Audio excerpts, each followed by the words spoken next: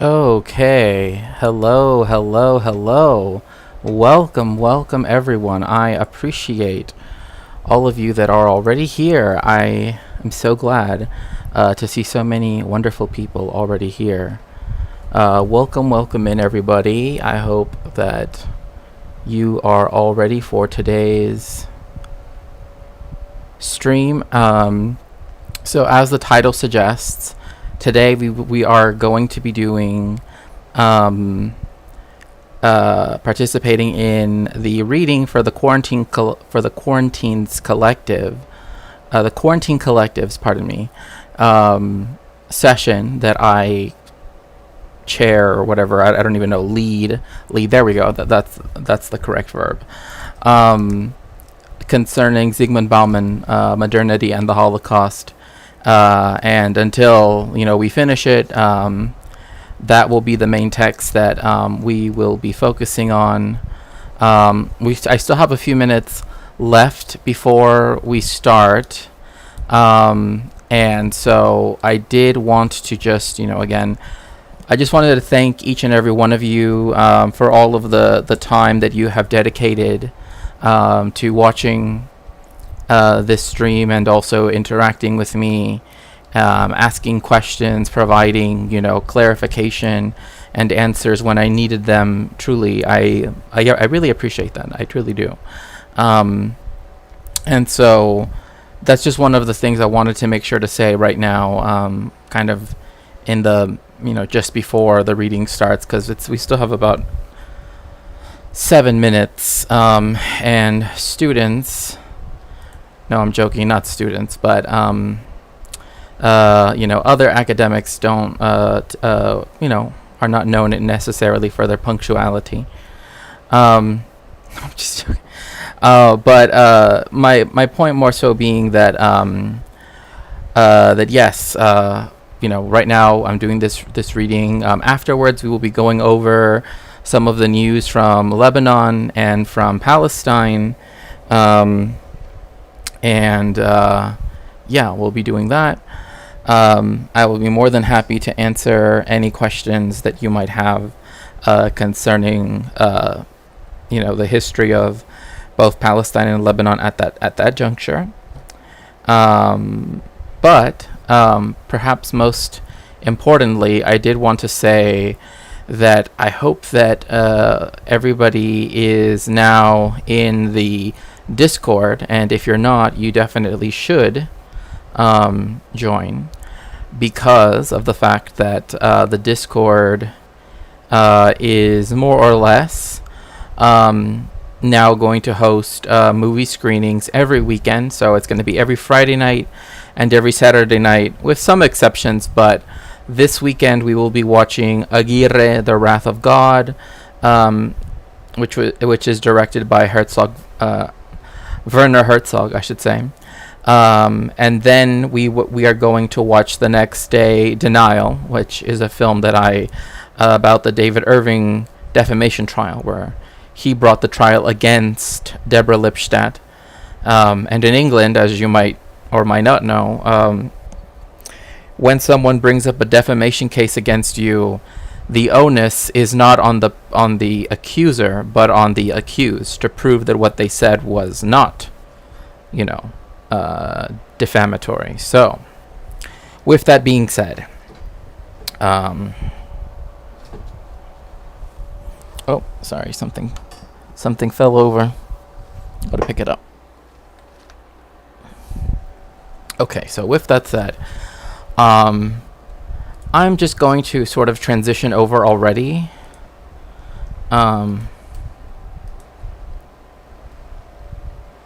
And begin sharing my screen with everybody else in the Discord, which again, you're more than welcome to join if you would like to.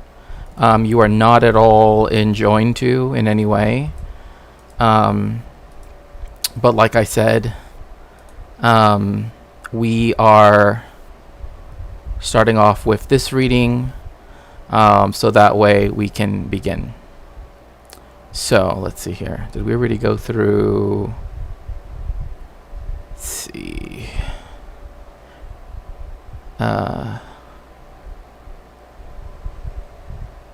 Okay.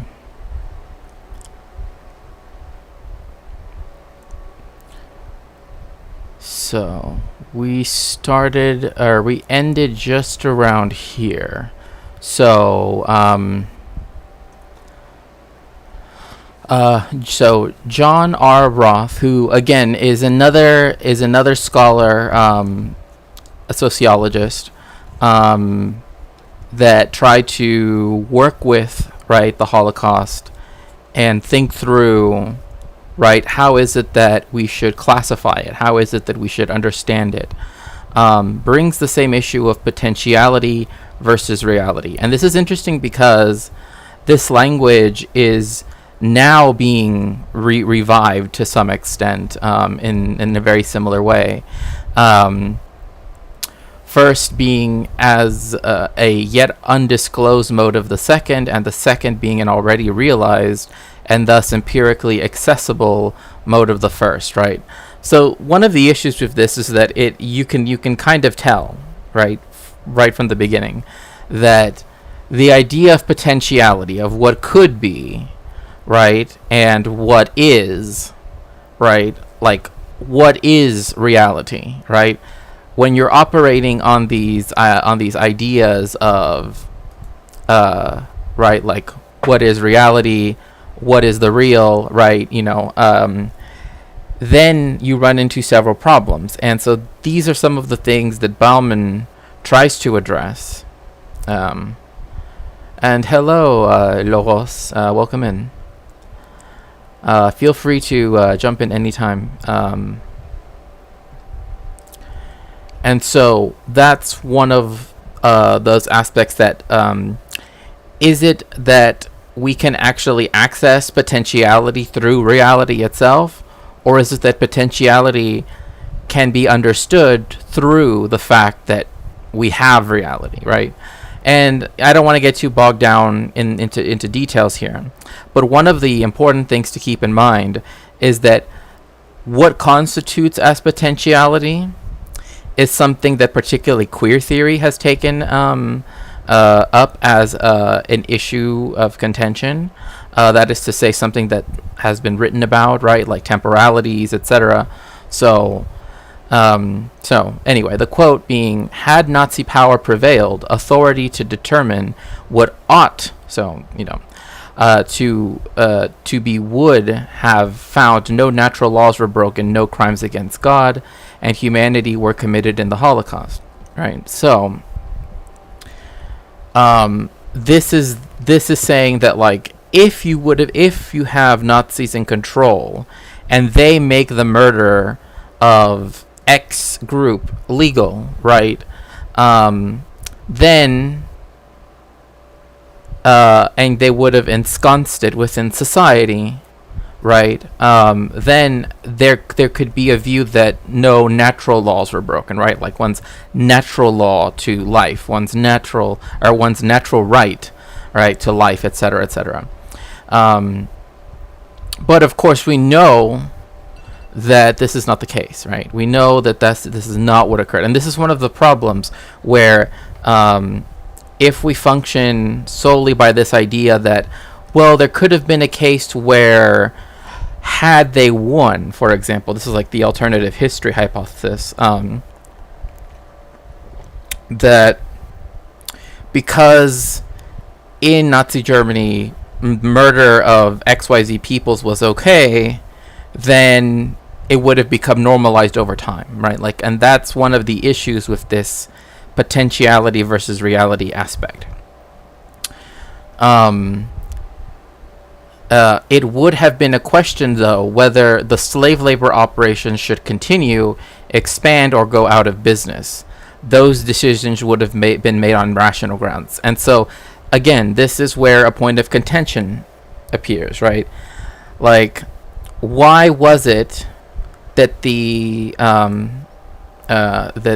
slave labor was sort of brought into existence in the first place, right?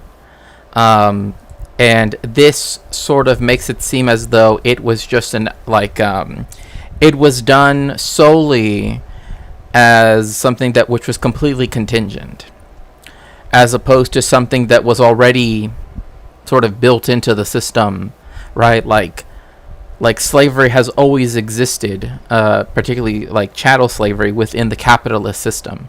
So to look at it as though it is some aberration would be incorrect. Um, but then to argue that they would have determined whether or not to keep it going or not would be completely rational.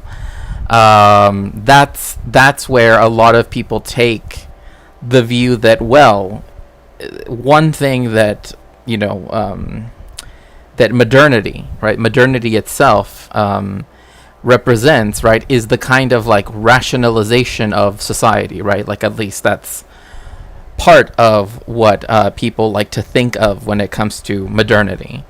And so it almost makes it to where would they have actually have even challenged it if it allowed for, like, again, at Auschwitz-Birkenau there were well over 40 other camps within that cluster. It was a cluster of different camps. It wasn't just one or two. It was multiple. And many of them were owned by private businesses, and they would essentially lend out, so to speak, slave labor, right? So it wouldn't have been in their interest necessarily, rationally, right, to get rid of that because they have free labor, right? Okay, thank you so much, Eric. It's good to see you. Any questions so far? Oh, thank you so much, Keiki Inc. Logos, any questions or anything you want to add?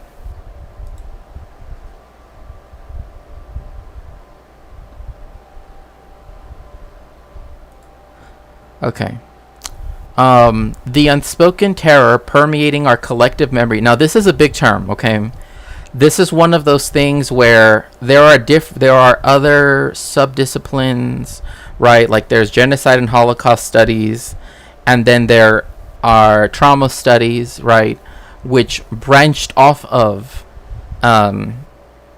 genocide and Holocaust studies. And even that, like genocide and Holocaust studies, there is a conversation in the book by Jans Mearsheimer where he gets into a whole sort of contention of whether or not we should even include the Holocaust part, because people like to think of it as being the sort of standard by which the yardstick by which we have to measure every other genocide, right? But then there are problems, right? Like for one, if we're going to use that as we can't use that as the standard, right? Because it's not as though every genocide, I mean, for example, technically, according to even the very narrow definition of the Genocide Convention, nobody has to die for it to be a genocide, technically speaking. But people expect death, right? Like that's one of the expectations. So when it comes to collective memory, it's like the collective memory, which is a whole concept in and of itself, but it's related to trauma, it's related to so many other things, but particularly it is related to the fact that this idea, right, that we are in our various communities, right, we are creating a collective memory that is based upon our knowledges, right, and our experiences, right, that inform, right, that memory production, so to speak. And more than contingently related to the overwhelming desire not to look the memory in its face. And again, this speaks to the overwhelming trauma, right? Like there are many survivors who do not want to talk about what occurred in the concentration camps, and that's perfectly understandable, right? In the same way that there are people who have been able to escape Gaza, for example, they don't want to talk about what was going on in Gaza when they were there, right? Like, that's not something they want to describe in gross detail. In fact, during the sort of 19th century in the United States, there was this concept of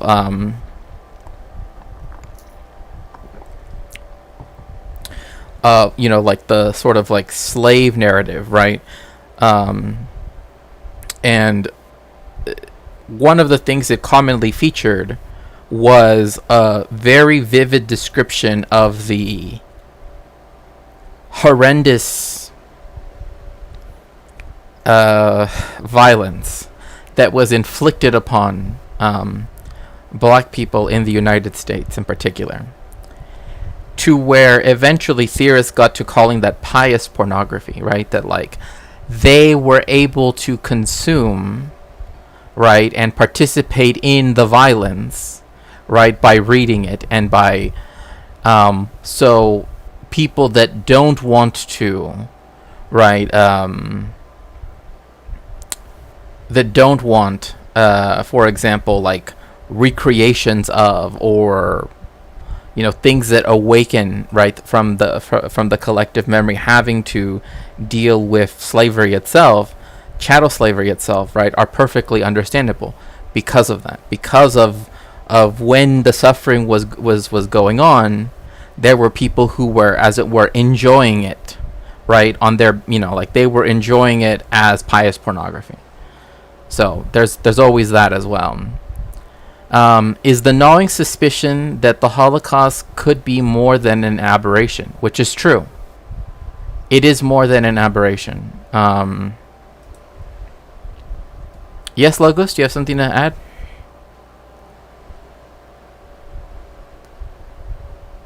No? Okay.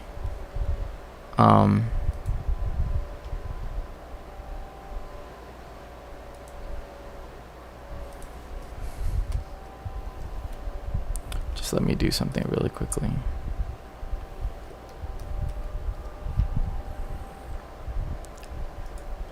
Okay.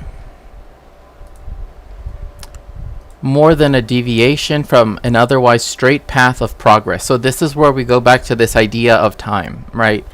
Time, as conceived particularly in capitalist, and under the capitalist mode of production, is one which is thought to be, right, this like liberals try to act as though like communists or socialists in general have a stagist view of history, but liberalism in many ways, one could argue, by definition is a stagist view of history, right? And this is where you get the concepts of a Whig history to sort of consider, and also ideas about like capitalist time versus other times which exist in different cultures, right? Like that like capitalism has so entrenched time as we know it that that when we meet people from cultures that kind of have a completely different set of like a different way of experiencing time, our mind still wants to rationalize it in the Western secular way, right? So more than a cancerous growth on an otherwise healthy body of a civilized society. Now, Bauman uses this specific term, and I think he actually brings this up later, but that's because that was something that one of the infamous doctors, right, of one of the concentration camps, right? It wasn't Mengele, it was someone else.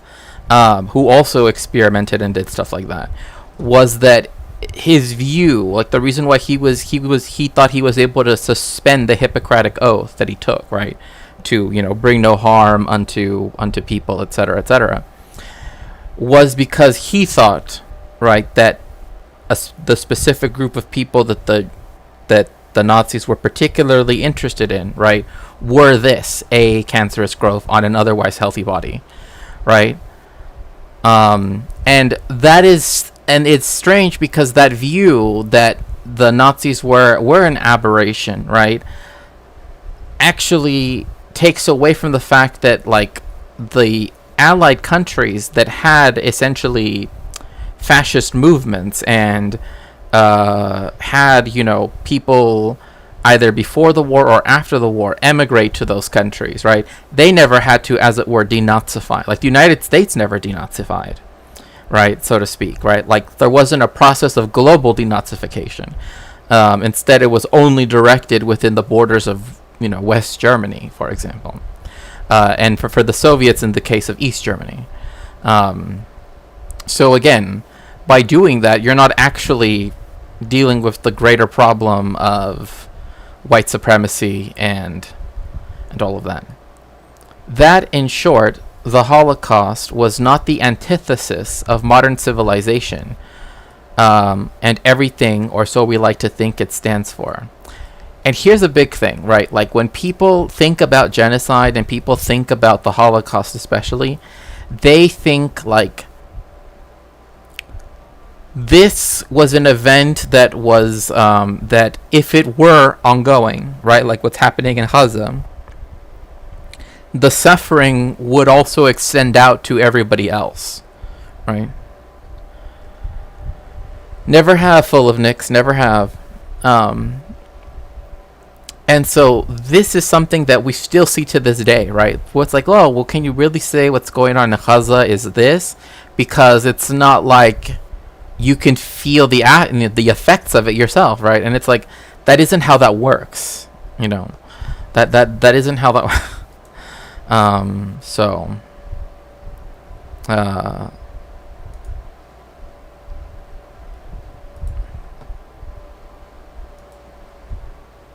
oops, okay, there we go.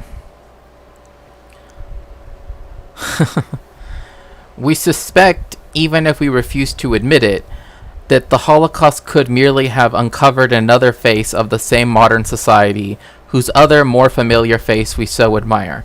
And this is, again, something that, I mean, again, this was published in 89, but it really does speak to our present moment right now, right? Like, there are people for whom, right, that up until what's going on right now in Palestine, in Gaza and in Lebanon, right, up until this point, right, there were people that seemed very, very progressive, right, and even the government seemed very, very progressive, and then suddenly you have this other view, right, this Janus-like difference. And again, I don't want to say that it can be reduced down to individuals, because that's not what Bauman is saying, and nor is that what I want to say. But rather that we forget that in order for the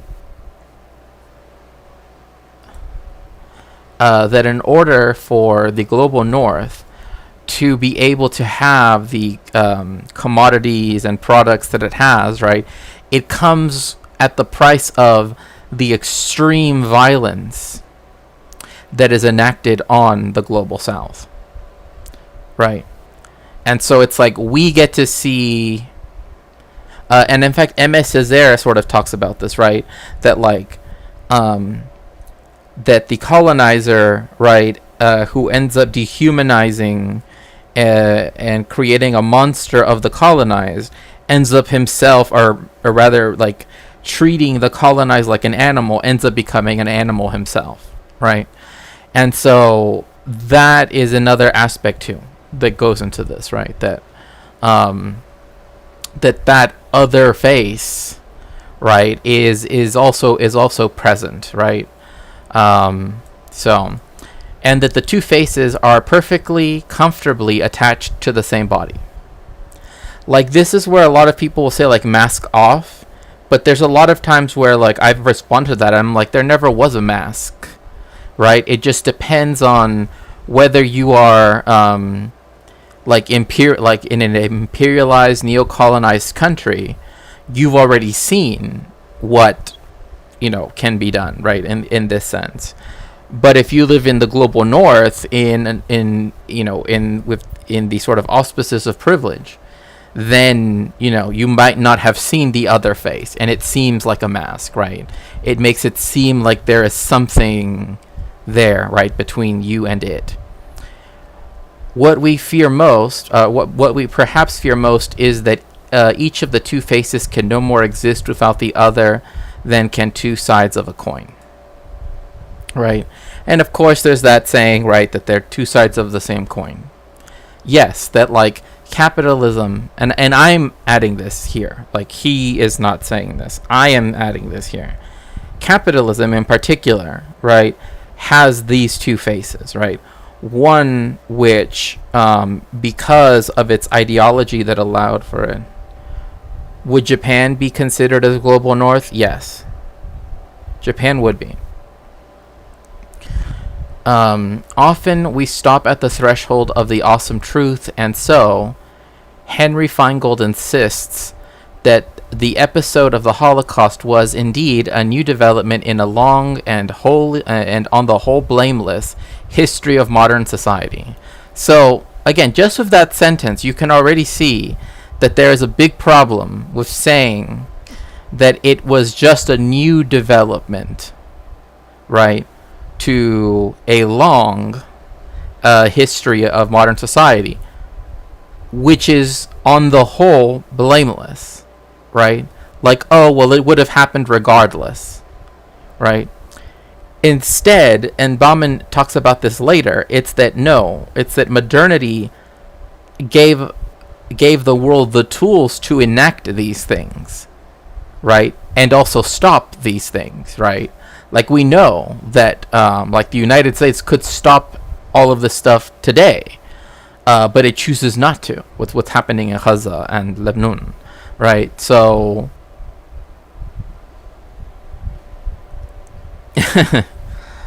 a development we had no way to expect and predict, like an appearance of a malign strain of an allegedly tamed virus.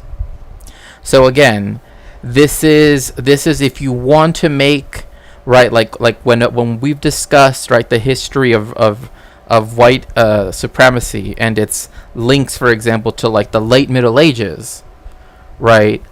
That would be ignoring the fact that like white supremacy already had its basis, right, when you have the colonization of the Americas and the the expulsion and mass deportations of the Jews of Iberia, etc., blah blah blah, right? Like all of these compounding things, right, that keeps along with something like chattel slavery and the genocide of the indigenous peoples and right. And so seeing it in this way is what would also be erroneous. So the quote is, "The final solution marked the juncture where the European industrial system went awry. Instead of enhancing life," and this is the part where, again, it becomes important. Instead of enhancing life for whom? Hello, Salix. Welcome in. For whom? Right? And by the way, those of you in Discord, feel free anytime to just speak up if you would like to add something. For whom, right? And this is particularly the consumers in the global north, right? Because the imperialized countries, it does not result in their enhancement, right? Like an iPhone, like this happens like when you see mass, like when you see like refugees, right? A lot of people say, well, they're not really suffering because they have a phone, right? And it's like people's idea of what a refugee should be is a very limiting one, right? It's one that's, oh, they should be, exist in this way, as if, right, you don't have to have a certain level of technology to exist in the world as it is now, right? Which was the original hope of the Enlightenment, which is, again, an interesting aspect because the Enlightenment itself ensconced, Kant, talks about this, that ensconces a lot of the racial aspects, right, that, again, open more of the doors that lead to, right, Auschwitz-Birkenau, so to speak. It began to consume itself.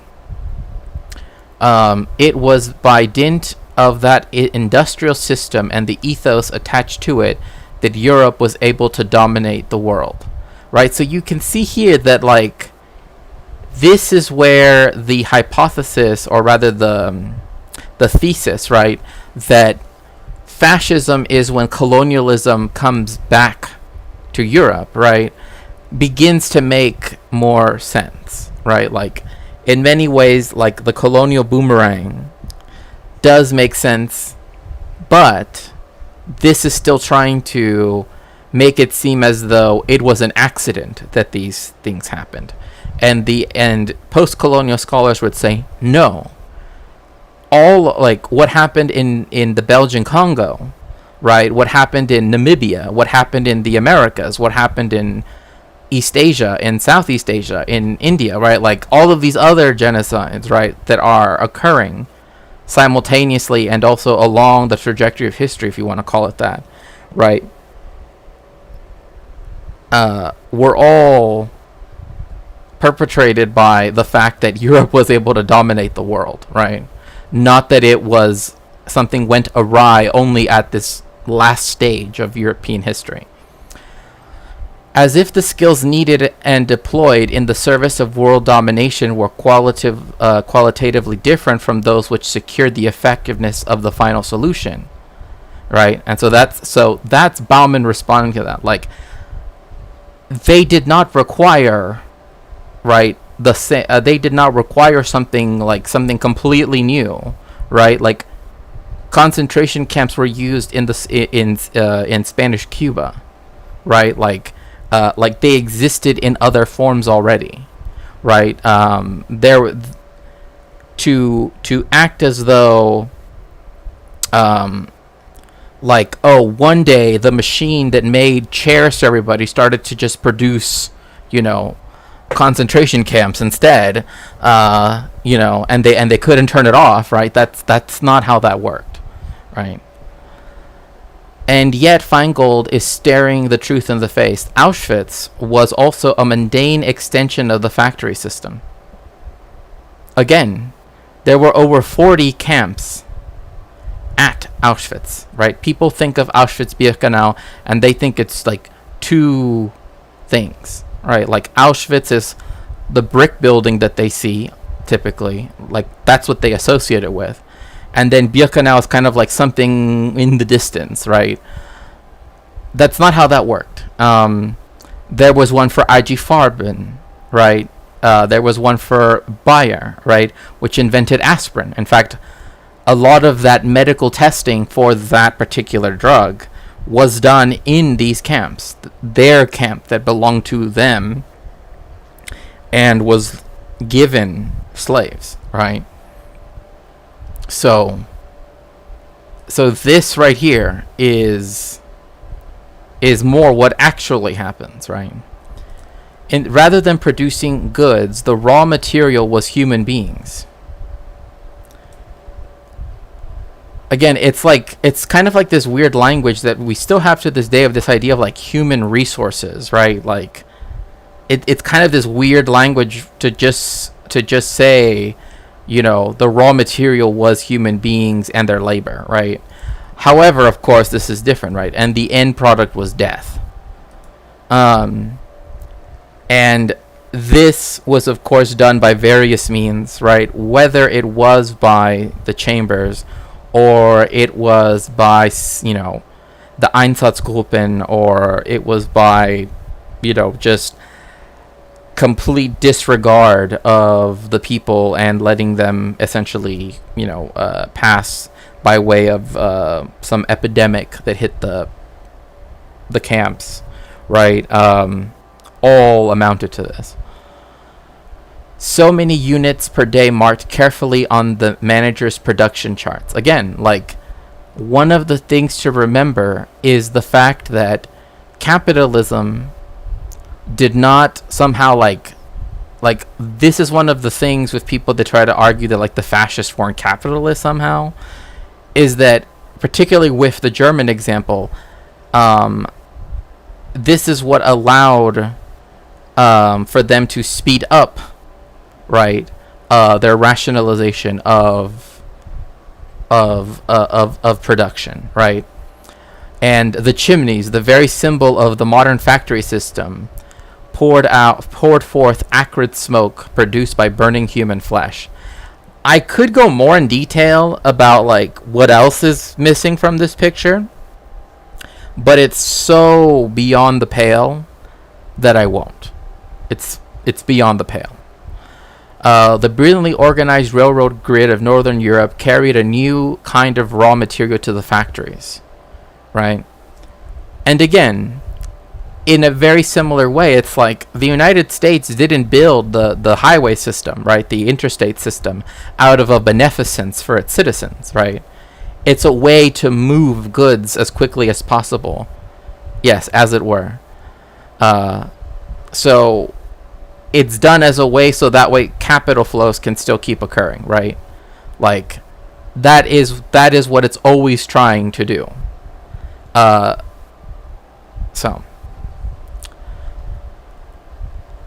it did so in the same manner as with other cargo. And again, this is the thing. It's the realization that human life can be reduced to this as well, right? That's the other face, right? There is no mask. The other face is always there. It's just that in the global north, a lot of times it isn't facing you, right? But it's facing someone else. And again, this is where a lot of post-colonial theory and stuff like that comes into it. In the gas chambers, the victims inhaled noxious gas generated by prussic acid pellets, right, which were produced by the advanced chemical industry of Germany. To this day, Germany's chemical industry is like unmatched. Like that was one of the things that Germany, right, in its quest to be the great imperial, power, even in the Second Reich, right, wanted to specialize in this, right? And of course it uses Prussic because of the fact that there's the obvious connection between Germany and Prussia, of course. But what they're trying to make the connection to is cyanide, hydrocyanic acid, right? And well, hydrocyanic acid is another isotope, but then you have Zyklon B, right? Which again is, we have the word cyan, right? It's the Greek word for blue, right? And so it's this deep blue color. But what this doesn't, for example, showcase is that the gas chambers, and in fact, oh my goodness gracious. Oh, thank you so very much. Thank you so much, Anonymous, for the contribution of $10 towards Migra, a history of the U.S. Border Patrol. I appreciate that. Thank you so much. This Zygmunt person seems based. Oh, yeah, no, for sure. That's why we're doing a reading of him. Had a trip to the teeth butcher yesterday. Needed to get a bunch of decay scraped off the inside of my gums. It was pure hell. Well, I'm just I'm tired. I have to admit, actually. I've been a bit just been busy.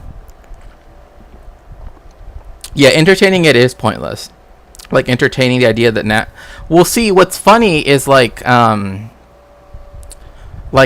right, from What If Alt Hiss, like when he was and he did his like anthropology of the right video, which I thought about watching it, but I don't know.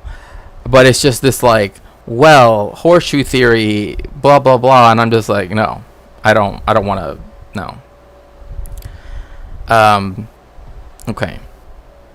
But what it doesn't talk about is the fact that actually, second best Ziggy, what it does not speak to is the fact that, yes, good luck, Raven. And I hope that, that you can make a full and speedy recovery for, having to go to the dentist. Because I know, like, getting dental work done. Like, for me, one of the issues is, of course, like, like if I were to go to the nearest well, anyway, I won't actually go into that. Sorry, I have to remember we have our people here in what if all his. Yeah. Okay. One thing it doesn't sort of bring into account is the fact that Germany actually wrote an article in 1938 talking about, oh, the Americans use hydrocyanic acid against Mexicans on the border. And the reason why they're using it is because they say that Mexicans who cross the border, Mexican immigrants, are bringing typhus, even though almost all of the typhus cases were nowhere within 1,000 miles of Mexico, of the Mexican border. Almost all of them were in like the, like New York, tri-state area, northeast. So they used the fact that there was a typhus outbreak to then make people have to go through a cleansing and disinfecting bath, right? And also have their clothes and everything, blah blah blah, right? Like sprayed with all of the stuff, and then they would get like shaved and everything, right? But anyway, but the point being that that there's a connection, right, that's kind of missed, right? Like, and that I kind of want to emphasize for the purposes of this reading is that there is that connection. Even the phrase gas chambers was originally an American term. Like the Americans used that first, not the Germans. So they used it in their description of what. Yeah. Anyway, engineers designed the crematoria. Managers designed the system of bureaucracy that worked with a zest and efficiency. I don't like the wording of this, and I'm going to read it because I'm quoting it, but just know that I do not like this wording. More quote-unquote backward nations would envy. Even the overall plan itself was a reflection of the modern scientific spirit gone awry. And this is where I vehemently disagree with Feingold. No, the whole scientific thing, right? I mean, how can you say this when scientific racism was a thing, right? Like, anyway, what we witnessed was nothing less than a massive scheme of social engineering, which now is a phrase you hear meaning literally anything, but truth is that every ingredient of the Holocaust, all of those many things that rendered it possible, was normal. Normal, not in the sense of the familiar, of one of the specimen in a large class of phenomena long ago described in full, explained, and accommodated. On the contrary, the experience of the Holocaust itself, right, was new and familiar, but in the sense of being fully in keeping with everything we know about our civilization, right? Like nothing, if you know the history of capitalism, if you know the way how colonialism occurs, right, if you know the way how imperialism occurs, nothing changed. Just where it was happening changed, right?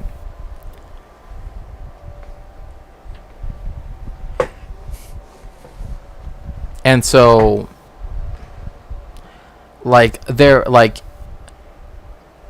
the train schedule, right, which is something that was supposed to represent this sort of height of efficiency and modernity, right? It's like you can look at all of these tables, right, of train departures and arrivals, and you can literally see how they go from, say, like Athens in Greece, and then somehow they end up like going up through Bulgaria, blah, blah, blah, all the way up, right?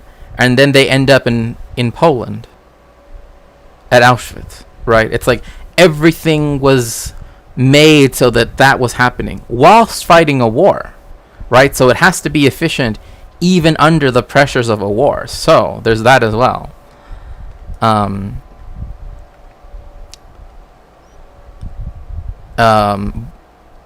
Its guiding spirit, the spirit of capitalism, its priorities, its imminent vision of the world, right? That, oh, everything is going to progress, right? That all of the negative things will be outweighed by the positive things, right? These are kind of, I mean, especially if you live in the United States, this is very much the imminent vision of the world is still very much like the American vision of the world. I mean, and of the proper ways to pursue human happiness together with a perfect society, right? And he's saying this, right? And of the proper ways to pursue human happiness together in a perfect society. And the subject of what he's relating this to is the Holocaust, right? That people were able to rationalize this, that if we want to have this, that this was something that was rationalized that needed to happen, right? So, wrongly, right? In the words of Stillman and Pfaff, there is more than a wholly fortuitous connection between the applied technology of the mass production line. Oh, hello, Float. Welcome in. Let's see here. You guys got cool emotes. Yeah, we do. Hello, hellos.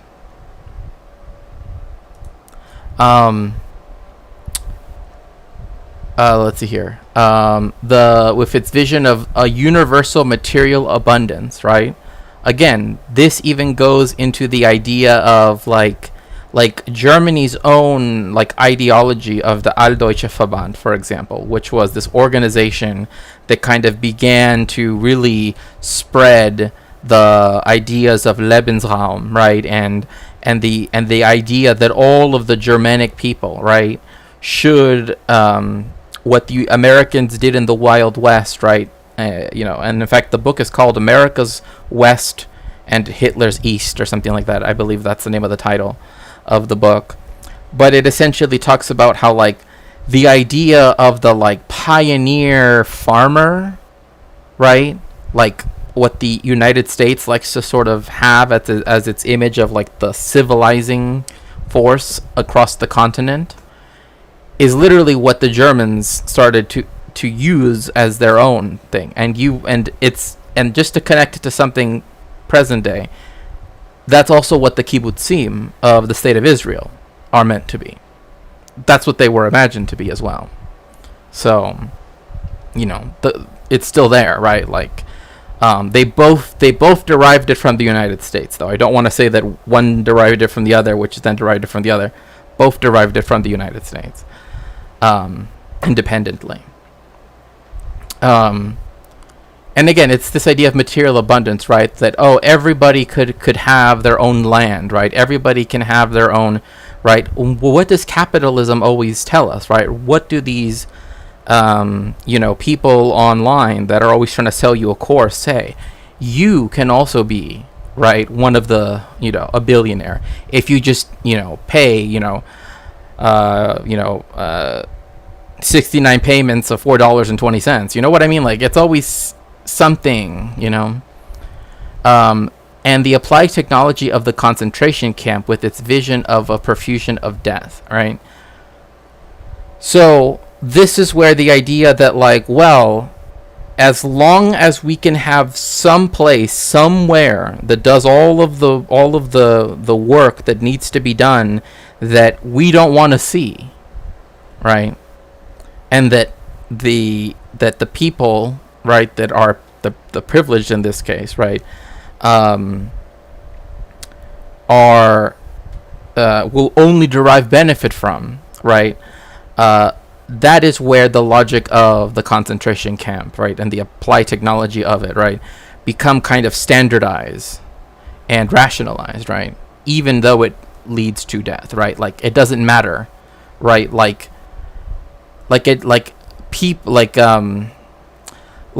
The people that in the Central Valley here in California that pick the fruit and all of the food and everything, right? It doesn't matter if one of them passes or if many of them pass away. because there is this idea, well, they will just be replaced anyway, right? What matters is that the production stays the same, right? And it's like, it's this very strange thing, but it's like, that is how, like, again, it works in imperialized countries, how it works with this profusion of death vis-a-vis the concentration. I'm not trying to say that one is the other. I'm saying that capitalism already has this aspect to it, right? Like, because of colonialism, right? Like, if you were to read Capitalism and Slavery by, by Eric Williams. Anyway, we may wish to deny the connection. And many do. I mean, again, there are lots of people that do wish to deny the connection. 69 payments of 420. Oh, I just want to... I was trying to think of, like, what could I say? But Buchenwald was of our West as much as Detroit's River Rouge, right? And so... what they're talking about is Detroit's River Rouge is where all of the car production factories are. Like, that's why people that take pride in, like, American industry, blah, blah, blah, it's like the connection between American industry, especially the car industry, and the concentration camp are not things that are just like, oh, I think that they are alike. No. One led to the other, right? That is why the people that kind of fetishize certain aspects of Zygmunt is on my reading list, but I want to familiarize the history of the Holocaust first. I started reading the book trilogy by Richard J. Evans. Oh, okay. So you're reading what's the first one called? The Nazis Come to Power, right? I think that's the Coming of the Third Reich. Yeah, there it is. Coming of the Third Reich, yeah. Let us also recall the conclusion Raoul Hilberg, which, by the way, I've mentioned this before. When it comes to scholarly work on the Holocaust, Raoul Hilberg is one of the first people to ever do it in 1965. Because, again, like I said prior, there were no monuments, there were no memorials, there were no departments, right? There was nothing to commemorate the victims or to memorialize, right, the survivors, etc., of the Holocaust until 1967, more or less, right? Once Israel defeats and takes over all of this territory around it, then that's when the quote-unquote, as Norman calls it, the Holocaust industry begins to exist. So Raoul Hilberg, who has always been very critical of that aspect of it, wrote his, and it's interesting too because I bought his it's multi-volume, it's like 3 volumes, The Destruction of the Jews in Europe. And when he was going to do it as his dissertation initially, this was how it started off, his dissertation director told him, don't write about this, nobody wants to hear about this. Yeah, they're intrinsically linked. I mean, it doesn't take Henry Ford to have been like the one photograph, like the one picture that Hitler had on his desk for there to be a connection, right? Or for Time magazine to have put Hitler on their cover, or for, Henry Ford to have published what he published, right? The fact is that the rationalization that capitalism in the Western world, that is to say, like in the imperialist countries, did, right, also came on the backs of the peoples that they colonized and imperialized, right? So, anyway, one cannot deny Buchenwald is a casual aberration of a Western world entirely sane. Let us also recall the conclusion Raoul Hilberg has reached at the end of his unsurpassed Look, I will say one thing. If you want to ever read like a definitive, like, this is the book, blah, blah, blah type of thing when it comes to the Holocaust, I would love to tell you that you should read Raoul Hilberg's The Destruction of Europe's Jews. But it's like over 1,000 pages. At least the version that I have, it's over 1,000 pages. So that's one of the problems. But his stuff is, I mean, there are other books that he wrote as well that are very good and worth reading. The Holocaust Accomplishment, quote, "The machinery of destruction, then, was structurally no different from organized German society as a whole." Right? It's the same thing with any genocide. Right? Like right now with Gaza. The machinery of destruction, then, was structurally no different from organized Israeli society as a whole. Right? It doesn't... You can take out any of the imperialist countries here, any of the colonialist countries here, any of the settler colonies here, and it would still fit. It would still work. The machine of destruction was the organized community in one of its special roles. That's the important thing to keep in mind. Right? The machinery of destruction is the organized community. The United States exists because it is the machinery of destruction, right? Like, it requires all of this violence to continue existing. It's not like violence occurred in the past. No, it requires violence, high levels of violence, unimaginable levels of violence, now. Right?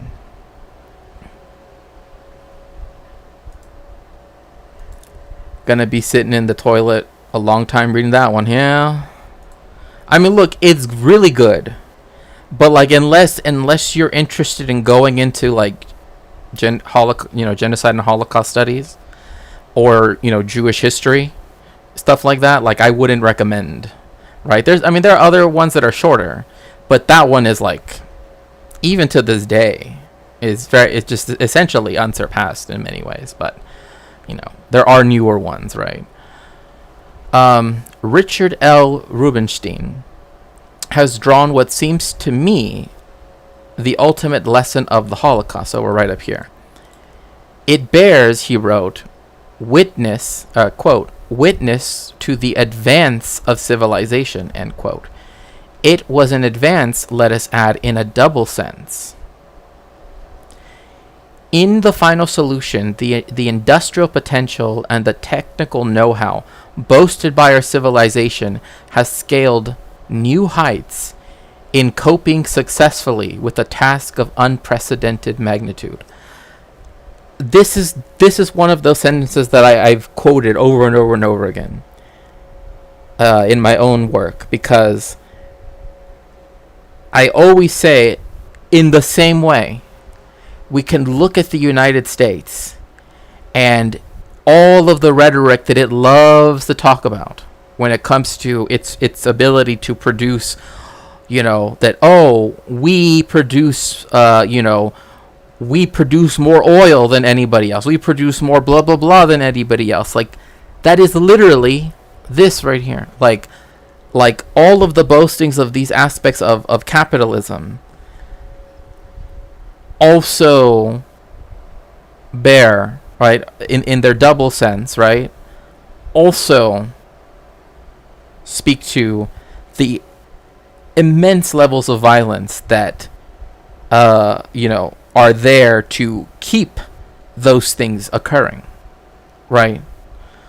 So I'll put it on my list. I've already read the shorter ones. Yeah, I think his one,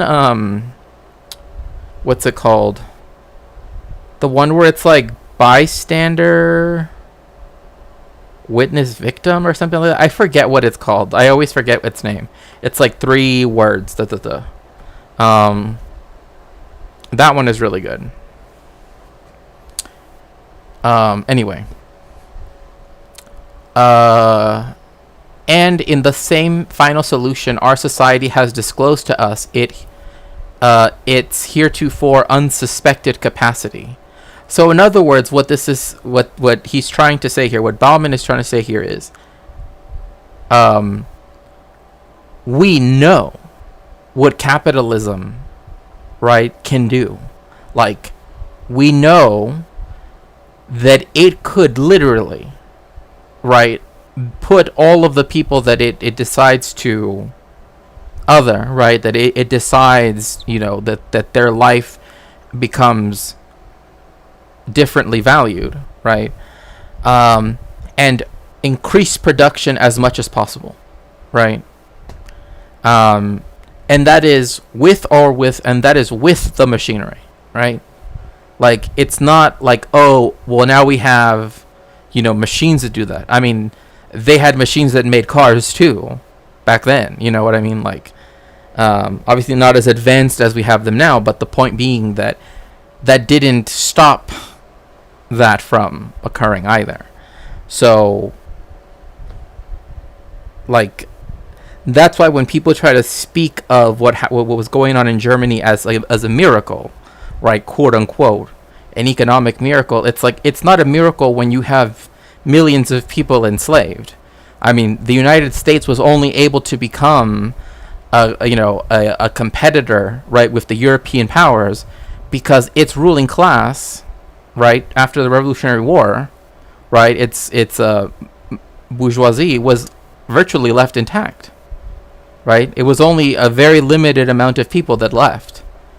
Everybody else that stayed was still rich and powerful, right?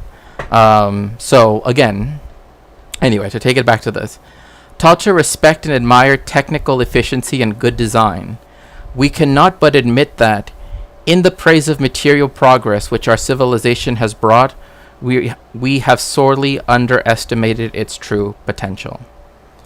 I actually never read anything by the author. I was saying I read others on the Holocaust and the rise of fascism.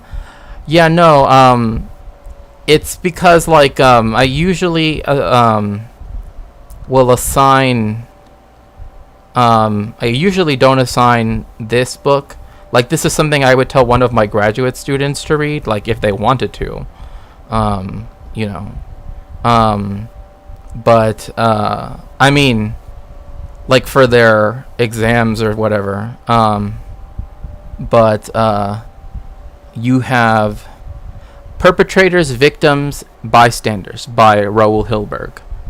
And then you also have The Anatomy of the Holocaust. Though the one I was thinking was the one that you should read, like, if you want to be introduced to it, should be Perpetrators, Victims, Bystanders. Hello, Efelefinefe, welcome in. You came as we're doing our theory portion.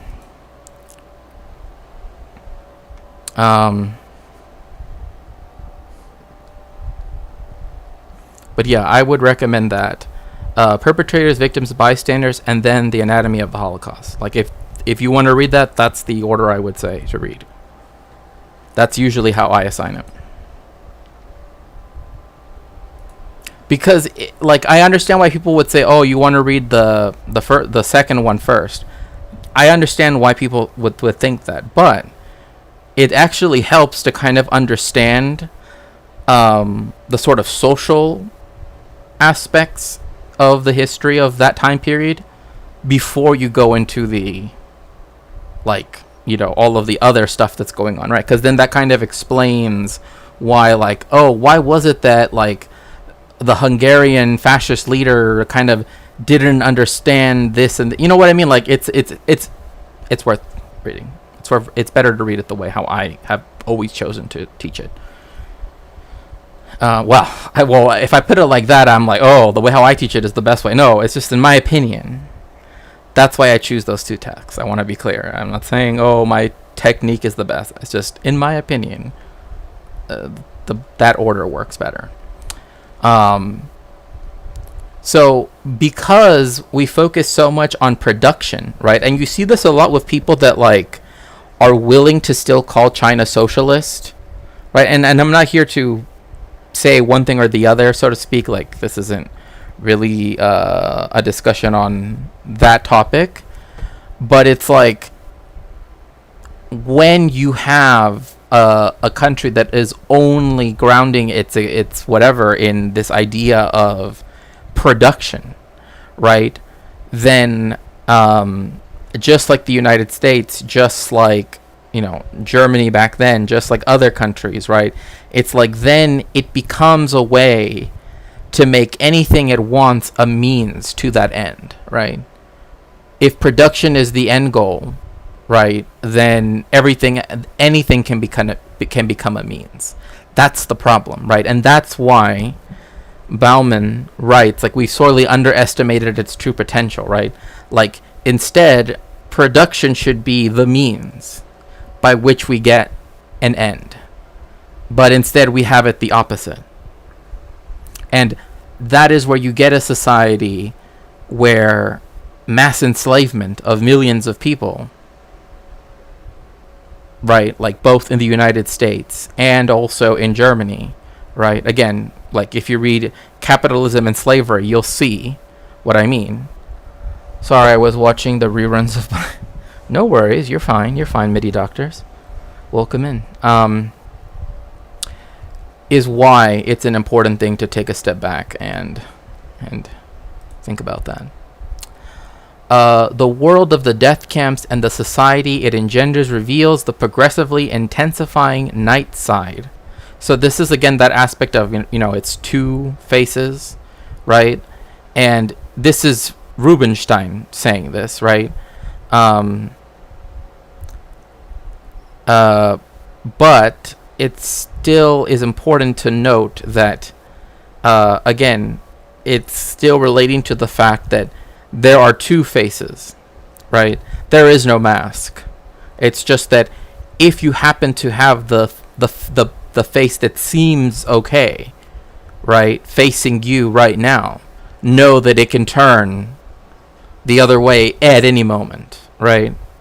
And that's, one of the things that I think that I try to emphasize here. Shax, a little bit off topic, but is anti-Deutsch a product? What do you mean, anti-Deutsch? I don't know what you mean by that. Of Judeo-Christian civilization. Civilization means slavery, wars, exploitations, death camps.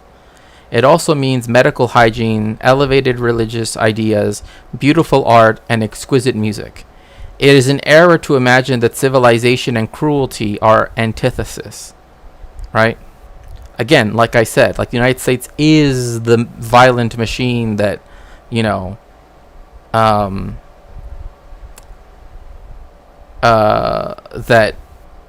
through the violence it perpetrates throughout the world, right, is able to have the nice suburbs with the well-watered yards and blah blah blah. You know what I mean? Like in order to have that, in order to have anything nice, right, on such a grand scale, has to come at the price of many, many more people, right, who instead have to be deprived of almost everything.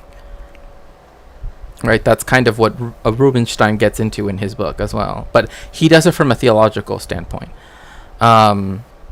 In our times, these cruelties, like most other aspects of our world, have become far more effectively administered than ever before, right? So it's like, yes, now all of Gaza could have been fed, right? We had all of the trucks, right? We had all of the food, right? We have all of the packaging, all of the stuff. But it wasn't, because there was always some bureaucratic hurdle that the Israelis would not let, right? We can't because it originates from Egypt, it needs to fill out this form, it needs to fill out that form, and blah, blah, blah, right? It's like, let alone what it does to the people of Gaza, right? By saying, oh, well, there was a Hamas person there, right? Like,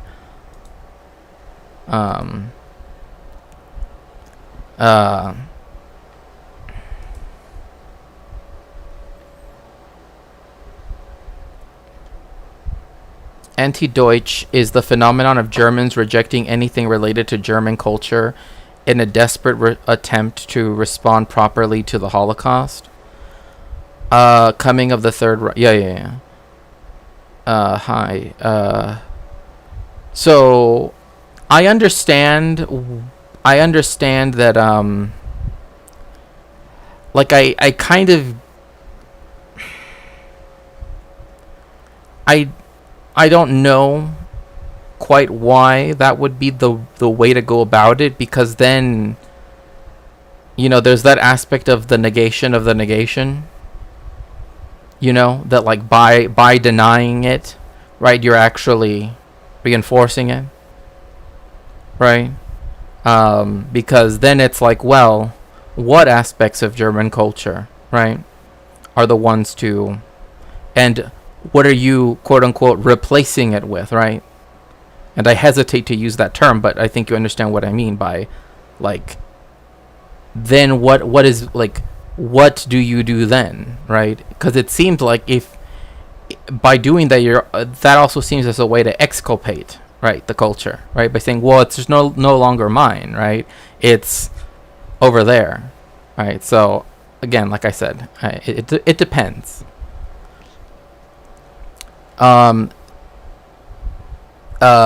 They have not and will not cease to exist. Both creation and destruction are inseparable aspects of what we call civilization. Again, this language, the reason why it's being used is because it's Bauman quoting Rubinstein, right? So Hilberg is a historian, right? That's the reason why, like, if you ask me, what book should I read on this, on the Holocaust, or this stuff, I will tell you, like, The Coming of the Third Reich. I will tell you Bystanders, Witnesses, et cetera, right? Like, I will tell you other historians' books, right? History books. I normally don't recommend theologians' works. I might include them to contextualize things, but I don't necessarily like to use them as often as some other historians might. But again, that's just my own choice. That's me, I have keenly searched the works of sociologists for statements expressing similar awareness of the urgency of the task posited by the Holocaust, for evidence that the Holocaust represents, among other things, a challenge to sociology as a profession and a body of academic knowledge.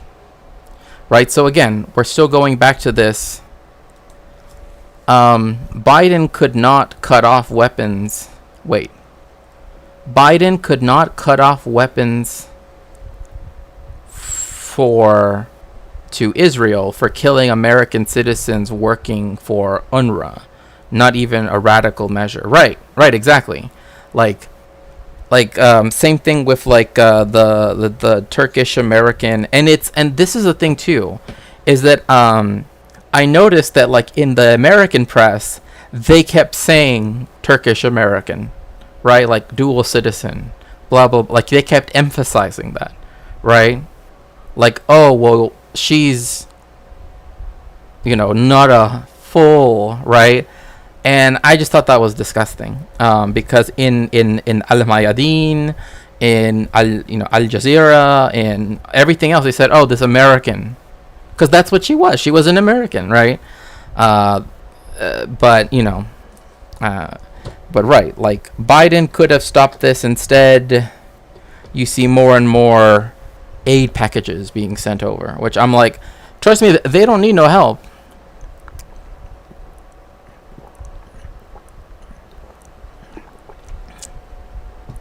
Hello, Bad Lefty. Erdogan also only have strong words for Israel, while Turkey is pretty big trading partner with Israel.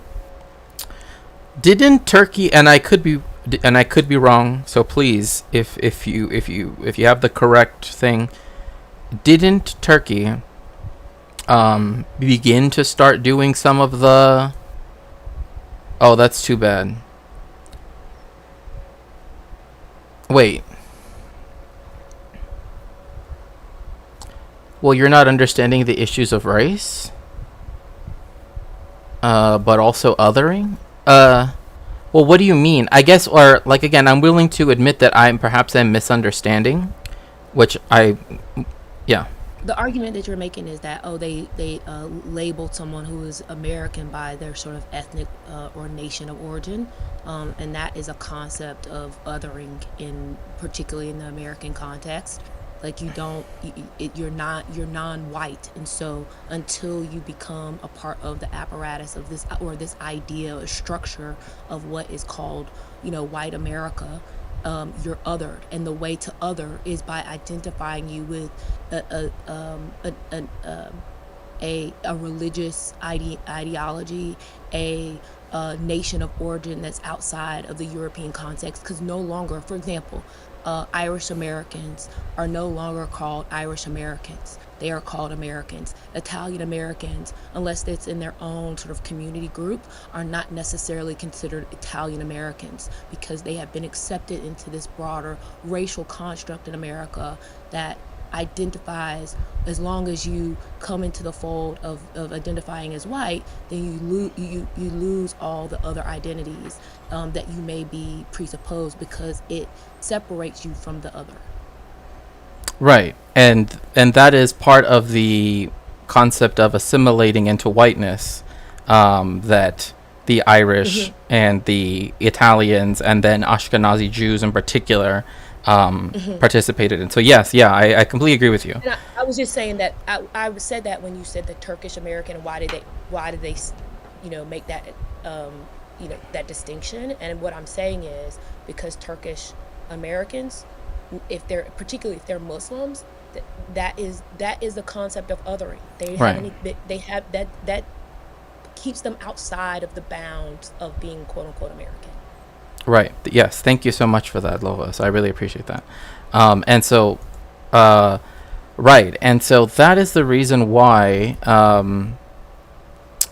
that, like, even though you have UNRWA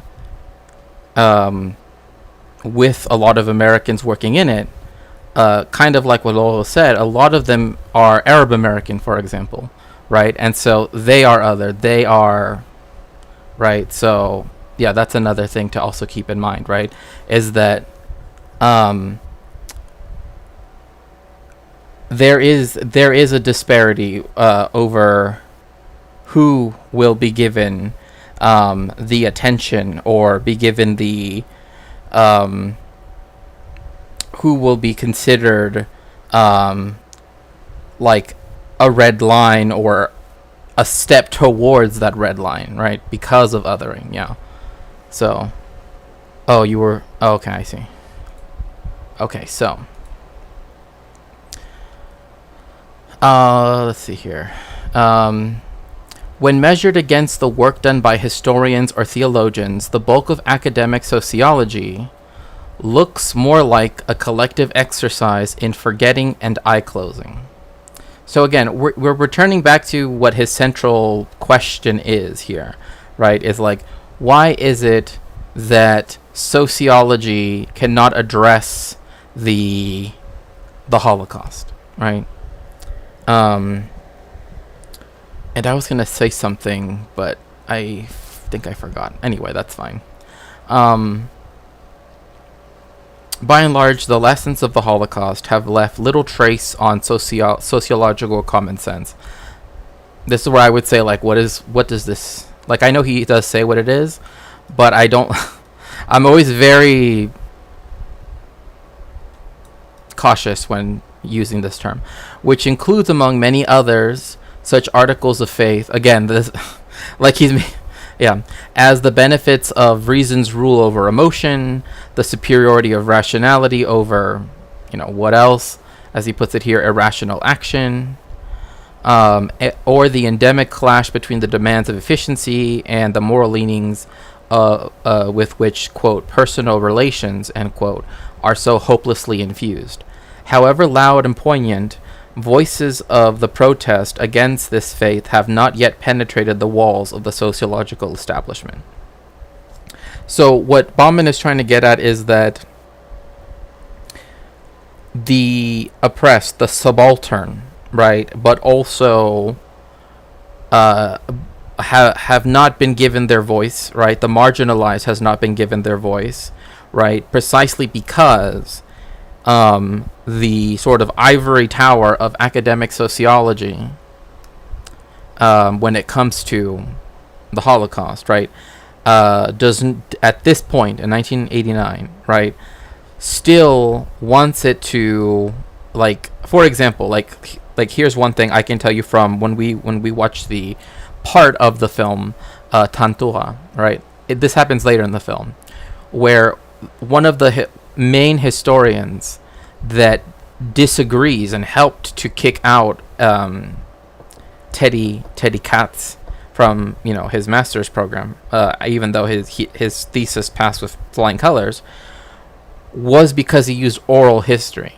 right? So there's this preeminence, right, that has been described by other critical theorists of, like, well, they want the written word over the spoken word, right? That there's this bias in Western academia towards written documents as opposed to oral, like, document, like even as historians would say, right? Like, we talk about the documentary record, right? And in that's document, right? Like, that is what's central to history, right? And so when discussing something like the massacre at Tantua, using oral history is something that a lot of historians would not even use, would not even consider standard practice. That tends to be an older cohort of historians, but I mean, they're still tenured and still have, like, academic power. So anyway, I do not know of many occasions on which sociologists qua sociologists confronted publicly with the evidence of the Holocaust. One such occasion, though on a very small scale, was offered by the Symposium on Western Society after the Holocaust. And again, like I said, up until 1967, there wasn't any like, essentially the Holocaust studies, and it being part of the Jewish Studies department, or it being part of the history department, or it being its own thing, like not necessarily its own academic unit, but like something that you could, like a research center, did not exist at the time. Convened in 1978 by the Institute for the Study of Contemporary Social Problems, right? And so here we have the description. During the symposium, are you still driving? I'm not driving. I wasn't driving. I won't Raptor until I know. Okay. Oh, sorry, you're talking to someone else. Sorry. I was confused. I'm like, I'm not driving.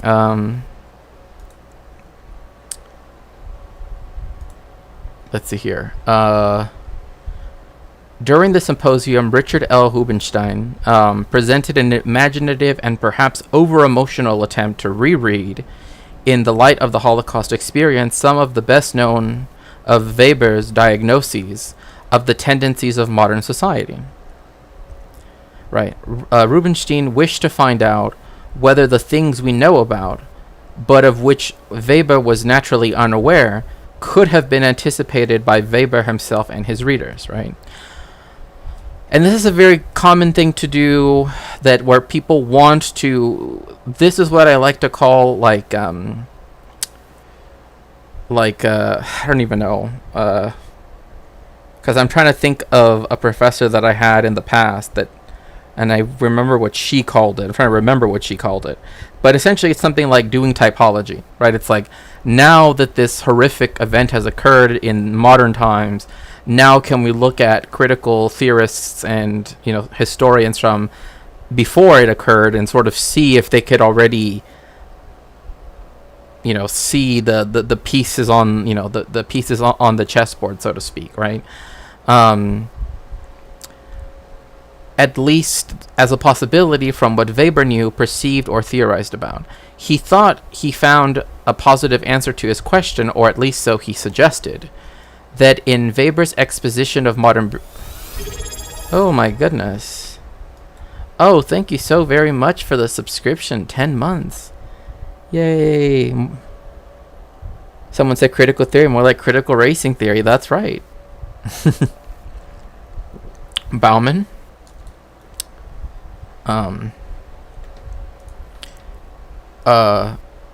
Of modern bureaucracy, rational spirit, the principle of efficiency, scientific mentality, relegation of rules to the realm of subjectivity, etc. Let me see.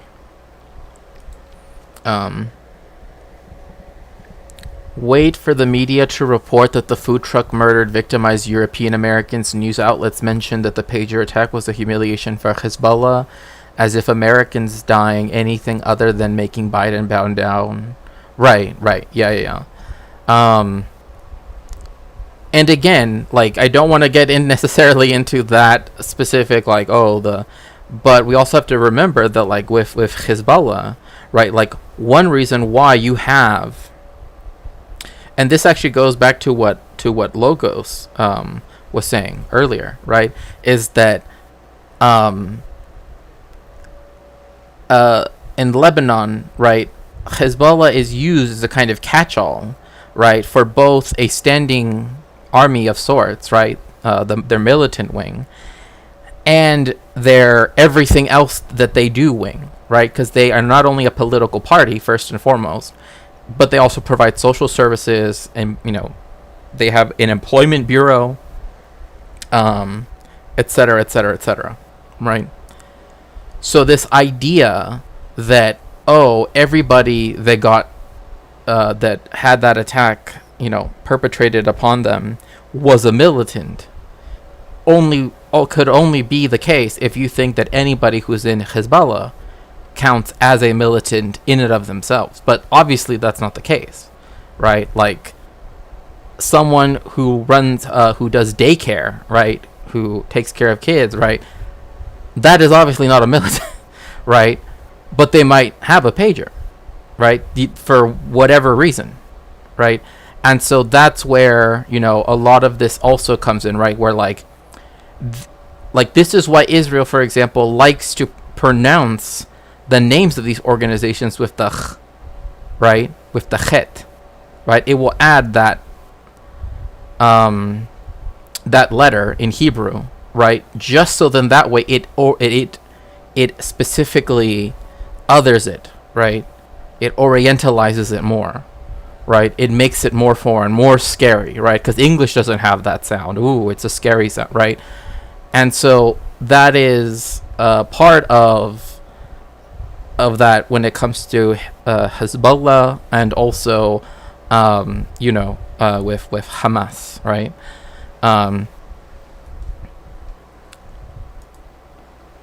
Oh, well, you're not understanding the issue of race here. All I was saying in reference to bringing in theologians is that, and perhaps I misspoke because I don't want to say I don't bring in theologians. I'm just saying that when we're talking about when it comes to talking about the Holocaust, there is a plethora of theologians that discuss, like, morality, etc., right, vis-a-vis the subject, right? With something like, I guess I can't even say that either, because that would technically be incorrect. Because there is a lot, for example, when it comes to Rwanda, which is another one of the subjects, like, that in genocide studies particular that I focus on. But, like, when it comes to Srebrenica, there isn't. So it's more a question of, like, how do I balance the documentary historical side, right, along with the sort of other aspects, right? And so my point was more that, I 100% agree. That's the reason why, like, one of the things I always have, like, one of the things that is always, if not in full, then an excerpt, is Eric Williams's Capitalism and Slavery, right? I do that, and then I also go into particular accounts, right? And so that's where, like, again, it's finding the balance. That was more what I was trying to refer to, Logos, but I understand what you're saying, and perhaps I misspoke, it's not that I don't want to include theologians. I wouldn't do that. That would be impertinent and wrong of me to do that. But rather deciding which ones would be the ones to include is always a big question, right? Because I want to make sure that Srebrenica, for example, I'm not just allowing theologians from the Serbian Orthodox Church talk about it, right? I want imams to talk about it, right? Because the victims were Muslim, for example, et cetera, right? So, like, that's all I was trying to really get at. I should have, like, gone more in detail, but I thought perhaps that would be too presumptuous of me, but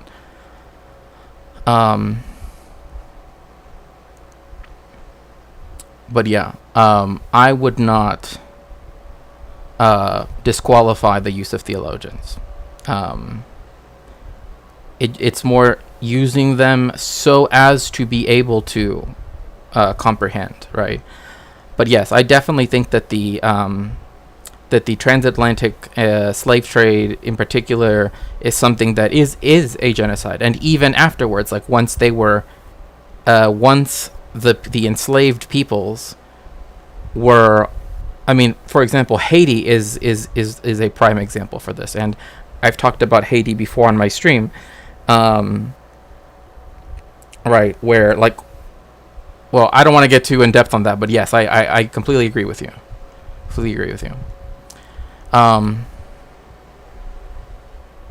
Oh yeah, for sure.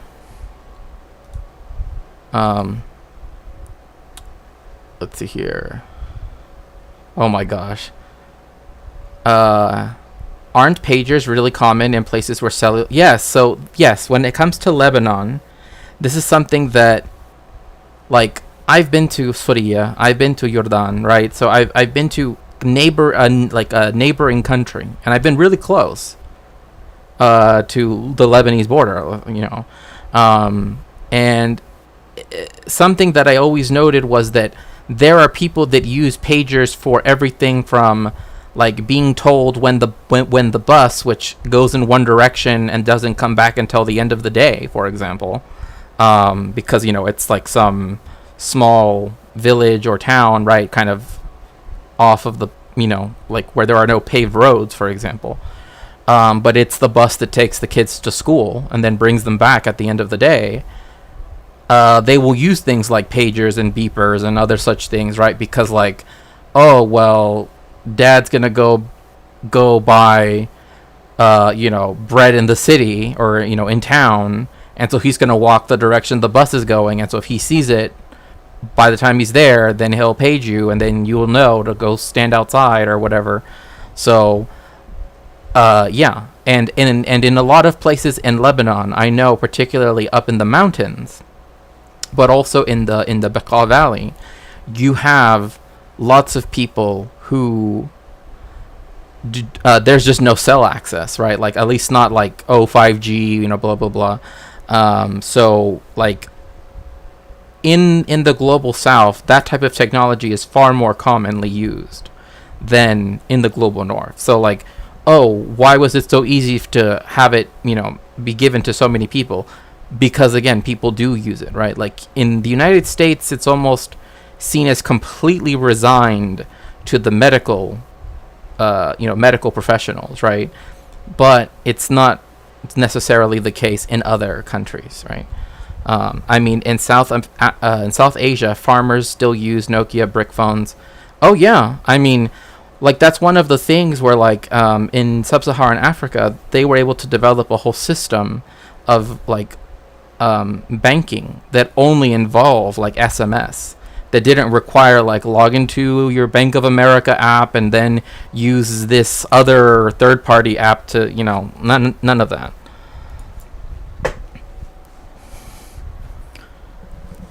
There was an effort in the 1950s to make the same. Oh, with regard to, I see.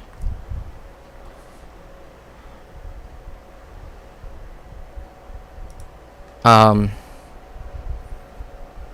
oh, thank you so much, Brooks. I appreciate it. Thank you so much for providing the space to do it. So, um, uh, where did I? Oh, here we go. Uh, Relegation of values to the realm of subjectivity, etc. No mechanism was recorded that was capable of excluding the possibility of Nazi excesses, right? That, moreover, there was nothing in Weber's ideal types. And welcome in, by the way, Brooks. It's always nice to speak with you and to see you in chat. In Weber's ideal types, that this would necessitate the description of activities of the Nazi state as excesses, right? So this is essentially saying that the stuff that Weber talks about in his, for example, Protestantism and the Spirit of Capitalism, right? As well as other books, but particularly that one. That's one that's very, like, his discourse on the Methodists has stayed with me to this day.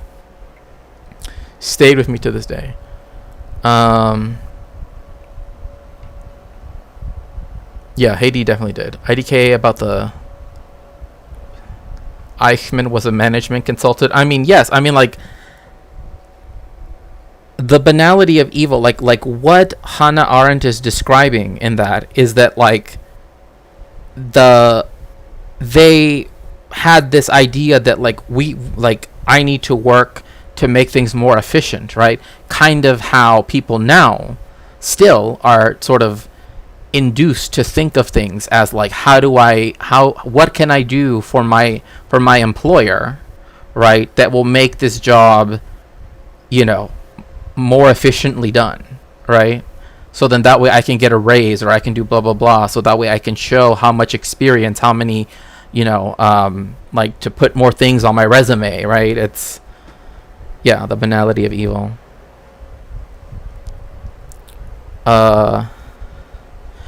Well, again, the issue is whether or not what happened in Lebanon was legal under international law, and it isn't. I've already had someone who knows international law very, very well,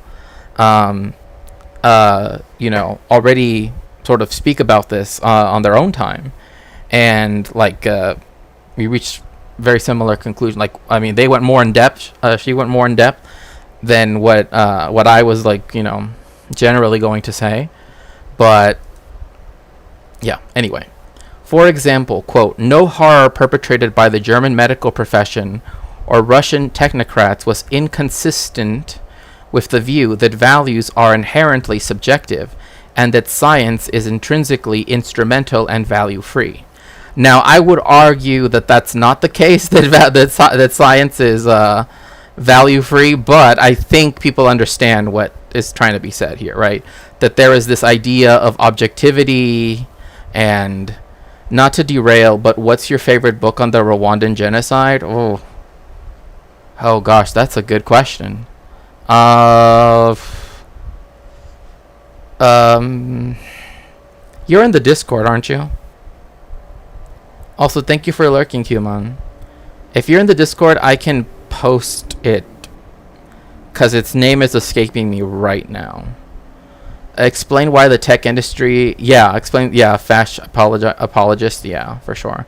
Because, like, in Mexico, too, like, I kid you not, like, when the first time that I ever actually got to use a cell phone, I kid you not, this is back in Mexico, it was black and white. Like, I don't know how to tell you how it was in black and white, but it was in black and white, right? I used to think that was about work. I think I need to do less chats and more learning. I can even take an advantage of free training courses from other rail positions. Günther Roth the eminent Weberian. Oh wait, let me check Discord. The reason people contest Srebrenica is that genocide is usually indiscriminate. I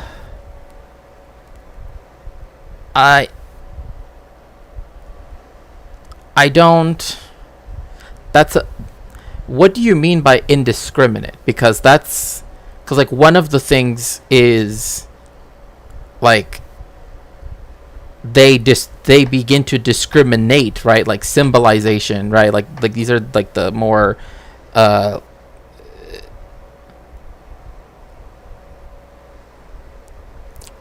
like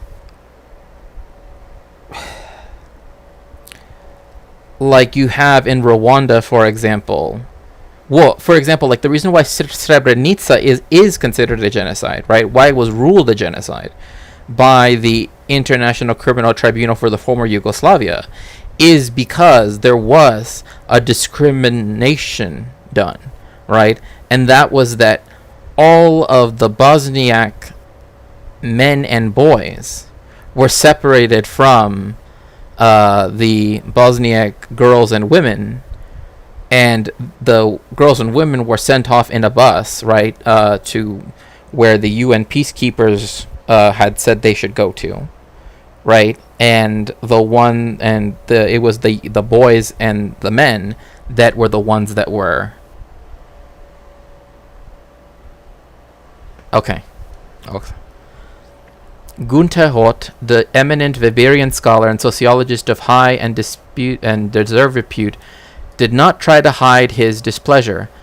Quote, "My disagreement with Professor Hubenstein is total.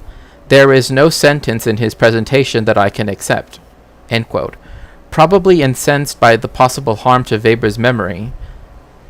I don't get that, but okay. A harm lurking, as it were, in the very idea of anticipation, Gunther Hott reminded the gathering that Weber was a liberal, loved the Constitution, and approved of the working class's voting rights, thus presumably could not be recalled in conjunction with a thing so abominable as the Holocaust.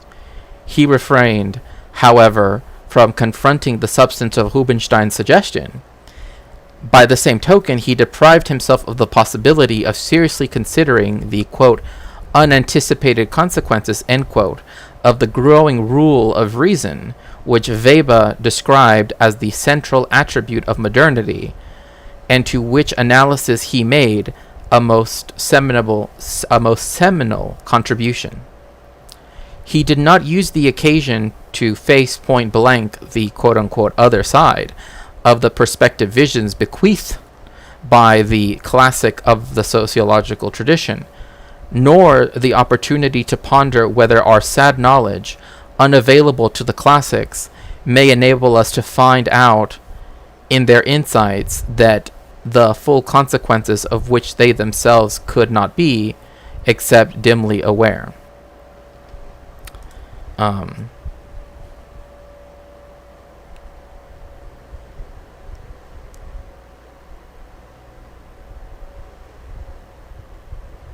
Oh, I see what you mean now.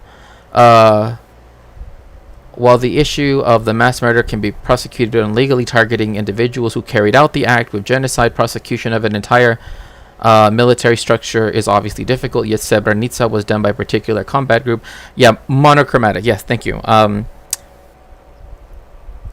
Yeah, because that was one of the things that in the Nuremberg trials, right, that was why they wanted to convict the apparatuses of the Nazi German state, right? Like they wanted to say the SS was guilty of XYZ crimes, right? And then once everybody, so to speak, in that organization was considered essentially guilty, right? Then they could do individual people and mete out the judgments for each and every person, right? So yeah.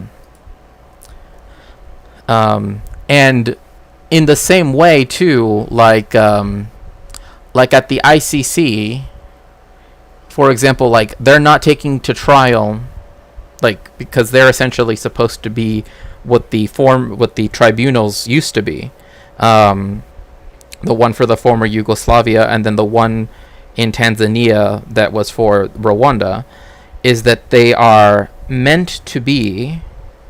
That is where they prosecute individuals, right? The ICJ does not prosecute individuals. It is between member states of the UN.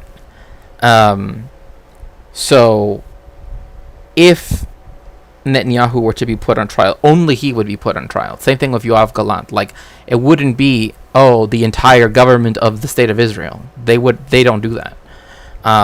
So yeah, that's a very apt point, actually. Just join the Discord. Yeah.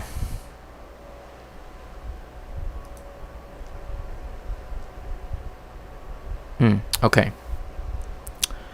In all probability, Günther Roth is not the only sociologist who would rally to the defense of the hallowed truths of our joint tradition at the expense of adverse evidence. It is just that most other sociologists have not been forced to do so in such an outspoken way. By and large, we need not bother with the challenge of the Holocaust in our daily professional practice. As a profession, we have succeeded in all but forgetting it. Again, and this is why, again, he does use Raoul Hilberg, is because, as I said before, multiple times now, up until 1967, there really wasn't any academic interest in the Holocaust. Right? So, or shelving it away into the quote-unquote specialist interests area. Yeah. From where it stands no chance of reaching the mainstream of the discipline. This is very true, and this is actually where, like I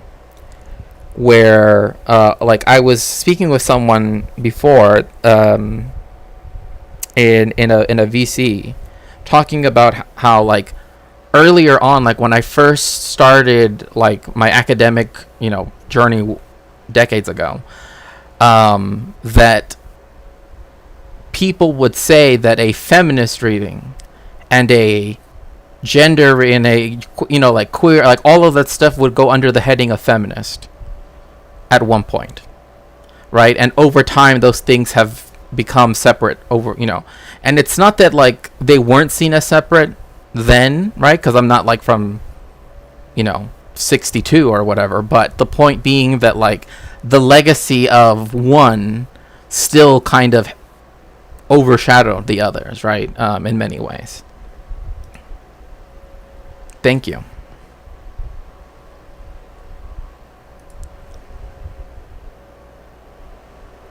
Okay. Okay.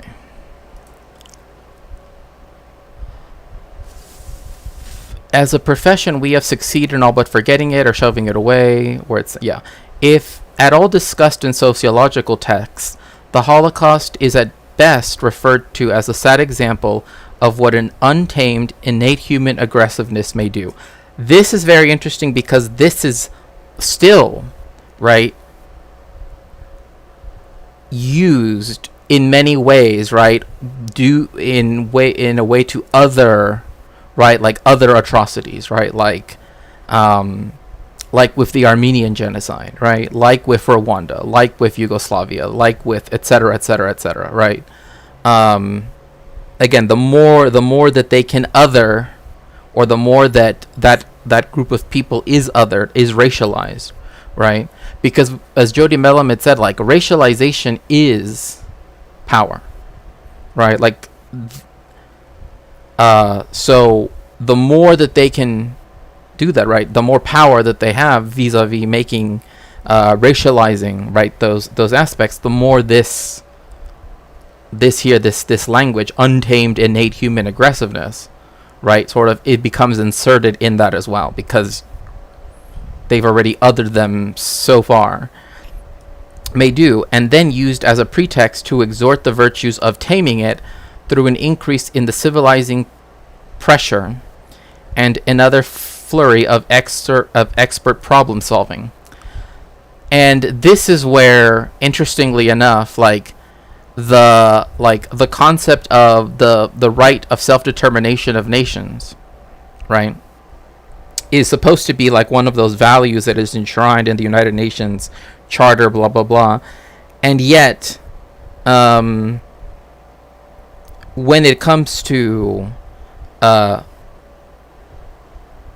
like this idea of civilizing pressure, right? The idea is always that Israel somehow, right, is civilized, right, and that it therefore just needs to have like the United States or Europe or other people, right, come to its aid by way of that expert problem solving, right? Like, this is where the United States starting up the Abraham Accords, for example, was a way of doing that. The United States found a way so that way they could completely just forego having to deal with the Palestinians, right? Intifada, ain't your father, free Palestine. Yeah, that's right. People will condemn the Holocaust, but not the numerous famines in British colonies worldwide, or in all the other colonies, right?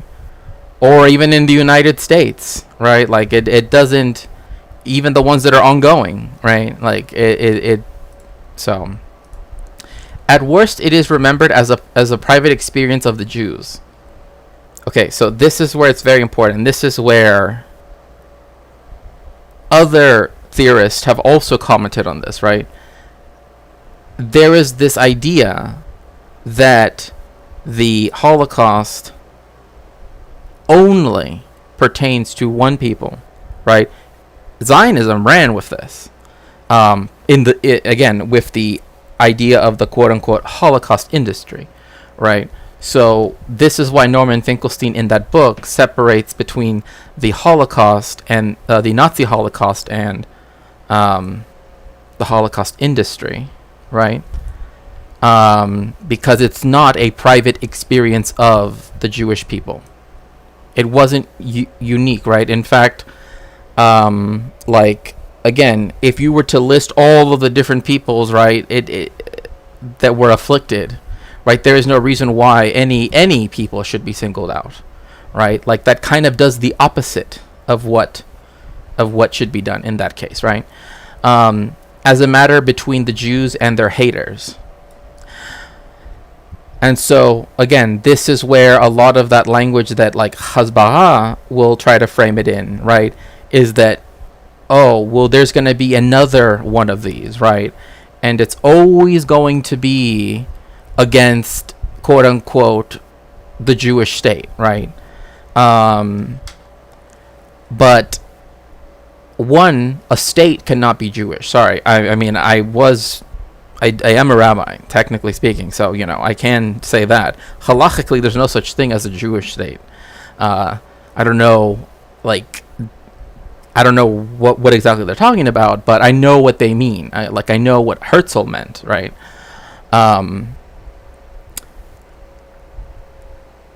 And so, anyway, the point being that by framing it in this way, then any usage of it or the claim that it is somehow not unique, right, to the Jewish people, is therefore seen as you being one of their haters, right?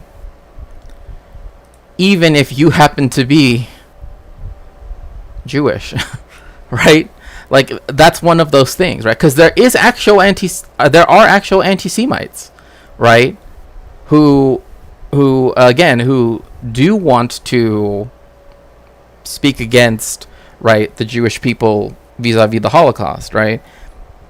But there are also people that say we should have solidarity with all of the other people that were harmed by the genocide, right, known as the Holocaust, right? We shouldn't try to uniquely, right? And this is why, again, as I said in the book, Genocide Studies, a primer, by Jans Miesheimer, I should say.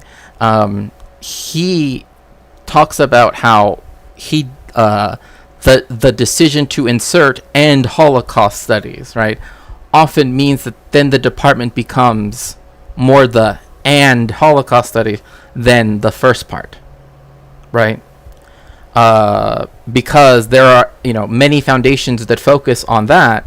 But what about the Rwandan genocide, or Srebrenica, or Myanmar, or the Bengal famine, etc., etc., etc., right? Like, there isn't the same institutional weight that you see in other spaces. So, privatization, quote unquote, to which many spokesmen of the State of Israel, guided by other than eschatological concerns, has contributed to more than a minor share, right? So, again, it is the Hasbarniks, right, who by far, right, especially right now, right, are literally the people who are most likely to use terms, right, like blood libel, etc., etc., etc., as much as possible, right? They're more likely to evoke, right, a haunting of the Holocaust, etc., even though they're the ones committing, right, like the Israeli state is the one whose standing army, the IDF, is committing the genocide, right? Yeah, for sure.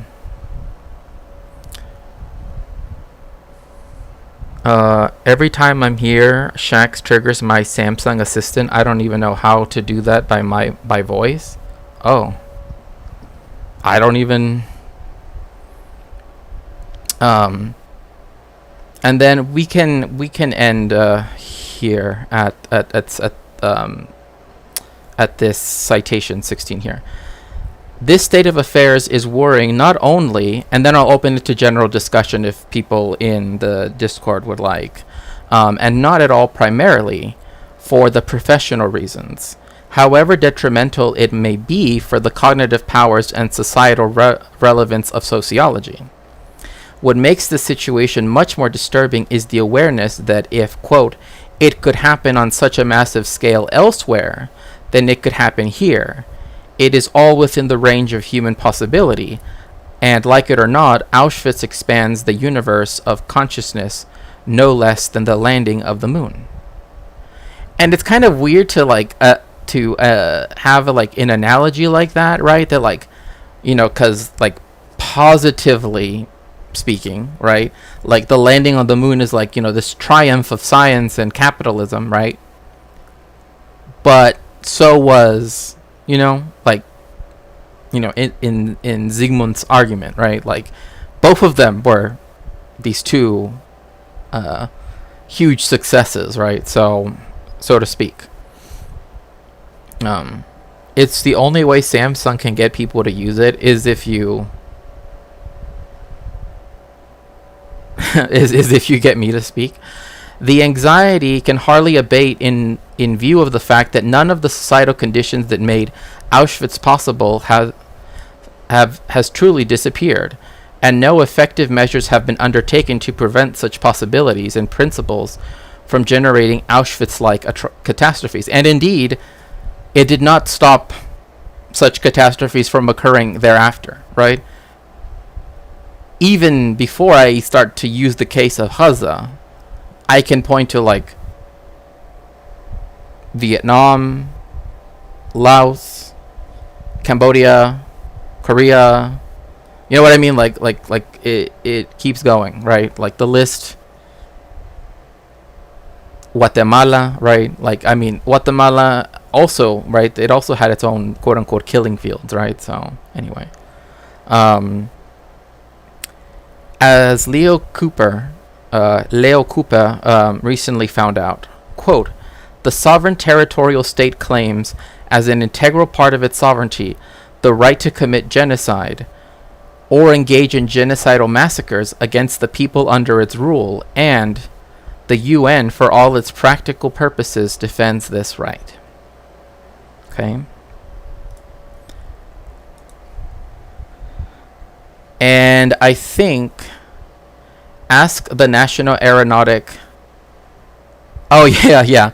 Ask NASA where they source their rocket scientists. Right. It was they were all from most of them were from Nazi Germany. My stepmom was from Laos. I've always wanted to like visit Southeast Asia. Just it's just one of those things. Okay.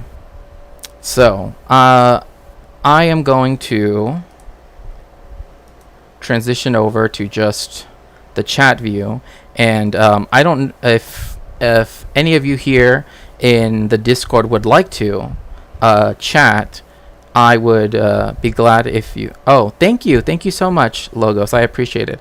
If you would like to go, you're more than free to, because now the reading is done. But otherwise, if you would like to chat a little bit about the reading, feel free to.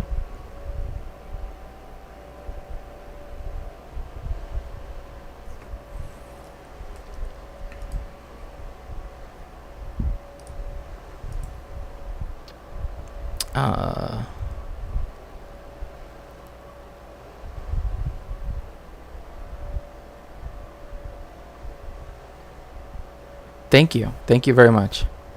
Okay, well, if we don't have any more questions, then I'm going to end the event so that way we can all get on with our day. But if there is a question, God reads. Okay. Thank you again very, very much. I appreciate each and those of you that came to Goodreads. Okay. Thank you so much. Okay. Okay, so thank you so much, everybody, for being here for that. I hope that wasn't, Oh, evil boy. Oh, that was very loud.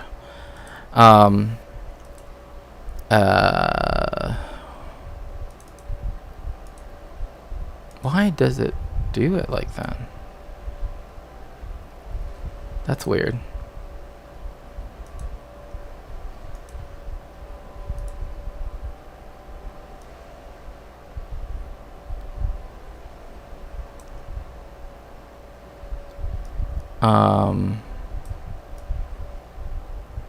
No, that's not gonna fit.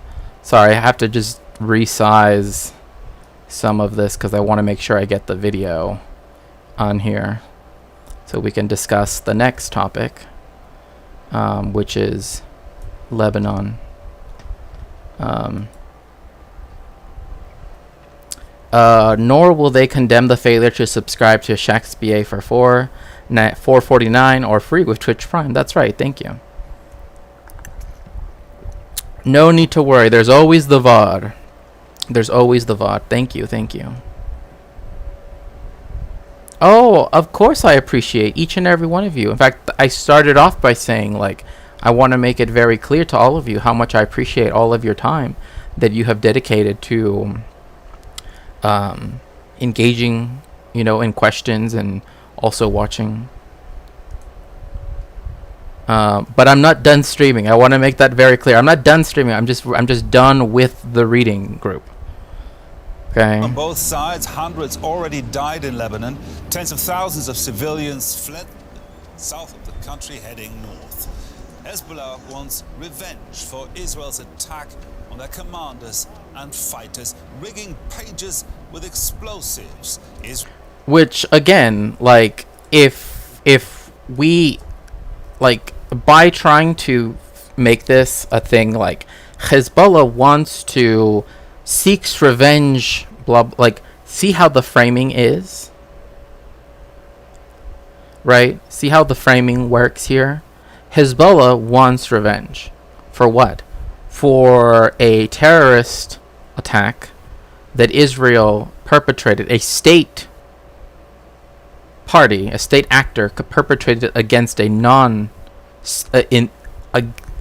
supposedly against, it was not precise. It was not discriminate. By definition, it's not discriminate. You cannot argue that it was discriminate. Like, there is, like, you cannot have an 8-year-old child be no longer with us and say somehow that was discriminate. Nor 60% of the injuries involve hand wounds and like people losing vision, etc., etc. Most of whom are, by all definitions, civilians, right? So, you have those things together. Oh, here. I finally got this thing that I think should help. It lets me boost the volume, so I'm hoping. Israel allegedly killed around a dozen and injured many more that way. Hezbollah wants a truce in Gaza before it stops firing rockets into Israel, and Tel Aviv answers by attacking Hezbollah positions so that thousands of Israelis can return to their homes in the north without being targeted by Hezbollah's rockets. We ask, Israel versus Hezbollah, will there be all-out war in Lebanon?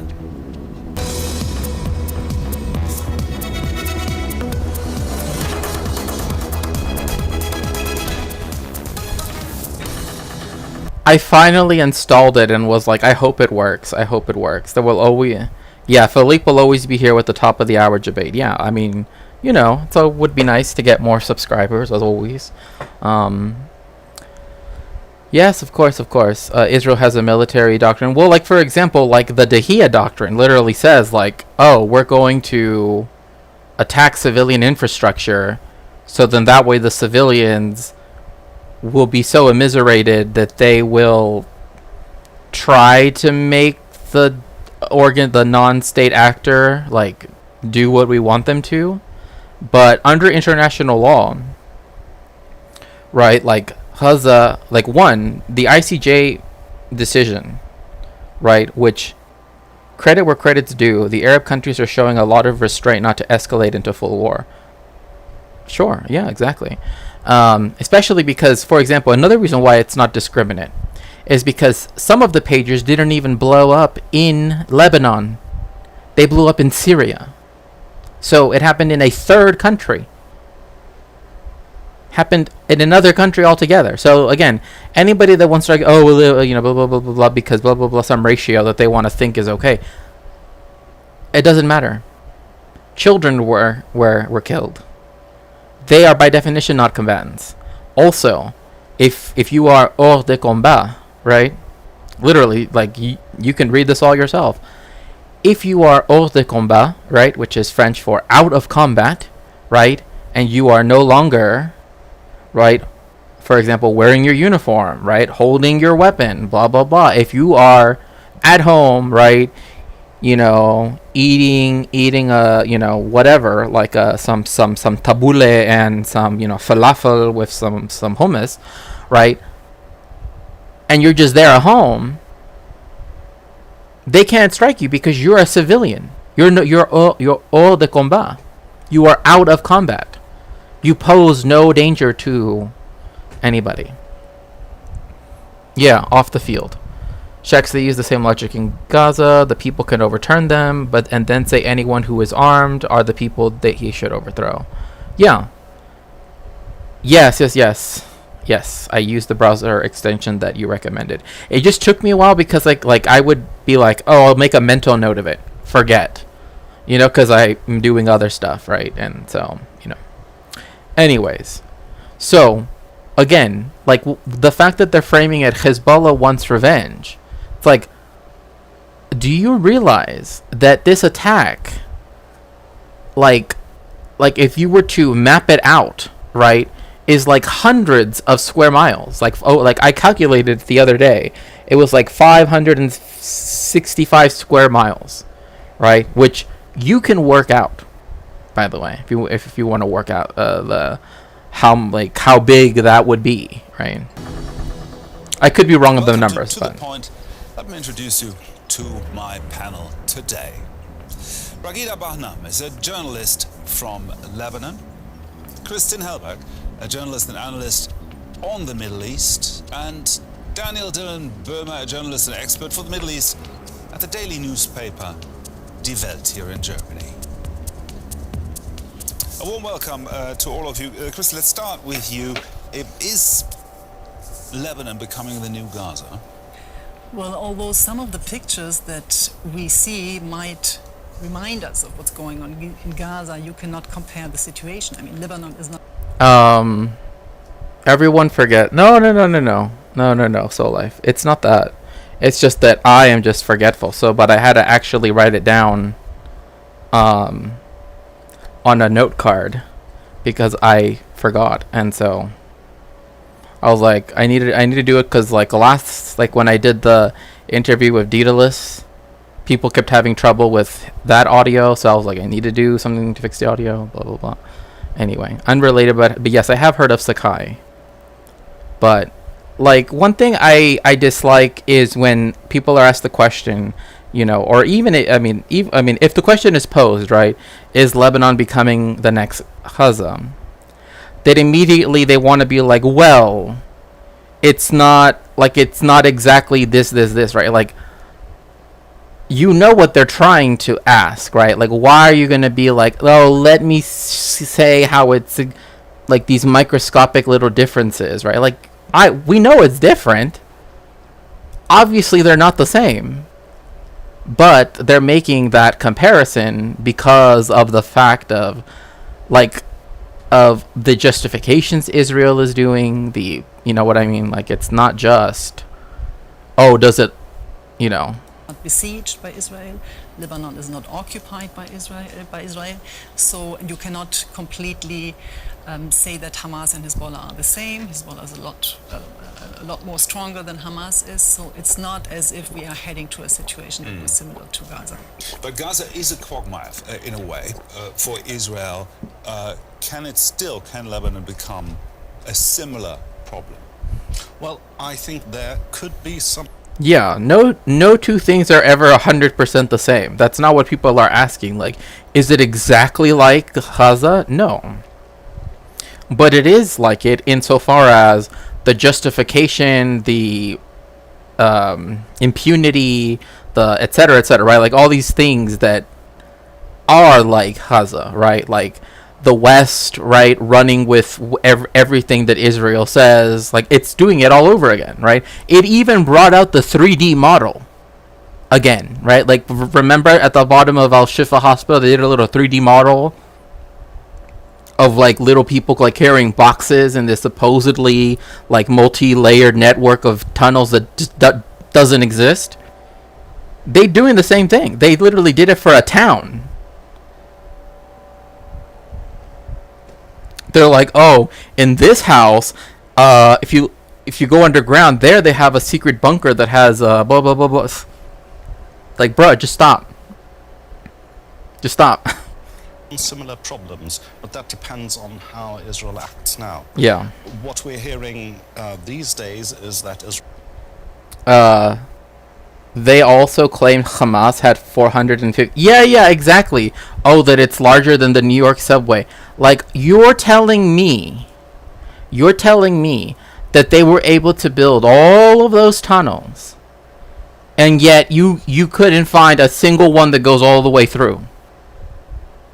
Like, everyone that they filmed in, it's like the same one. And they're like, look at the tunnel. It is very, very important. You look at this tunnel here. And it's just like, well, I thought you said it was a whole system. No, but look at the door. You can tell that it was Hamas that built the door. It's just like, what? Like, that doesn't matter. Shax, where can I watch your collab streams? Oh, they should be here.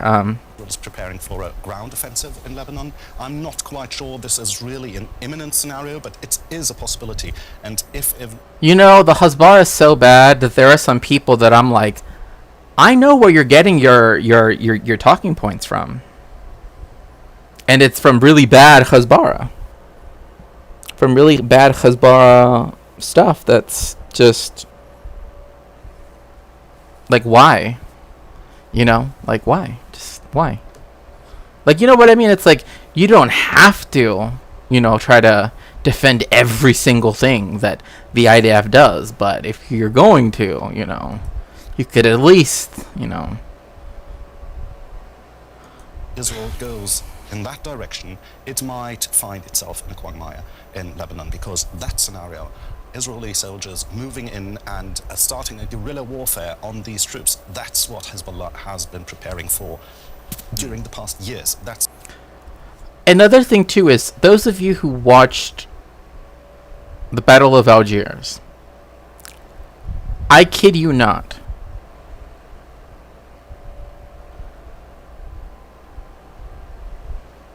Gazans can dig as many kilometers of tunnels as they like. Well, I mean, in a sense, yeah.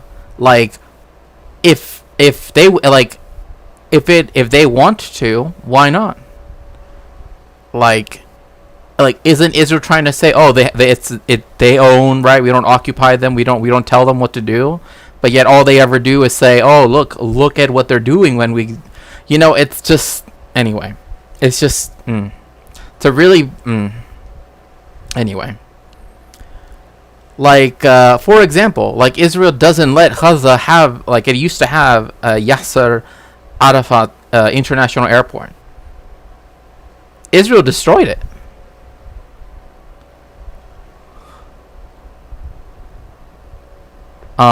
So either Israel occupies Gaza, which it does, right? Even according to the ICJ, which said literally, fuck off, right? Like, leave the occupied territories of the West Bank, East Jerusalem, and Gaza, because you are occupying Gaza as well. Right? That was their advisory opinion in June, right? June 8th, if I recall correctly. Then, right? Then you also have the fact that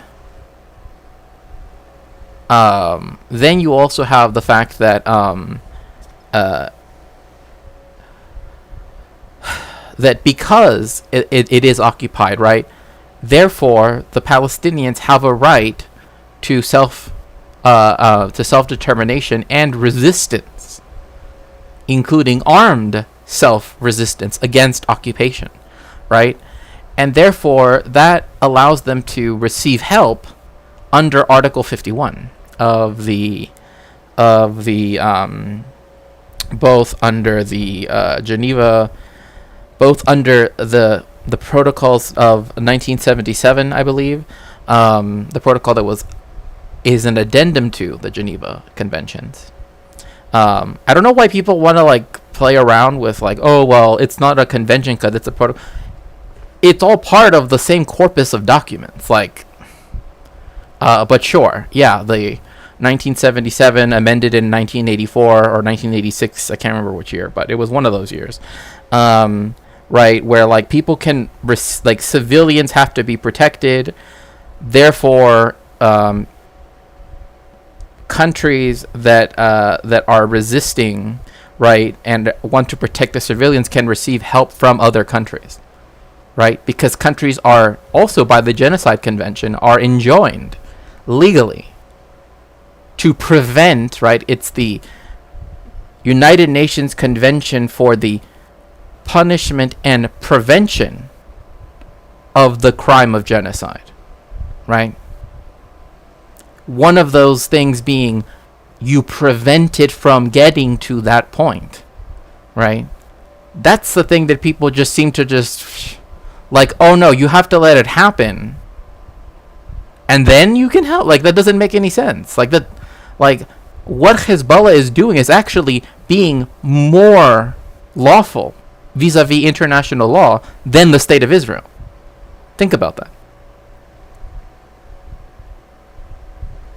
Because almost in every case, so far as I can think of, Hezbollah has always worked in a defensive capacity, right? Because 1982, right? The occupation of Lebanon, especially the one that happened, the long one that took place from 85 to 2000, right? They were the insurgent force against Israeli occupation. 2006, the 33 days that Israel occupied southern Lebanon. Who was the force that was defending Lebanon? Hezbollah. And now again, right? It's like even the targets that they choose within the boundaries of the state of Israel have all been like satellite bases, right? Air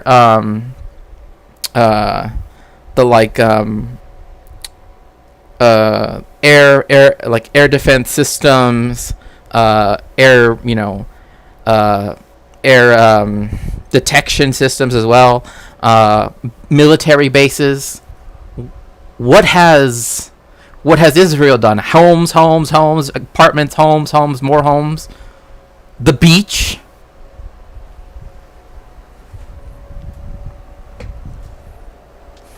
You know.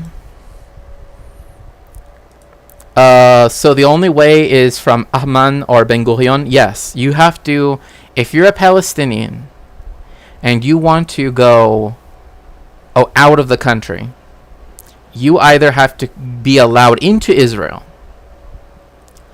and be given a transit visa, I guess, would be what it's called. I'm not sure if that's what it's called, so, I know, but I believe that's what it is called. A transit pass or whatever, right? And then you're allowed to go to Ben Gurion, get on a plane, and that's it, right? There's not really an expectation that you'll come back, right? Like there are some where before they would let you go and come back, like to Gaza, etc., to get like medical care, right? Because, the hospitals aren't exactly able to be as good as they could be because of the blockade that Israel has. So before, there were humanitarian visas that could be given to people that had to apply in order to be given the permission to leave from the Erez crossing, the northernmost crossing, into the state of Israel, because from there, that is the shortest drive you can take between Gaza and the West Bank, right? The whole point is they want you out of, as it were, mainland Israel as quickly as possible, and into the West Bank to then cross the Allenby Bridge to then go to Amman. So, yeah, 82 is the whole reason Hezbollah exists. Exactly. What Hezbollah is looking for. Rahila, for many Lebanese, this already feels like war. What will be the difference? Will it make a difference? I mean, of course, can always get much worse. But at the moment, you're right. I mean, nobody's calling it a full-out war, but it is a full-out war. I mean, in one day, we saw that on Monday when Israel bombarded the south of Lebanon. Isn't it interesting that the only Lebanese person in the room says it is an all-out war? Like, all of the other people are like, well, blah, blah, blah. Ragida Banam, right? She's the one saying, yeah, it is like saying, oh, it's leading up to one. It is one. Like, why even mince words? It is one. Like, you don't start bombing cities, like literally ancient cities that are mentioned in the Jewish Bible, right? That are mentioned in other texts, like ancient Greek texts, right? That are very densely populated. You don't just start bombing them because, like, you also don't have the IDF chief of staff go right up to the border with Lebanon and start telling troops, you better start getting ready, honey. Saying that it's attacking artillery, of Hezbollah and other places of Lebanon. We saw over 500 people dying. That's in one day, and this is, So I want to quickly mention this. In one day, what she just said right now of the 500 so people that died, Israel has already killed, right? Israel has already reached the casualty rate, half of the casualty rate of the 2006 war when it occupied southern Lebanon. Half in one day. Half of that is already met. So the people are saying, oh, it's not a full-blown war. If it was a full-blown war then, over those 33 days of occupation, then it is definitely one now, when in one day they've already hit half of the amount of casualties that they did in 2006.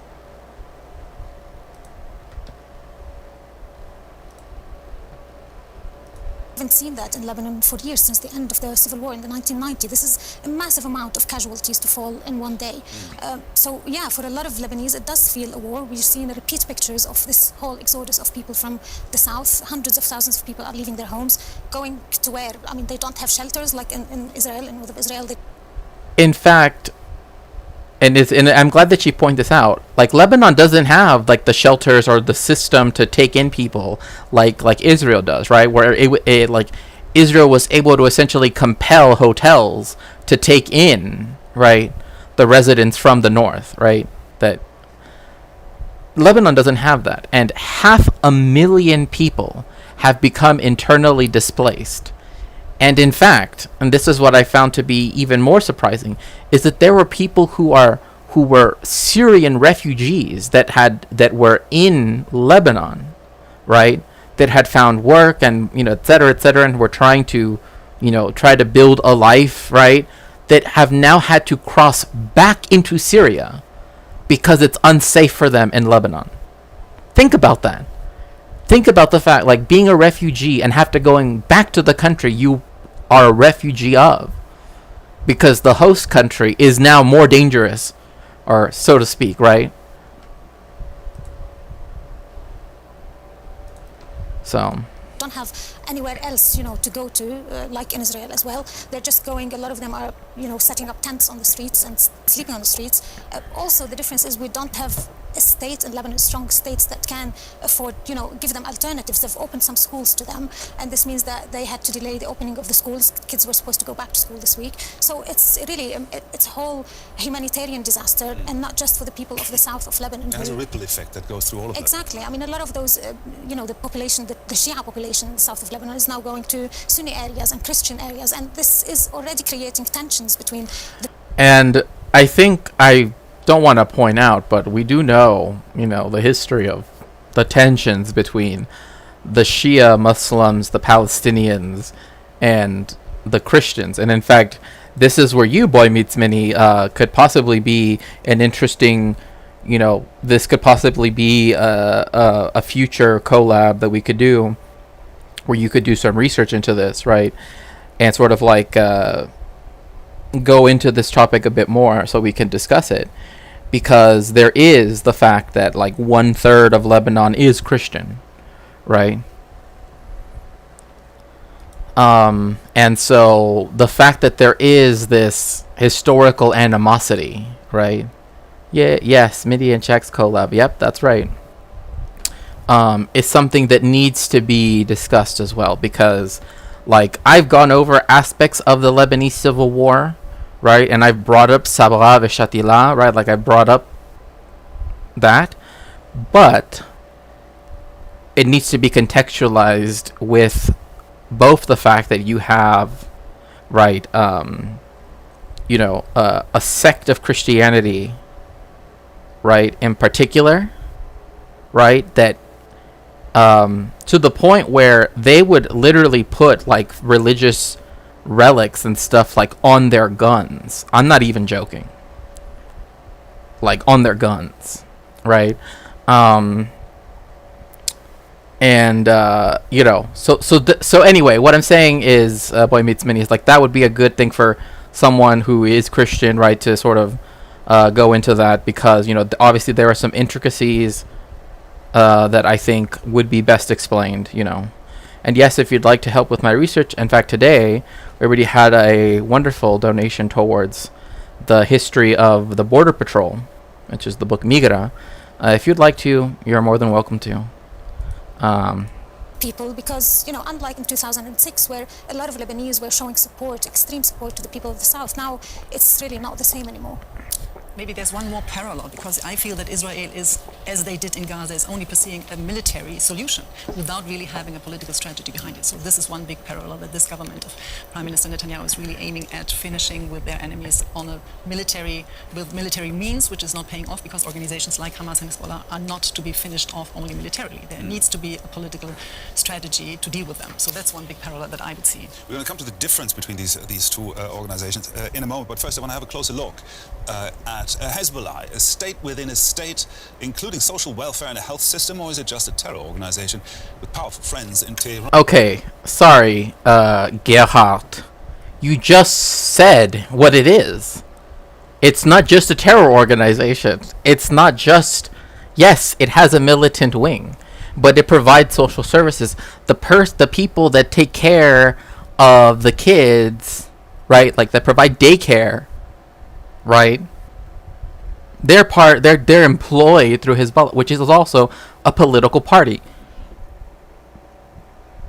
right? Like, we do not hold, nor would we expect, right, people to say, well, since Biden is a member of the Democratic Party and he's the one that allowed for such and such military actions to take place, therefore, right, Democrats are a blank organization, right? Like, no, obviously not, right? But there's something about the orientalizing, the othering of Hezbollah and Hamas, right, that allows people to kind of bridge this gap of knowledge that they have, and instead just think of them as only militants. They're not only militants. They're not only militants. And in fact, what size the militant wing even makes up is, not as much as the vast majority of what it exists as. Again, because there are people that are politicians, never been in the militant wing, right? There are people that are imams, by the way, who are protected under, like, the Geneva Conventions and protected by et cetera, right? Like, I don't need to go all in depth about that, right? But most of the people that belong to Hezbollah are civilians, right? And the people that could be considered combatants are only combatants if they are actively engaged in combat, right? That is why the whole beeper there is no excuse for the beepers, the pagers, the walkie-talkies, whatever.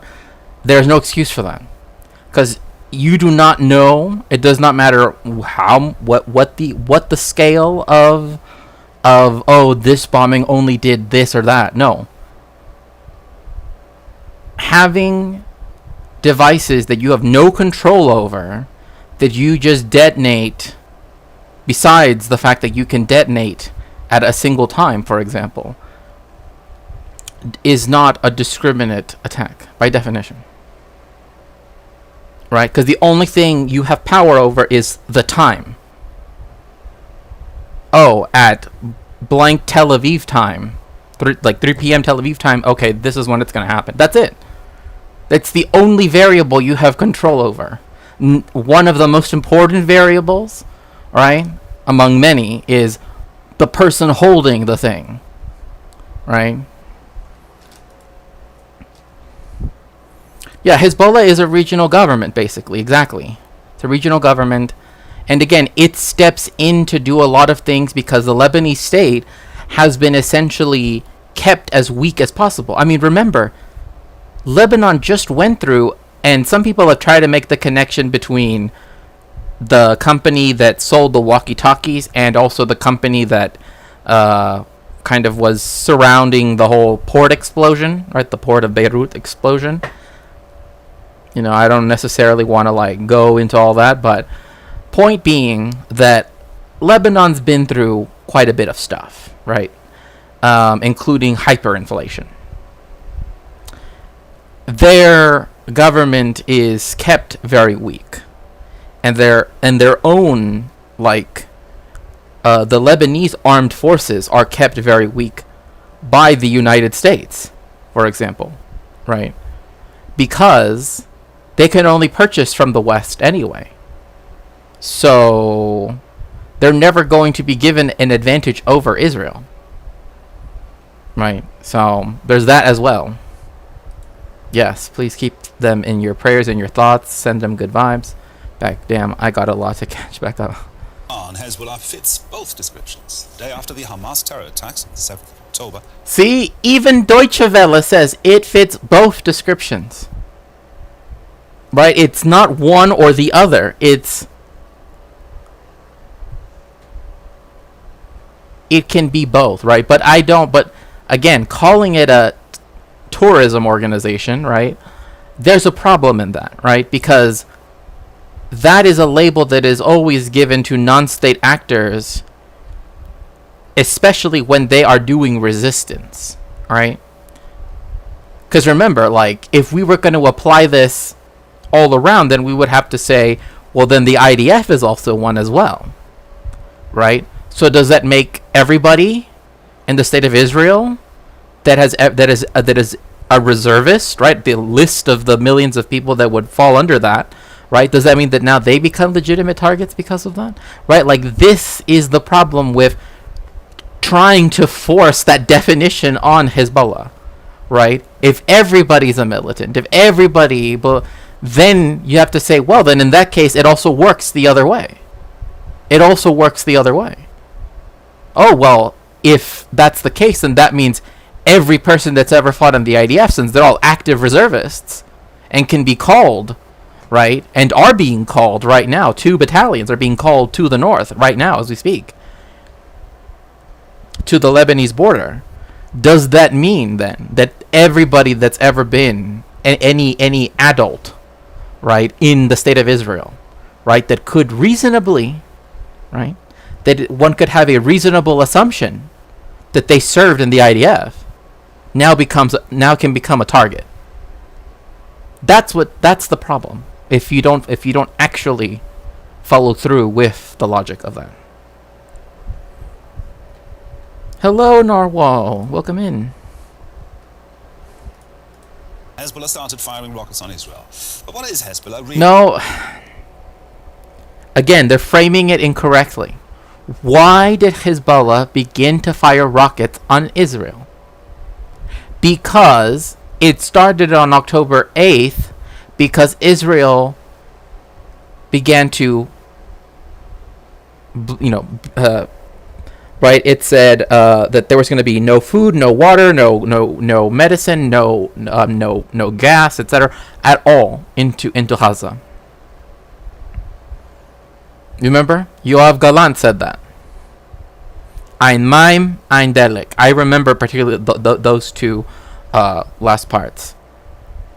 No water, no fuel. No fuel. Now, you're telling me that an occupied, even recognized by the International Court of Justice at The Hague, as an occupied territory, right, where every aspect of the life of the people living in there is governed by the Israelis, right, can be shut off at any point that they want.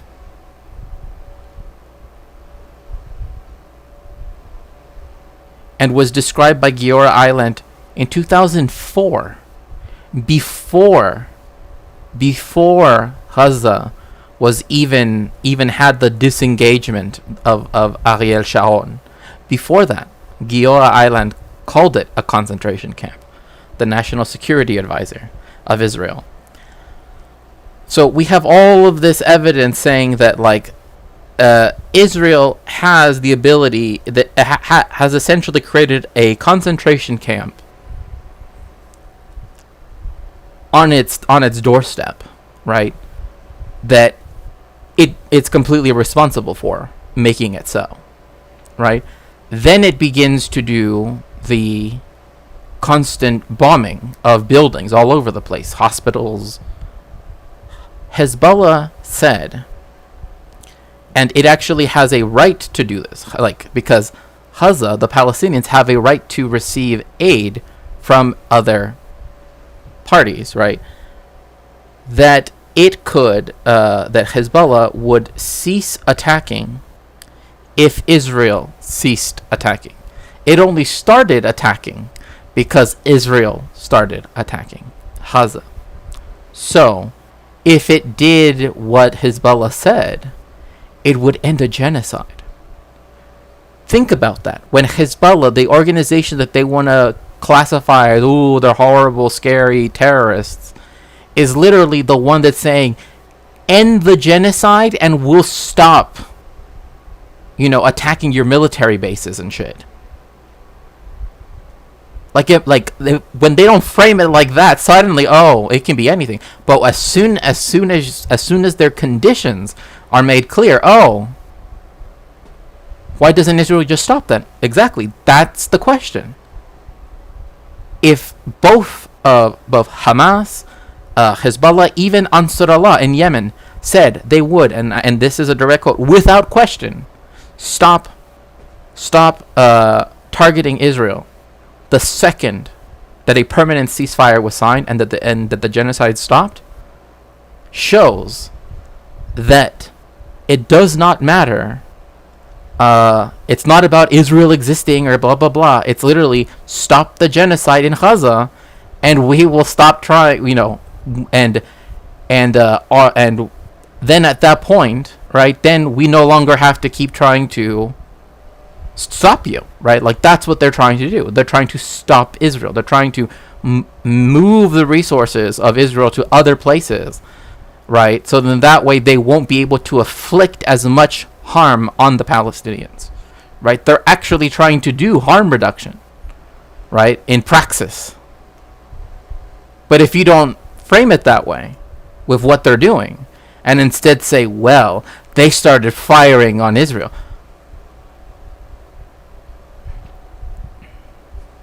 What happened on October 6th and October 5th and October 4th and October 3rd, right? It wasn't sunshine and daisies.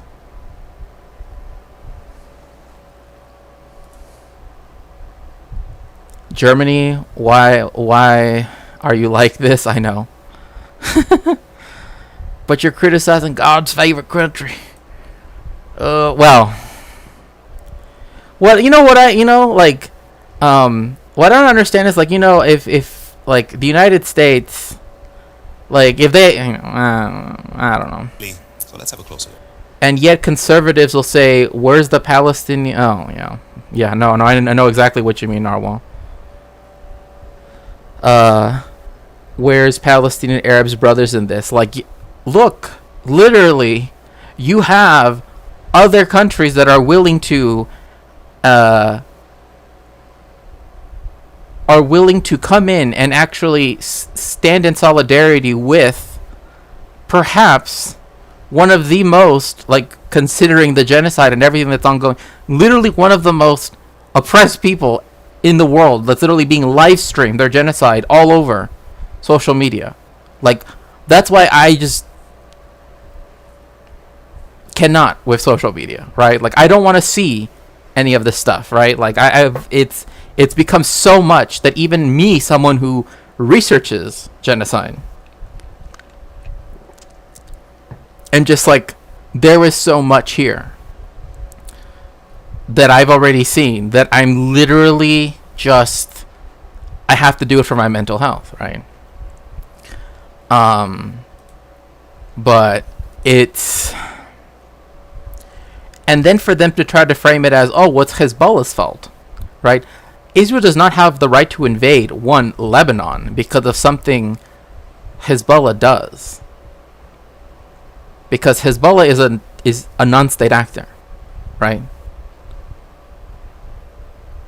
That's like saying, anyway. I got off IG after, same, like for me, I don't have Twitter, for example. Like, for many reasons, not just, that, but also because suddenly now people can just post whatever the hell they want, and it's... The so-called Party of God was founded in Lebanon in 1982 by a group of Shiite clerics to fight against Israel's invasion. Today, Hezbollah also has seats in the Lebanese parliament and functions as a de facto government in parts of the country, running schools and hospitals. Hezbollah's stated goals remain the destruction of Israel and the expulsion of... Oh, I hate this part right here, because they're literally just repeating Hezbollah talking points. Hezbollah... Like, for example, Hezbollah, even during the Lebanese civil war, you know who defended the synagogues of Beirut from Israeli attack? The PLO. I have the pictures. Because the worshippers were actually afraid, because they knew that they had done this before, like in Egypt, etc., that they would attack the synagogues of places that they would attack, right? To then say, oh, look, the horrible things that have happened to the Jewish community, blah, blah, blah. To then further excuse other violence, right? And that sticks with me when people try to say Hezbollah's stated aims are blah, blah, blah, blah, blah, blah, blah. Because when people say it wants to see the end of Israel, for example, what does that mean, right? The issue is they don't take a step back to actually explain what do they mean by that. Because for one, the state of Israel does not have to exist, technically speaking. Zionism doesn't have to be an ideology. It does not have to be the state ideology of a country either. So if their contention is Hezbollah wants to see the ending of the apartheid, genocidal, settler colonial state of Israel, then they should frame it like that, right? That's what they're against. They are not against this, those are... Yeah, no, I totally get what you mean. Western powers from Lebanon. Hezbollah receives hundreds of millions of dollars yearly from Iran, which also supports the organization with training and weapons. Many experts say that... Oh, do you want me to tell you something that just kind of blows the minds sometimes of some of the people who I tell this to? It might not, but you know what's funny is like they love to talk about Iran and blah blah blah. They like to connect it to yada yada yada. You know that Ali Khamenei and the current president are both from ethnic minorities in Iran. They're both Azerbaijani. Or Azeri, technically. But, like, this whole thing of, like, they're these, like, menacing Iranian blah, blah, blah. It's like, you're talking about people who, like, are proof that a multi-ethnic country, right, that historically, going back, like, 3,000 years, has been multi-ethnic, right, as an empire. Can have people that are of different ethnicities, and yet still,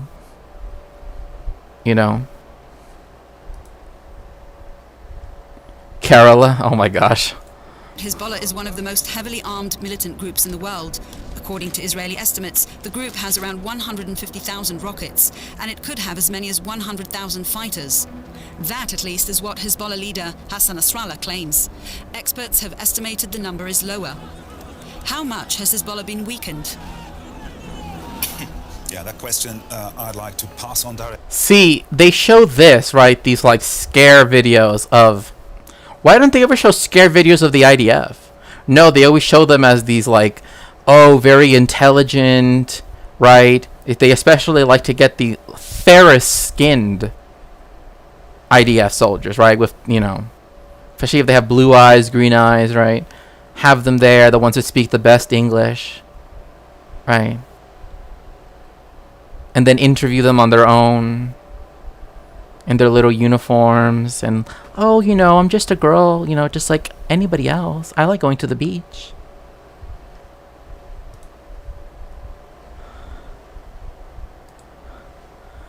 I still have a massive issue with these organizations' jihadism, but the reality is they're the only line of defense against... Yeah, I mean, again, like, let me be very clear. I am not for their ideology, right? But in the same vein, like, again, if you watch the film, the Battle of Algiers, right? Like, the FLN, right, instituted, stricter accordance to Islamic law in Algeria, right, as a way to break away from the colonizer, right? And obviously that's a very different situation. But I can see why appealing to the Shia identity, right, in a country where everything is sectarian, right? The constitution is sectarian, right? So the president has to be Christian. The prime minister has to be this. The speaker of the parliament has to be a Sunni Muslim. The blah blah blah. Right? That's kind of one of the that kind of shows that breaking up societies into all of those different categories is a bad thing, right? As well. I think that's an interesting topic that I think we should bring up in our discussion later, when we do speak about this more. Exactly how weakened is his Hezbollah now? That's a very good question. I mean, we are seeing Hezbollah firing rockets at Israel and even threatening Israel population centers such as Tel Aviv yesterday with one missile. One missile. One missile. One. And where was it aimed at? The headquarters of, what was it, Mossad or something? One. They shot one missile, one, to hit, I believe it was the headquarters of the Mossad, if I remember correctly.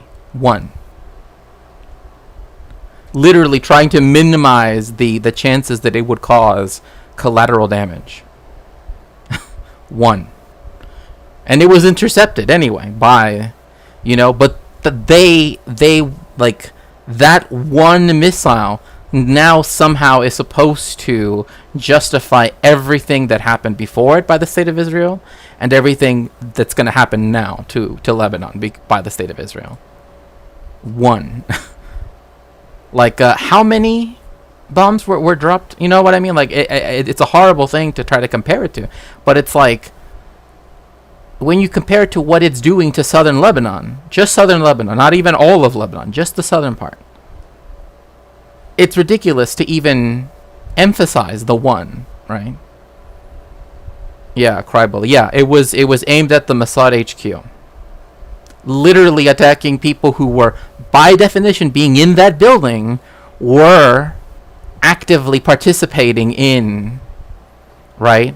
Not someone's house, right? In the intelligence services, like, office building where they're working, right? Trying to, right, bring about more harm and destruction to Lebanon, right, and Gaza. But to me, that still doesn't indicate that Hezbollah is at its full capacity, because these rocket launches, that's something they have been preparing for years. That's something you only need to push a button for. The question really is, how much did the pager attacks and the walkie-talkie attacks of last week, how much have they actually frailed the command structures within Hezbollah? This is what remains to be seen. I think they could have frailed these command structures considerably. Think about 3,000 attacks that were conducted through pager and walkie-talkie explosions. Think of 3,000. Like, I have no perspective on this, but I still feel like some level of guaranteed representation for oppressed groups is no. I'm not saying that the issue, right, is that, for example, is that, like, when initially it was put in, right, and perhaps I should elaborate a bit more. When the system was put in, for every 5 Muslim seats, Christian seats, there were 6 Christian seats, right? It was meant to create an imbalance of power, right? So it's not so much that it's not so much about the oppressed people that could be represented. It's the fact that the representation, right, is already fixed, right? Like, it's only these specific groups that get to be counted, right? What about, other minorities that live within Lebanon, right? Like, for example, as much as the Maronite Christians, they're Catholics, but, in communion with Rome, as much as they have whined about the Palestinians and blame them somehow for upsetting the demographic balance of Lebanon, they are not citizens of Lebanon. They cannot vote. They cannot even get jobs, like most jobs, because they can't get, like, a work permit because they're refugees.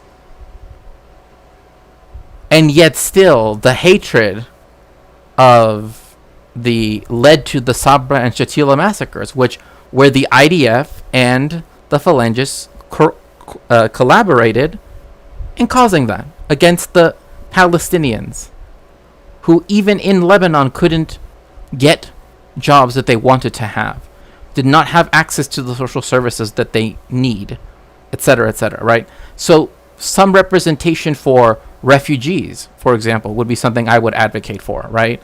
Representation for, right? So for me, my issue is not so much the fact that there is minority representation. No, definitely not. I would never be against that. My issue is that the fundamental power structure still gives power to people like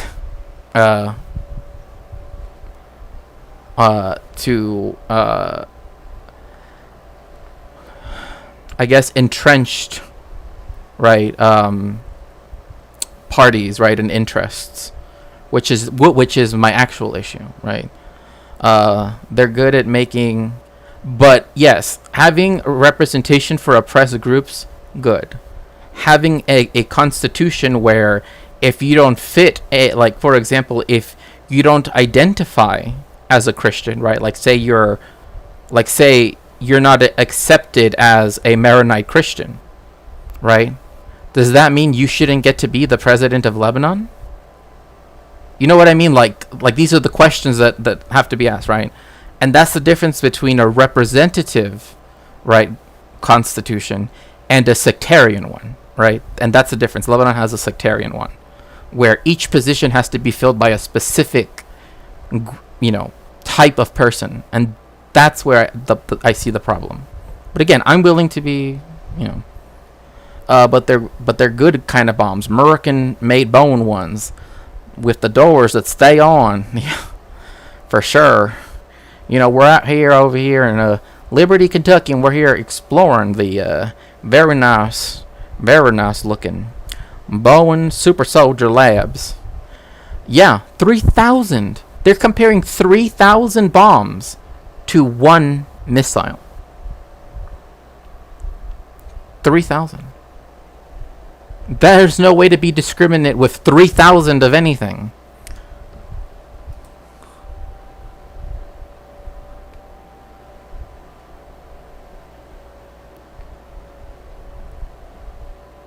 Thank you. Organization where probably about 20,000 people are actually fighting. So 3,000 to 20,000, that's a considerable damage. These pager attacks, I'd like to talk about them. There was some dispute about whether they were, strictly speaking, legal. Well, it's ongoing, I think, the legal dispute internationally. I mean, Israel rightfully claims that it was very targeted, and in comparison to any... No.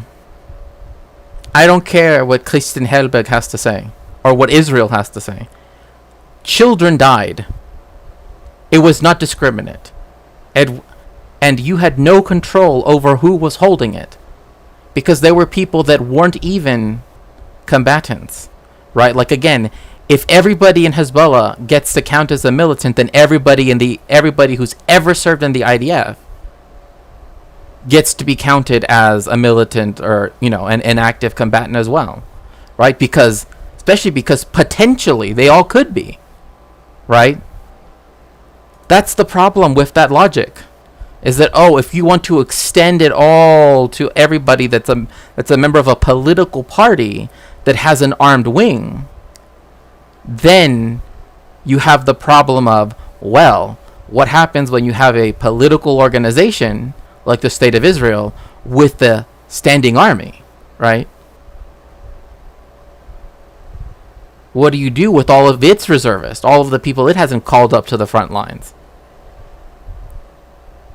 Right? If you're over here, fantasizing about the thousands of people that could be in Hezbollah, well, major rocket fire or attacks like they did in Gaza. They didn't hit too many civilians, and it was a targeted attack against Hezbollah fighters and Hezbollah members. At the same time, these were not weapons, these were communication devices that could be anywhere. It could be in a supermarket, in hospitals, at home, at the living room of these people. Children, yes. So the point is that the idea of these attacks was at the same time attacking and targeting Hezbollah, at the same time as well creating... It does... No. See? You see here how they're trying to be like, well... The idea, the intent behind it, right, was to be very... You cannot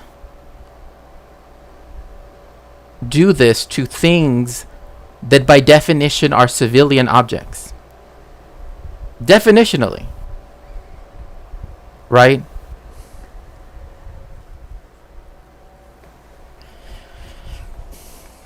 Like, it would be different if it was like a sonar tower, right, that is military grade, right, and they put a bomb there. Then they put them in pagers and walkie-talkies, because anybody could use them. And the fact that she even brought up as a hypothetical, right, well, they could be here, but they were there. That's the problem. And in fact, we know that it mainly inflicted civilians, because most of the hospitals where people ended up were civilian hospitals. So, because if Hezbollah's whole thing is, oh, they're a secret magical wizard organization of evil, right? They would not be sending, everybody to the American University of Beirut to get all of the shrapnel out of their face. Just, you know what I mean? I don't know what I gotta tell you. Yes, it's illegal to use booby-trapped civilian objects to attack soldiers in battle, right? And again, another thing is that then the distinction between a combatant, right, an active combatant, right, and someone who's hors de combat, right, someone who's out of combat, also comes into play. You can't just bomb people when they no longer pose a threat, right? Like just because someone is a member of Hezbollah, right, doesn't mean that they, by definition, are always like the Antifa super soldier in Republicans' minds, right? Yeah, you cannot booby-trap civilian objects, period. Exactly. No matter what the target is. And another thing is all this like intent. Israel can say it intended to do whatever, right? It could say that it intended to bring about the Messiah, for all I care. It doesn't matter. It doesn't matter. The reality is that no matter what they did, the result is this, right? And we have to infer from what actually occurred, not from the Platonic realm of what they could have, 100%. Everybody in Lebanon is immature. Yeah, exactly. I mean, again, there are people that work in daycare centers, right? There are people for whom, like, their first job, right? They're like teenagers, right? That, you know what I mean? It's like there are people who, again, like one of them went off in a cell phone shop. Like, I wonder, where would I find a pager? Most likely in the middle of like the central headquarters of Hezbollah Inc., right? Or in a cell phone store. Well, if I find it in a cell phone store, I can tell you right then and there that that's a civilian object. Same thing with the warehouses that they went off in. It's a warehouse. Like, you don't know what else is in there. Like, who knows if it would have been something, like what happened in the port of Beirut, right? State of terror, and I think people in Lebanon now, they feel really terrorized by whatever could explode. Yes, they feel really terrorized. Thank you so much for saying that. That's because Israel committed state-sponsored terrorism. That's what they did. Okay? And it doesn't matter whether they have a little flag, right, that they hang at the United Nations or not. They committed terrorism. That's it. That's it. That's it. If you just said, now all the Lebanese people are terrified. Yes, they are. They're even afraid of their cell phones. 500,000 people have been displaced. And as we heard just a few minutes ago, they have to live in tents just on the side of the street because there's nowhere for them to go.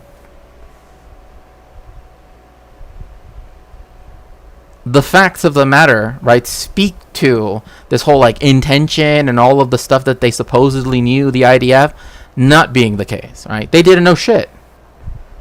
They thought, oh, well, maybe we could take out some important people. In fact, the Israelis prove that this attack was indiscriminate because they've been trying to take out via airstrike all of these important individuals afterwards, right? Because you had like the head of the essentially like the Air Force taken out the other like yesterday or whatever, or maybe it was this morning. Like, oh, so you're saying that they could have targeted individuals, but they decided to just have technology explode, civilian technology explode all over 2 countries. Not even just Lebanon, but also Syria, right? We cannot forget that. Like, it also went to another country, proving again that the Israelis did not know where the hell it was going. Next, I mean, this feeling is now being felt by a lot of people and by the civilian population at the same time, and we have to. I was a little bit shocked by the discourse, especially. She said it all.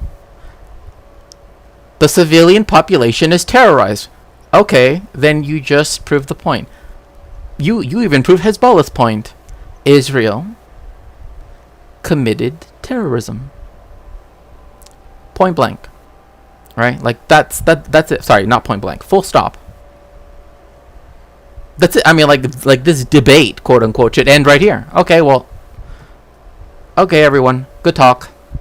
But no, of course not. In Germany, because people would really celebrate these attacks as, so smart and surgical, and saying that they would. Okay, Germany got a problem. Well, Germany does have a problem, right? And that's that it literally does anything to cover for what Israel does, and I just don't get it. Well, I mean, I do get it, but still, I don't understand how anybody could see this and be like, "Oh, how precise!" But they literally showed this video of it going off in a marketplace.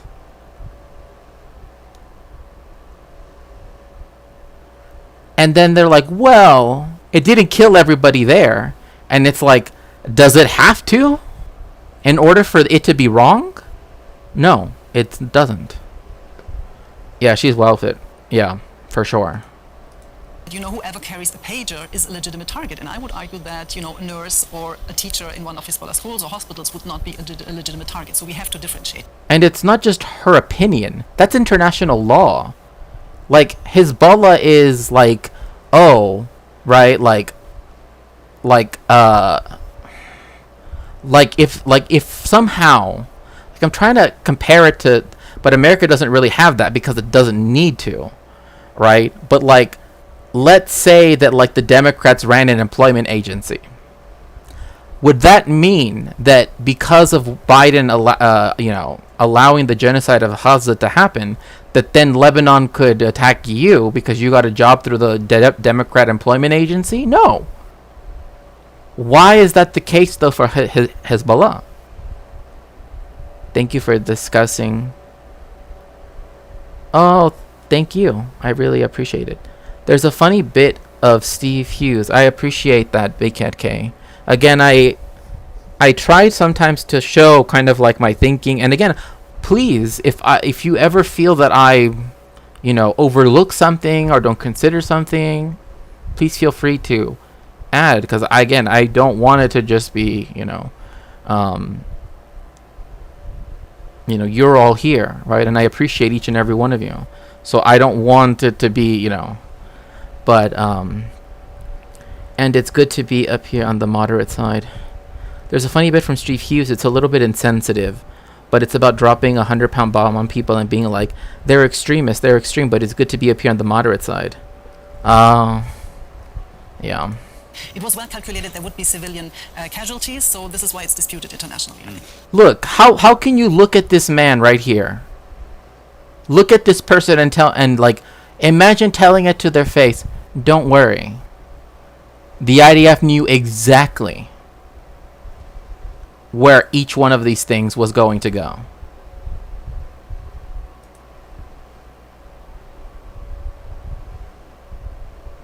This man does not deserve this. This man does not deserve this. Kamalita. It's the armed wing of DEI. It's the globalists. They're trying to take over with their DEI. What are you hearing? How weakened is Hezbollah now by these attacks? And is this feeling of terror really permeating society? I don't know if it's weakened because, as Daniel just said, they still have a big arsenal of rockets, of missiles, that they haven't used yet. I mean, they tried a couple of days ago to shoot one of them to Tel Aviv, and it didn't get there. But they still do have a lot of weaponry that they can use. But I think the major issue now of Hezbollah is a trust issue, a trust within the Hezbollah itself, the organization itself, because it's obviously been infiltrated on a very high level.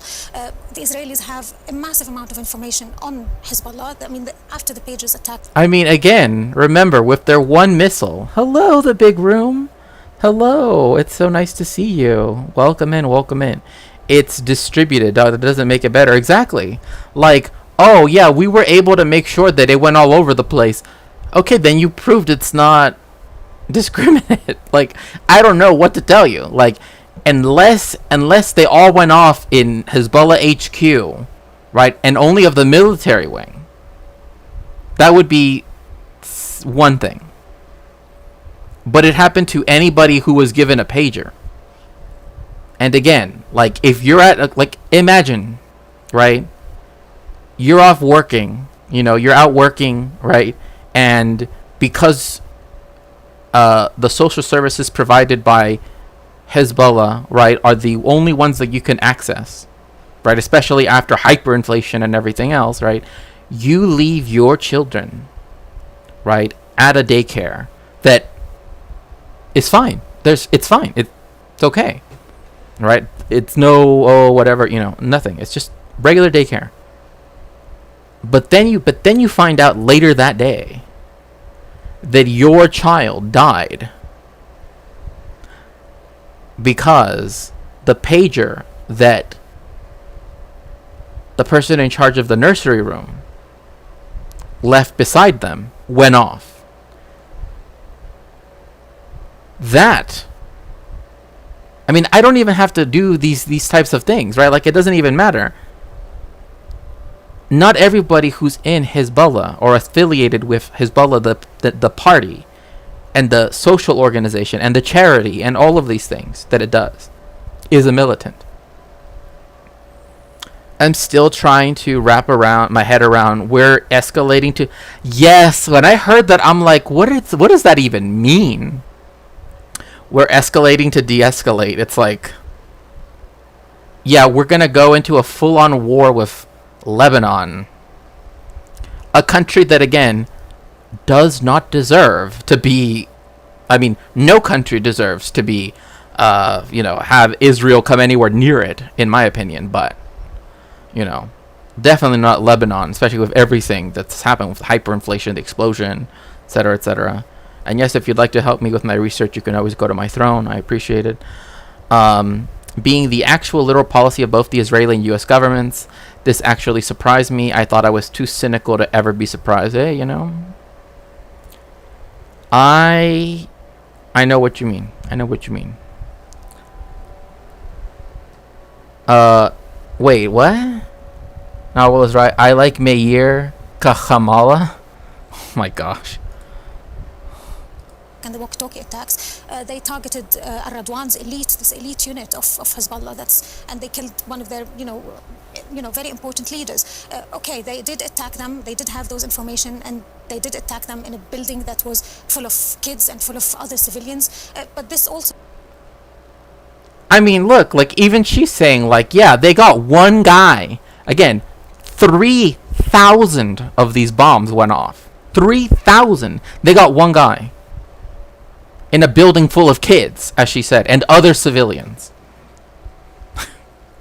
This is literally where you have to be like, it's funny when it's one guy that they got, it's like an absolute success, right? But when it's Hezbollah with the one missile, right? Oh, it's like the worst thing to ever happen, right? It's like this, it's that really weird power of That's just...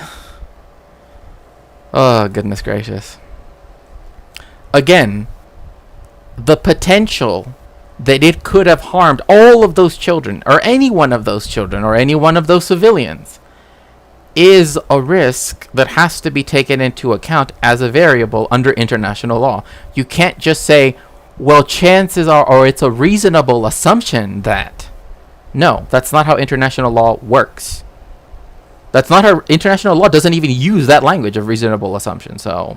shows that Israel is willing to go that far, does not care about the civilian casualties, and is really going after Hezbollah. So now Hezbollah... So, there you go. She said it.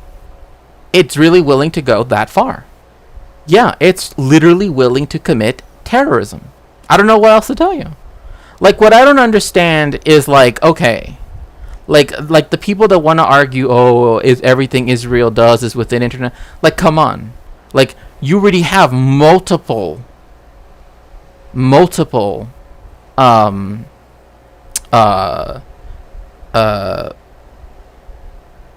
measures, right, that have been set by the International Court of Justice, right, provisional measures over and over and over again. So obviously Israel's doing something, right, wrong. You know what I mean? Like they want to say, oh, well, you know, until they come back with their judgment, only then we could say that it's a genocide. No. The Armenian genocide was a genocide. It doesn't take people being brought to trial for it to be a genocide. I don't know why suddenly now, like the standards suddenly go up higher when it comes to the state of Israel. Suddenly it gets to be held to a higher standard, or rather technically I guess it would be a lower standard than even, you know, other countries. Is also has a trust within its own members, but also needs to regain that trust with its own people, because I don't know if their people still trust them anymore. I mean, Hezbollah has always told when you talk about their people, their supporters, the Shia population in Dahia in the south of Beirut and also in the south of Lebanon. Again, like Dahia, which is a neighborhood, a suburb of Beirut, right, is just that, a suburb of Beirut. So that where it's majority Shia Muslim. That's it. The fact that Hezbollah is there is because, again, Hezbollah is a Shia political party, also does social services, among other things, for example. Because I'm never going to say it doesn't have its militant wing. I know it has its militant wing. But if you got one guy in a room full of kids... Like, imagine if some group did that here in the United States. They would never shut up about, oh, well, it could have killed the kids. It could have done this. It could have done that. And take them to trial on blah, blah, blah charges. Right? But when... You know what I mean?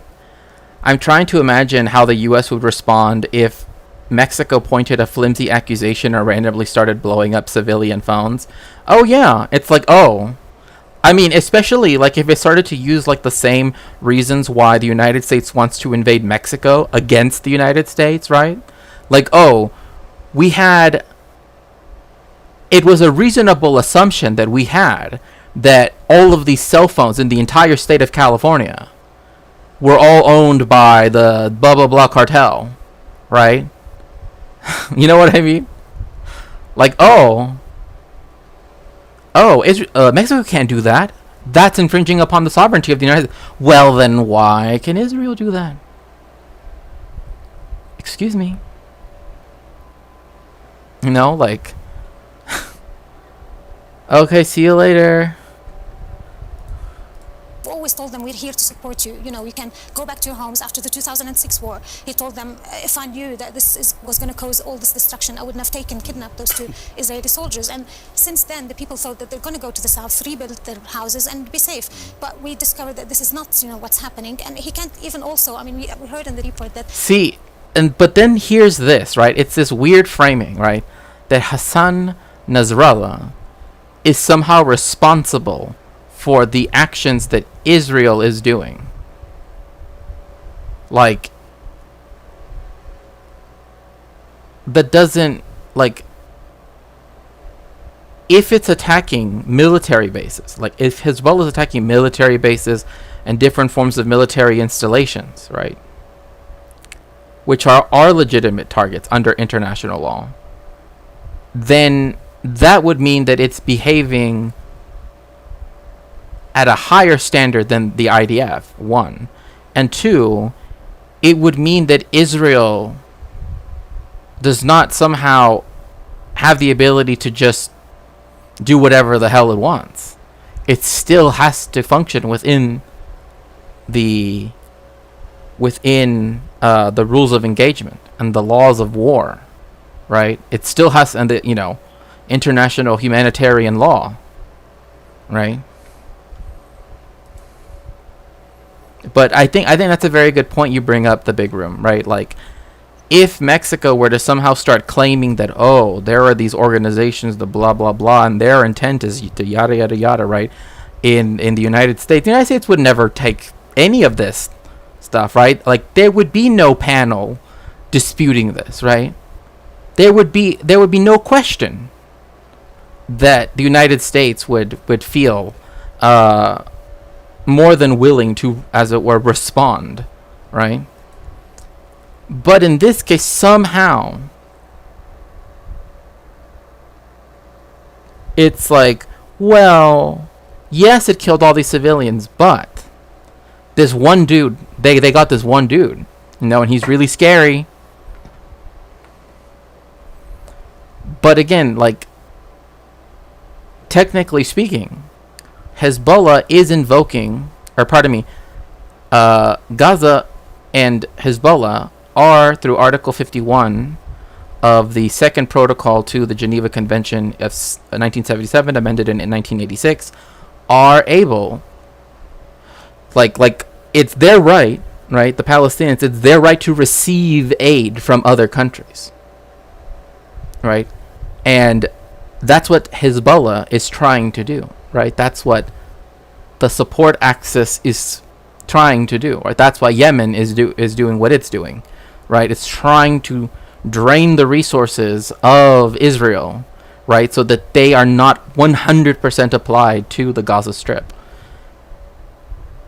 So in that case, right, then you have to frame it like that, right? Like, oh, well, what is it that they're asking Israel to do? Stop the genocide in Gaza. Hezbollah has built hospitals, but those hospitals weren't even enough to look after those wounded from the Pages attack. I mean, they were bringing the people who were injured to other hospitals, the American University Hospital in Beirut, and to other hospitals in Christian areas and so on. So, Hezbollah needs to, I don't know what it needs to do, but it does definitely has a trust issue amongst its supporter and definitely amongst itself in the organization. And again, like, that's why you had the attack, the one missile that they launched towards Tel Aviv was towards the Mossad headquarters. Because if they do have an infiltrator, right, which most certainly they probably do, chances are that's, their connection, right? That is actually a reasonable assumption.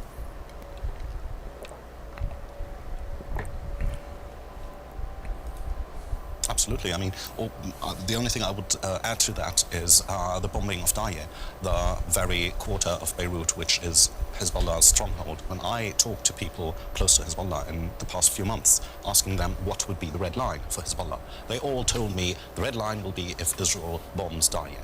That will be a moment where Hezbollah will be forced by the sheer outrage of its own members to respond in full force. And that's not what we're seeing at the moment. Hezbollah is not using its full force in response to That was Israel. said also when Fuad Shakar was assassinated, the first high-ranking leaders that the Israelis assassinated, and also Hezbollah didn't respond. I mean, here you can argue that Iran, its main sponsor and creator, doesn't want it to respond, in a way that it will bring the whole region into a war, but this is making Hezbollah definitely lose trust amongst its own supporters. And It's funny, like I get what she's saying. Oh, hello, Judas. We're justified in sinking the Titanic if there's one corporal on it is analogous, absolute insanity. Yeah, I mean, again, it's like, oh, there is a chance that in the state of California there's blah blah blah. Does that mean that therefore you get to send, you know what I mean? Like, it just, there was a really based anti-Zionist interview on Sam Cedar channel last week. Oh, okay. Reminds me of this. Yeah. Like, it's interesting because this shows, right? Like, it's funny how they're framing this, right? Like, why hasn't Hezbollah just like gone all out, right? Why does it keep holding back, right? Oh, is it Iran that's telling it to hold back? Is it this? Is it that?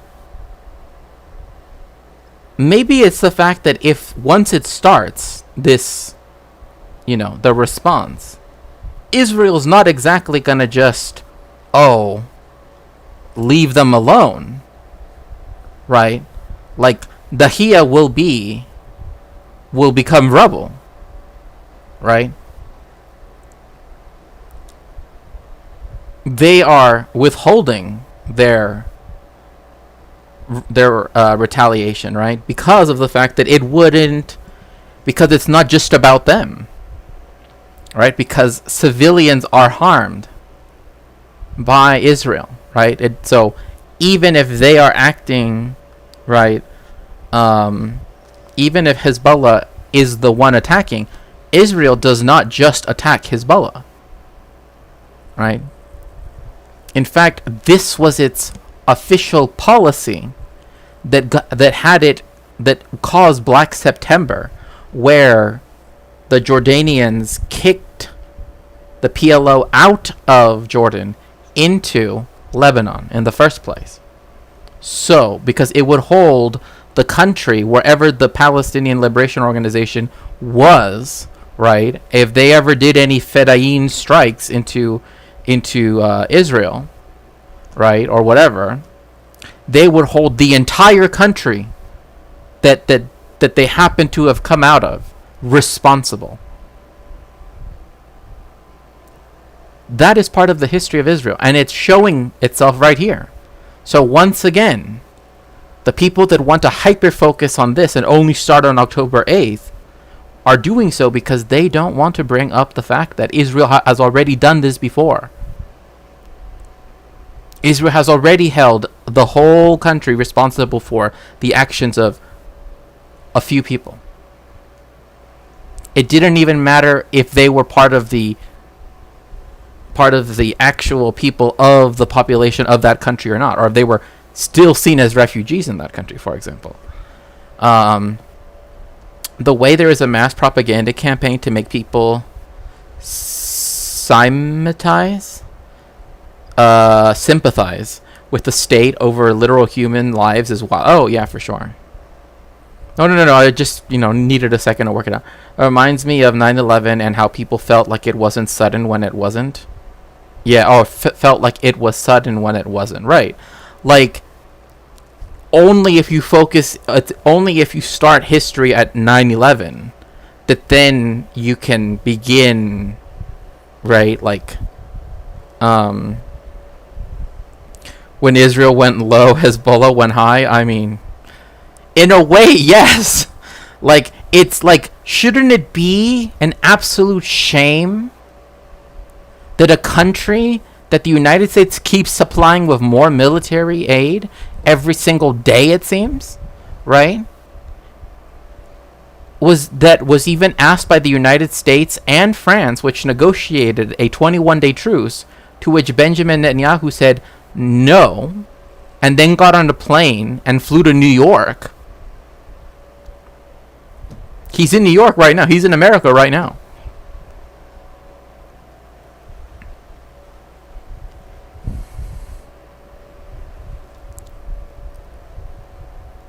To give a speech at the UN, right? And we already know what he's going to say.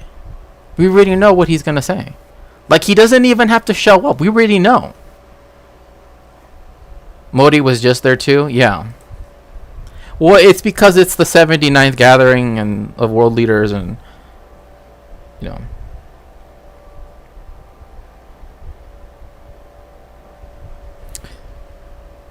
War is supposed to be begrudging necessary evil, not something you fund at a distance for no reason other than colonial solidarity, lives don't matter at all to governments. Well, especially not if they see them only as casualty figures, right? Like, imagine the idea of, like, we're gonna send in 3,000 bombs, and we would like to reasonably assume, right, that most of these are gonna go off in the hands of the militant wing of this particular group. But we don't know for absolute certainty that that's going to be the case. But we could assume. That's not how military things are done. Like, if Hezbollah had done the same to Israel, they would never shut up about it. Never shut up about it. Ever. Ever. They would never let it go. But Israel, They wear uniforms. They have their little beret right here. They have their little weird. Also, by the way, their insignias are some of the weirdest insignias I've ever seen. Like, of the two animals that the IDF chose for its, like, symbols of a snake and a fox. Like, I don't want to read too much into it, but both of those animals are kind of associated with trickery and, duplicity.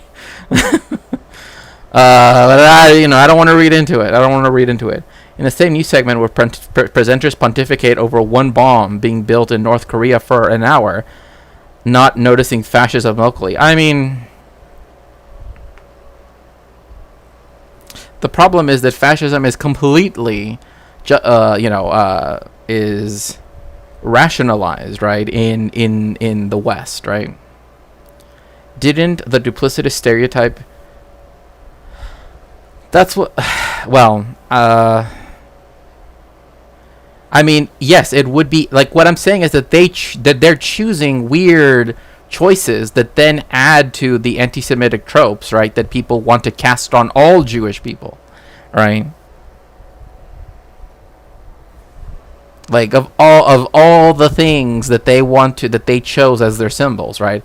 And then there's one that it's like a flag, a lightning strike, a gun. It's like, it's one of those, like, graphic design is my passion, but IDF edition, like, my God. I hope Eric Adams is treating Bibi well. Seeing the red line moving upwards again and again and again, and that entails the risk of things spiraling out of control at some point. See, like, this is what I don't like, right? Is that, like, people in Europe and the United States are like, ooh, like everything is getting the higher stakes, but not for them, right? Like, Germany gets to make a lot of money. I won't say the typical phrasing. A lot of money selling all of these weapons to Israel, right? And all of the other things it sells to Israel, right? Same thing with the United States, right? They get to make all of this money.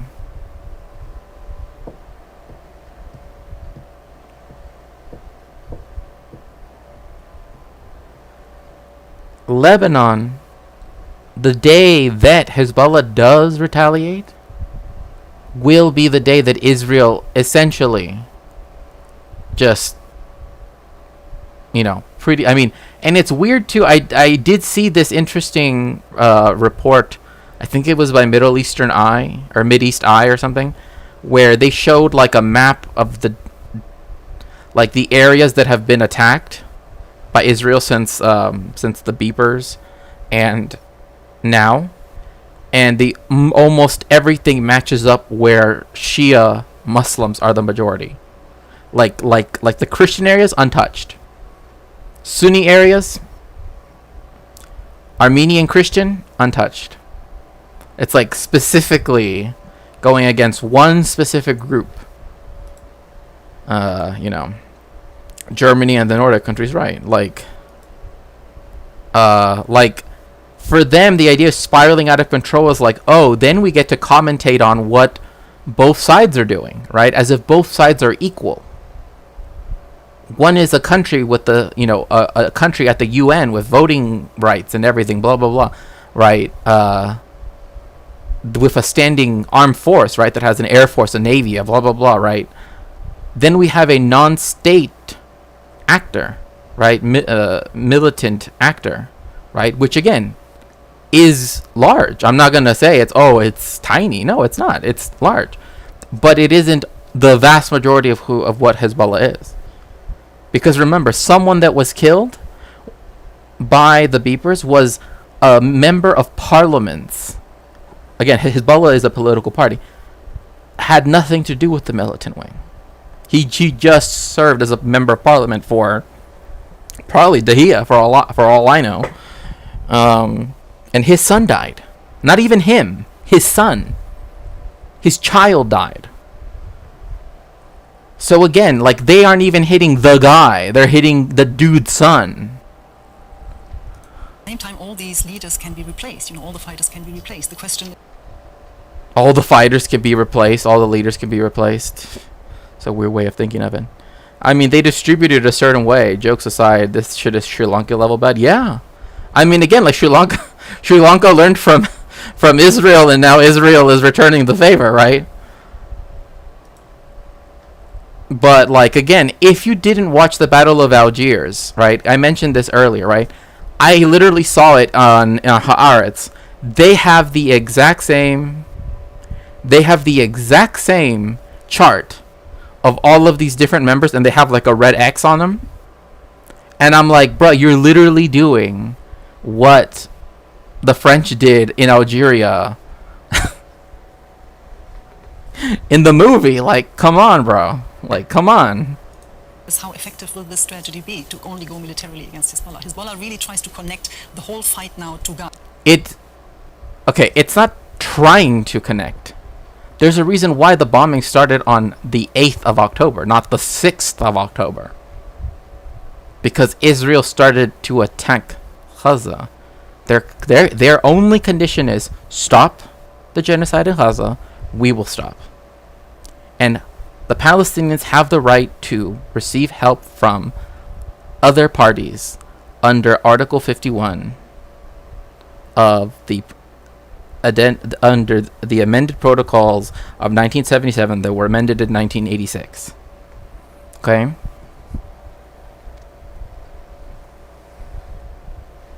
That are protocols in addition to the Geneva Conventions, by the way, which go back to 1864. But anyway, is there a good Philippeville movie? I promise I'm not asking because of my name, Philippeville. I would have to look that up, actually. I'm not sure. No one talks about how Palestine has signed up to the nuclear free. Yeah, Israel has nuclear bombs. Right? Nuclear weapons. Within Israel and entitled to Israel in America. I really do think they won't just stop the yeah, exactly. Like Hezbollah, what it's trying to do is using what force it can assert. And again, this is what they have said and what they have done. Right? Same thing with Ansar Allah. Right? They said, if you stop attacking the Palestinians in Gaza, then we will stop. Then we will stop trying to attack Eilat, right? We will stop all of these operations will stop if you do that. And Israel's like, that's evil. You know what I mean? Like, telling me to stop a genocide is evil. Like, are you hearing yourself, Israel? Like, are you hearing yourself?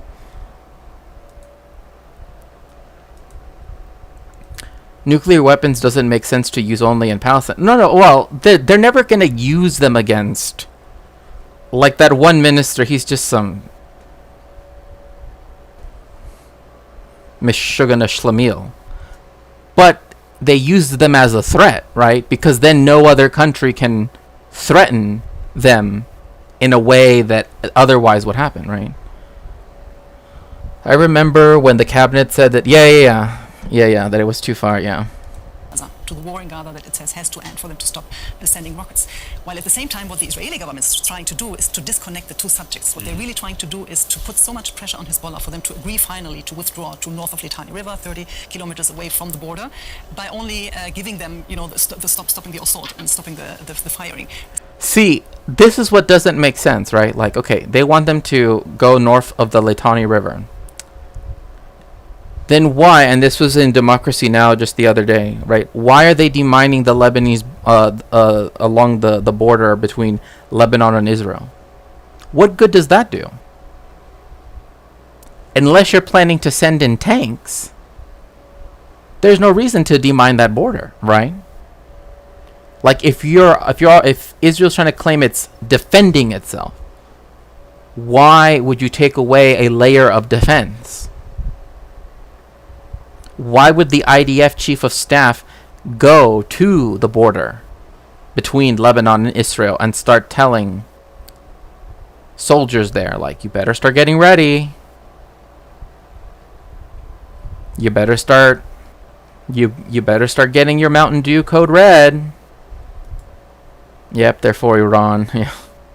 Defending yourself is always a red flag. Well, I mean, the way how they are doing it, right? Because, like, America... Yeah, I wonder why. Yeah. Whenever it's a genuine defense, they always use words like resistance. Defense is always like defending West. Yeah. Like, the United States was not defending itself when it invaded Iraq. Iraq's on the other side of the world. I don't know if you knew that, the United States, but, like, there's nothing that Iraq could have done, right? That could have endangered all the way over here, right? Same thing with Afghanistan. Like, I love my Mountain Dew green. Yeah.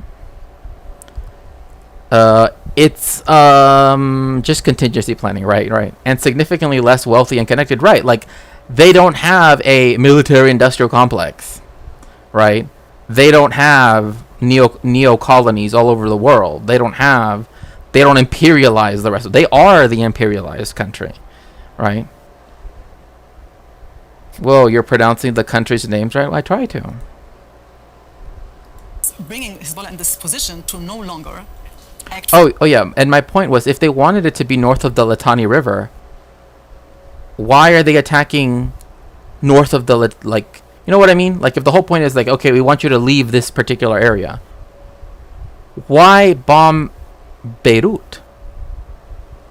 That's very north of the Litani River. That's like 60 miles from the Litani River, if not more. Like, it doesn't. And then why are they shooting in by Baalbek, right? Like, that's on the other side of the mountains that Lebanon is named after, the Mount Lebanon, etc. Right, on the other side. Like, what does that have to do with the Litani River? Like, if it was about pushing them behind, whoa, then why are you over here? Why did one of the blasts happen in Syria then? Or demand the ceasefire for Gaza, this is really the calculation. And again, like, see, even she said it. What they're asking for, the thing that Hezbollah is asking for, that of all the people that want to commentate on this, keep forgetting that the ask of Hezbollah, the reason why it started in the first place was that it wants a ceasefire for Gaza. That's what it wants. If there can be a permanent ceasefire, Hezbollah will stop. Literally. Even Ansarullah said, without question, I said this earlier, without question, they would stop like that. It's a peace ask. Exactly. You could have just ended with, then why bomb as well? No, right, exactly. Yes, if you'd like to help me, you can always go to my throne and contribute to the books there. They're just going to annex southern Lebanon. Well, it's funny. It's very weird that Israel has now as a war goal, right? Like a war objective, right? to secure, right, the like the people, or like, I forget how exactly it's worded, but it's like they want to ensure the security of the people on its northern border, blah blah blah. But it's like, that sounds an awful like, oh well, in order to secure, right, the area, that requires us to. And in fact, there was some, who was it? There was someone that said that the current border was wrong. Like, essentially, like that's what they were saying, right? That the border between Israel and Lebanon should be moved up, right, as it were. That, like, oh, the way it is right now is actually leaves us at a quote unquote, blah blah blah, right? I don't know if it was just some analyst or someone on the news, because that's the problem with a lot of these reports. It's like they'll insert many people's perspectives, and sometimes and one of them was in Hebrew, and so I would have to translate it out, but it essentially was like, oh, we should just annex the whole country. But that was just some person, like, that was just some some commentator. It wasn't anybody official, thankfully. But people ignore Israeli violence. Oh, of course, they always ignore the violence of the colonizer, right? And hyper focus on the resistance of Lebanon. They then defend the right for Israel to go double hard in the name of defending the state, like they're the victim, right? Like, they've said, and the Palestinians have the right to receive assistance. It's their right under international law, and this was even upheld in the ICJ's opinion, right? Like, they are Gaza, the West Bank, and East Jerusalem are under occupation. Therefore, they have a right to resist the occupation. That's their right. And if they require assistance in a particular aspect of that, right, they can receive support, especially if it's to prevent a genocide, right? Or in this case, prevent it, being a even worse. If a dual citizen in Israel does not want to fight but is conscripted, can they just flee to that other country they have citizenship to, or would that person be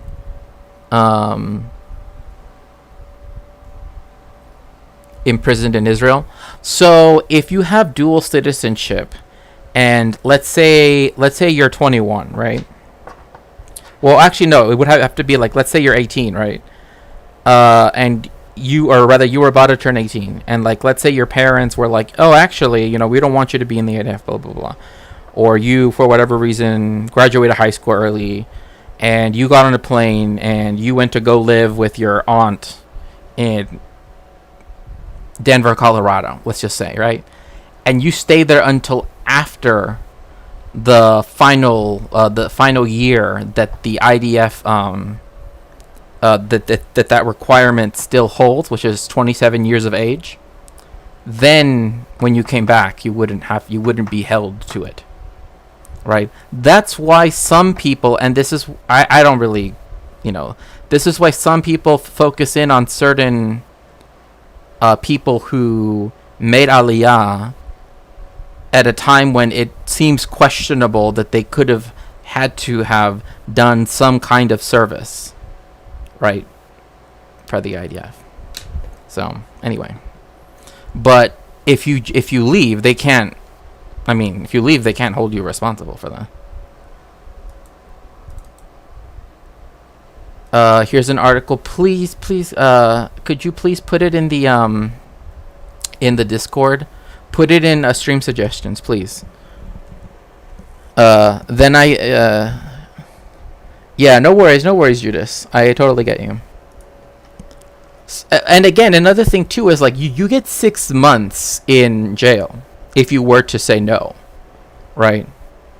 You get 6 months in jail. That's, people have said, oh, but then it comes with all these social implications. I don't know what's worse, being a party to a genocide, or having been in jail for not wanting to be part of said genocide. I don't know which one of them would rack my conscience more. My conscience. My apologies. Because what Netanyahu wants is really, he wants to finish off, he wants to stop this threat from the north, no matter what's going on in Gaza. He wants to separate the two issues, and this is exactly what Hezbollah has been trying to avoid. They want to connect it because it's their fight. I mean, they're saying it's kind of their fight. They try to make it like this. I think, is Israel controlling the timing at least with these pager attacks? And Hezbollah now is on the back foot and has to react. So is this a rehabilitation of the security forces of Israel, and B, is this a successful, from the Israeli point of view, a successful strategy? Well, that's a very interesting point, and that's also a point where I would slightly differ with Rida. There are reports, as one very plausible report to me, which might be based on Israeli intelligence sources, which came out right after the pager attacks, which basically said... Shax, I was watching this short of Dr. Umar being weird, but he asked somebody if they were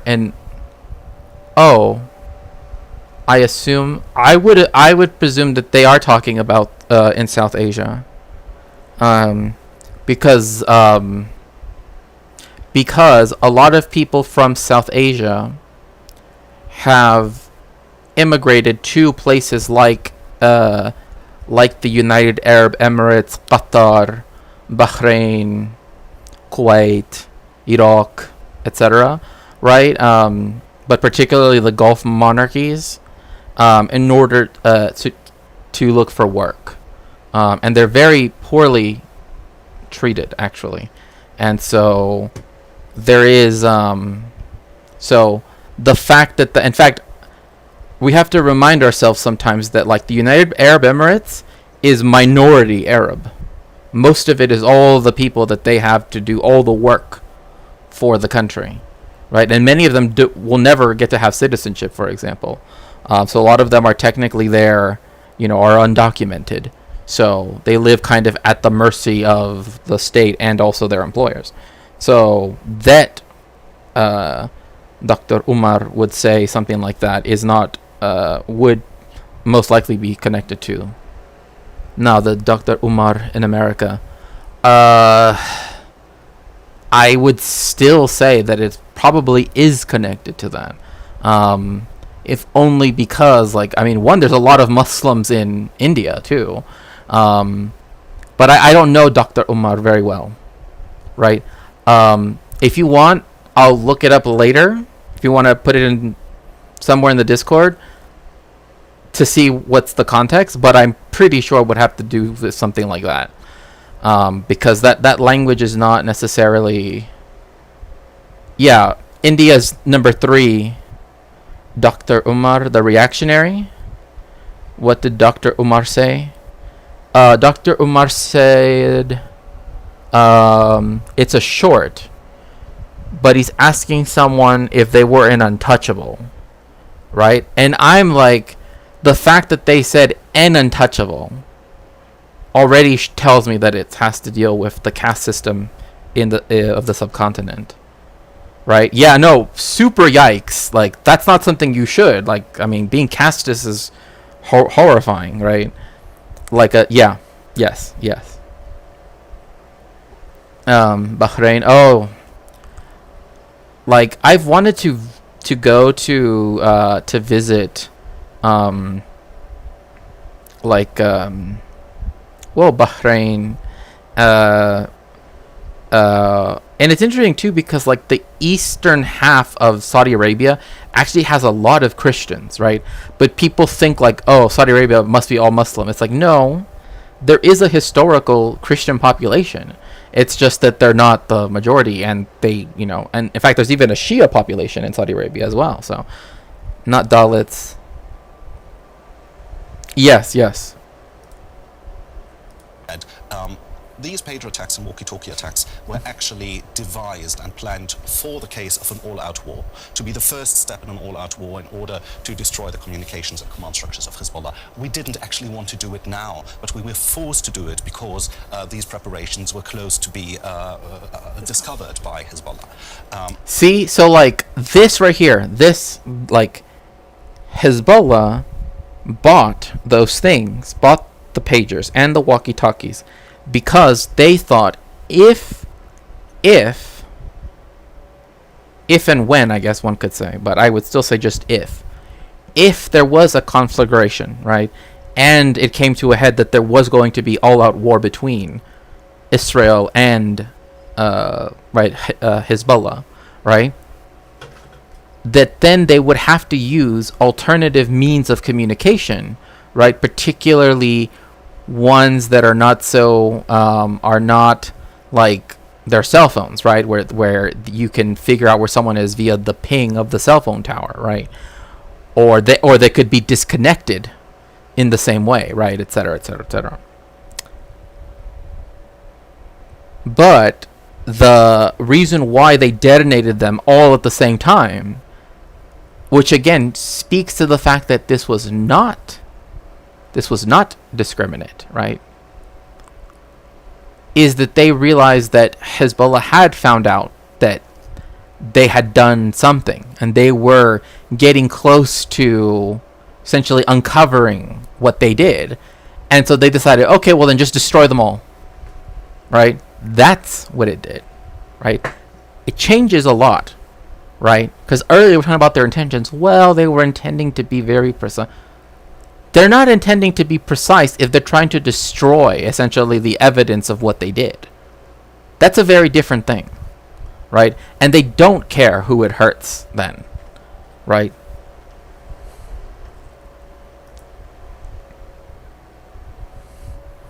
My friend of near 10 years who helped me realize I was gay is Bahraini, so I got excited at the mention since it's quite a small nation. Yeah, no, I know. It's a really interesting nation as well too, because it's a Shia majority nation, but its monarchy is Sunni. I don't know if it's fair to say, but my friend says Islam is a religion to be Sunni. I mean, again, like, this is it's interesting that you bring that up, Judas, because this is kind of like a discussion I've had before, where like people want to impose the term religion, right, in the Western sense on everything, right, on every, like, oh, Hinduism is a religion, right, Judaism is a religion, right, like they wanted to fit these constraints that were created to define Christianity, but that don't quite fit. It's not a one-size-fits-all type of thing, right? Like they want it to be, oh, is there a central text? Is there a deity or a pantheon of deities or blah blah, right? Like they want it to fit these certain logics, so then that way it can be understood in a Western sense, right? But like I said before, like that's like, you shouldn't ask someone from Western, right, from from the Western point of view, what is Judaism, right? You should be asking someone who's Jewish, what is Judaism, right? That's the difference, right? Because like even in Hebrew, Yahudut means like being Judean, so to speak, right? Like it means in the same way that Hinduism means like something, yeah, don't ask oh yeah, for sure. Me doing colonialism, got you. I'll note that's something I need to look in more. Yeah, no, it's just like, it's one of those things that, again, like, because I work with history, right, because that's my thing, every time I bring up a religion and I try to explain, I get people who all are telling me, no, but it has to be this way because blah blah blah. It's like,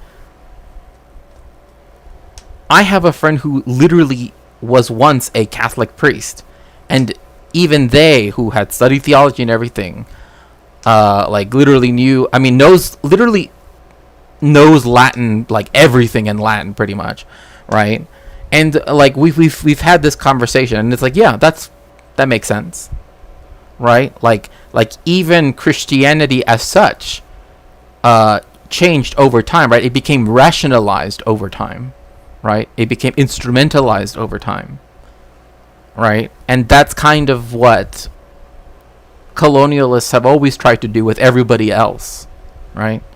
But it just doesn't, it's the reason why, like, practitioners of Haitian voodoo, right, they technically, right, are all professing Roman Catholics.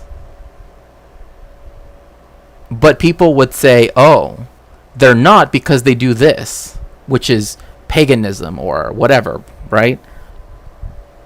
But they're not asking them. They are imposing a division that they don't have. All right? And that's the big problem with that. But the issue is that people like categories, right? But people don't understand that the categorization and the kind of creation of genealogies and blah blah blah, like all of that stuff is what is a colonial venture. Like, that literally is one of the things that colonialists have always done.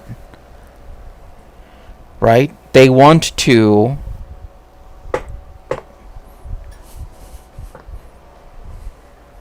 like, the unknown, right, is something that is always the fear of the colonialist. It literally considered a pejorative. Oh no, for real. Like, tribal and even clan spirituality, religion, or to even call it paganism. I mean, like the idea of paganism, as we understand it, derives from the idea of païen, right? Which is, again, that's me going back to the old French root word. Païen literally means countryman, like paisano in Spanish.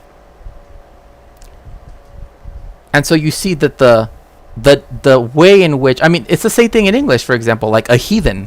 That just meant someone who lived on the heath, right? That says nothing about what they believe. That was just a way of describing people who lived outside of cities, right? You had a civilian, right? A citizen, someone who lived in the city, and then a heathen that lived out on the heath, right? But you see how the need to have all of these little distinctions mapped out, right, becomes a neutral term that became pejorative because of exactly. Like, over time, it became associated with specific things, right? Like for example, midwifery, right, or midwives, right? Like, they sometimes would use specific herbs that would help stop the pain, right, or would help, blah blah blah, all this different stuff.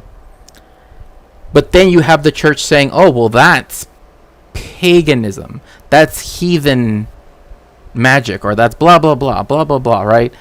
And then you have something like, for example, meanwhile it's just medicine. But and I can give you an example, if I may, just use, I know I tend to use Mexico, but again, that's, when it comes to history, right, that's one of my main wells of information, is that in Mexico, if you were a curandero or curandere, right, that is to say a practitioner of these alternative forms of healing, etc., right, that could get you sent to the Inquisition, right? That could get you imprisoned. That could get you even killed, murdered by the state, because at one point the emperor in Madrid, can't remember who it was. In fact, I actually have a book on my throne about the viceroy of the time, Güemes.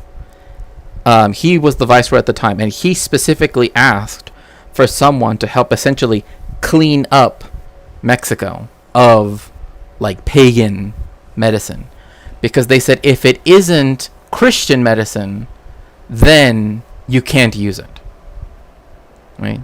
Hello, Geodragon, welcome in, right? So then you have this institutionalization of, there's medicine, right, Western medicine, right, and then magic, right, or whatever, right? So that happened here too. In Maori culture, we had massage therapy and acupuncture before Western culture did, and they banned it for being animalistic or animistic. for focusing on the nervous system body instead of the brain. Oh, and persecuted practitioners. Yeah, no, I mean, that's what I'm saying. Like, this is why we should all have solidarity with one another. Like, all of the colonized and persecuted people, we should all have solidarity with one another. They all did the same thing to us. All of us, right? Like, again, like there are people who literally had to suffer horrific things. Like, I don't even want to get into what actually isn't, like, came to mind that the church forced to happen in Mexico City in particular. Because it's like beyond the pale.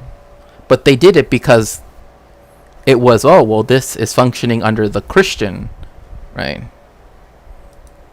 Don't ask me how many times I've had to tell my Indian uncles to stop being racist against people from Latin America. I mean, you know, I know Narwhal is here, but and so I know that she knows the quote, but like, I always think, you know, like, of that quote from The Help, right? Where, gosh, I'm literally forgetting the names of the people. Where one of the main cast characters, played by Viola Davis, says, you know, aren't you tired?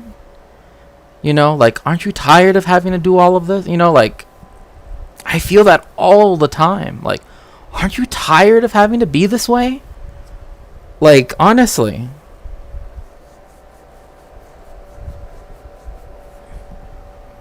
Yo, I sent it in the stream suggestions. Okay. Hey, Boy Meets Mini. Go and if you want to go look at it first. If you go into my Discord, go into stream suggestions and see what Dr. Omar said, because I would defer to you. Again, because you have far more, you know, experiential knowledge than I do with the caste system of the subcontinent. So I would, you know, defer to you in terms of that. So if you want to look at it and then sort of, because I don't want to bring it up on screen and then, you know, kind of have me react to it and it's kind of like out of place, right? So if you would. Again, I'm not saying you have to, Boy Meets Mini. If you would like to, I would very much appreciate that. We also had an early form of mental health therapy where healers taught people to cry freely if they needed to, otherwise it would affect the body system. Westerners know that's true now, but at the time they linked that as magical thinking as well. I mean, there are things that are just like... that now, I hate that they're like, oh, now it's obvious, right? And that, like, stuff that they've even taken from other cultures and now they try to sell it back to them, right, in some ways. I'm watching a video essay now on why whiteness negatively affects physical and mental health of white people who invest in it. I mean, because it's by definition a social construct that is based on negation, right? White people aren't something, right? They are not this or that. That is how whiteness is constructed in the first place, right? Like, at first it's they are not black, they are not Jewish, right? They are not indigenous. Like, if you are not any of these categories, you must be this, right? That negative ontology, you know, is unstable. But full of nicks, if Boy Meets Mini responds having seen it or telling me whether or not they he wishes to. Oh, Omar asked if Drake, the rapper, was an untouchable. I mean, okay, now that okay, that's completely different then.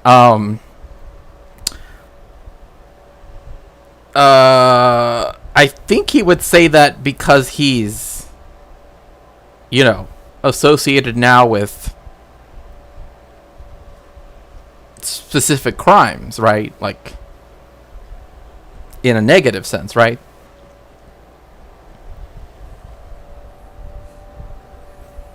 When questioning his blackness?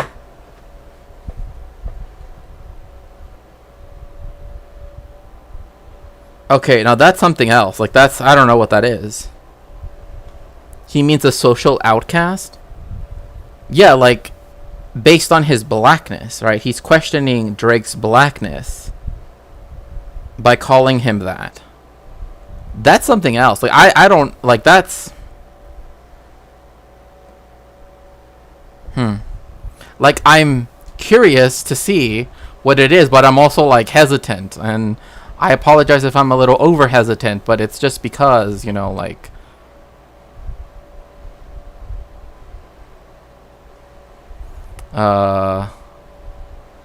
let's see. Stream suggestions. Oh, what? Oh, no. What? Full of nicks. What? No way. No. Nope. Sorry, I'm not. No. That's already too much. That's already too much. Like, just the thumbnail. That's, no. He asked if he was black, half black, or an untouchable. What?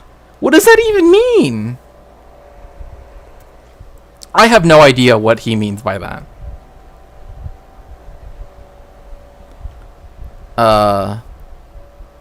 I'm so torn on what Dr. Omar said. He called Drake the U word, but it seems to have been in the context of Drake being mixed race. I mean...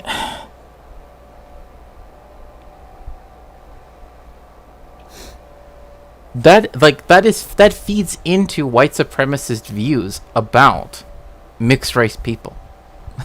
You know what I mean? Like that's one of the weird things. It's like that reinforces it. Oh, Dr. Omar is what he calls Jewish people from the anti-Semitic. Oh, I see.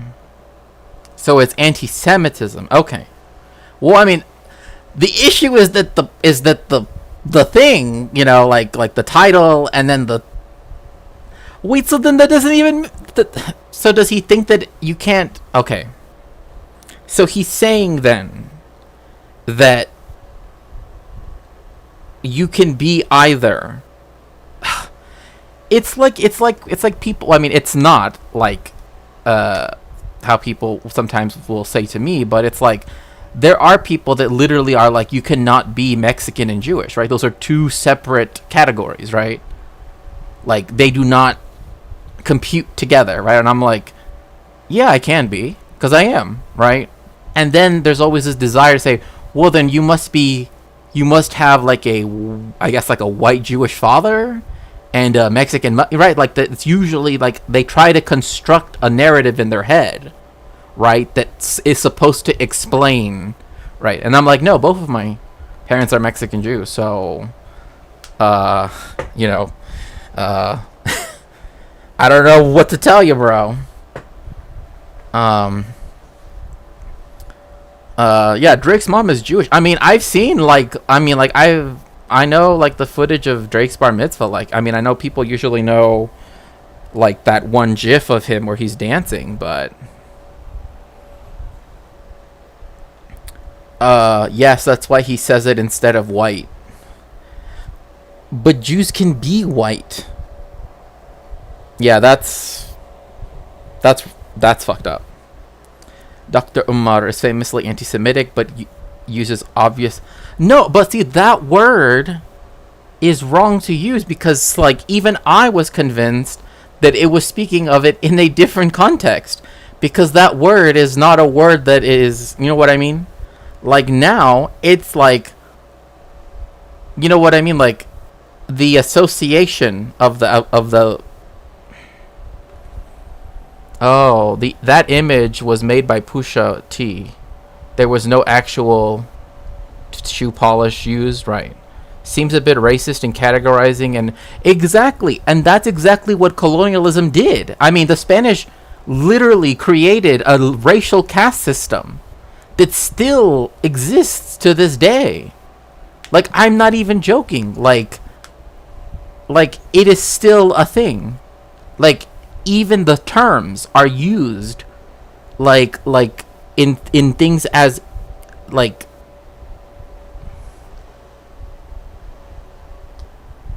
as so to speak, harmless as food, right? There's this like a marinade, and it's called mojo criollo, right?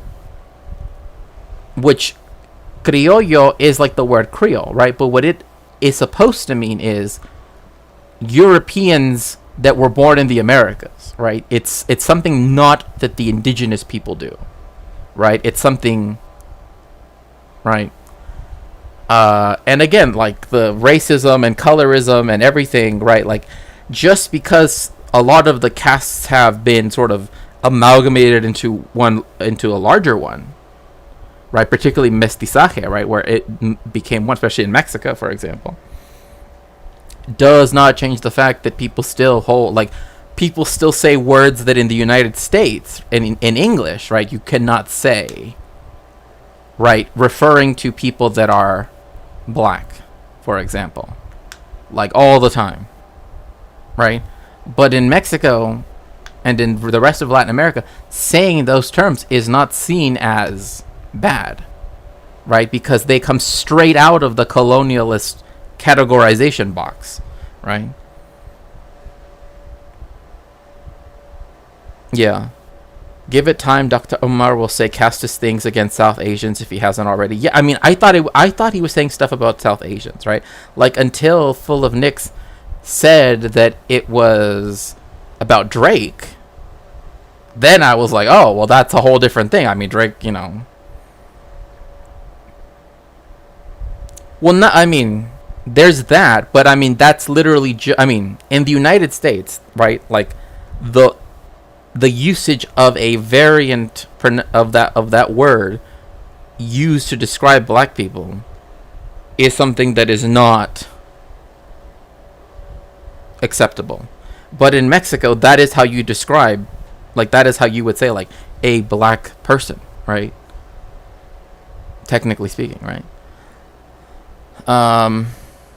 Oh no, I agreed with you just explaining it. No, thank you. I'm just aghast, like, literally, Dr. Omar thinks he's Kendrick or something. Yeah.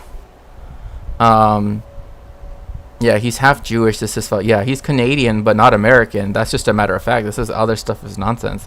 It gives me the ick with regard to the one drop in blood quantum rules. Yeah, no, for sure. And again, that's one of the things that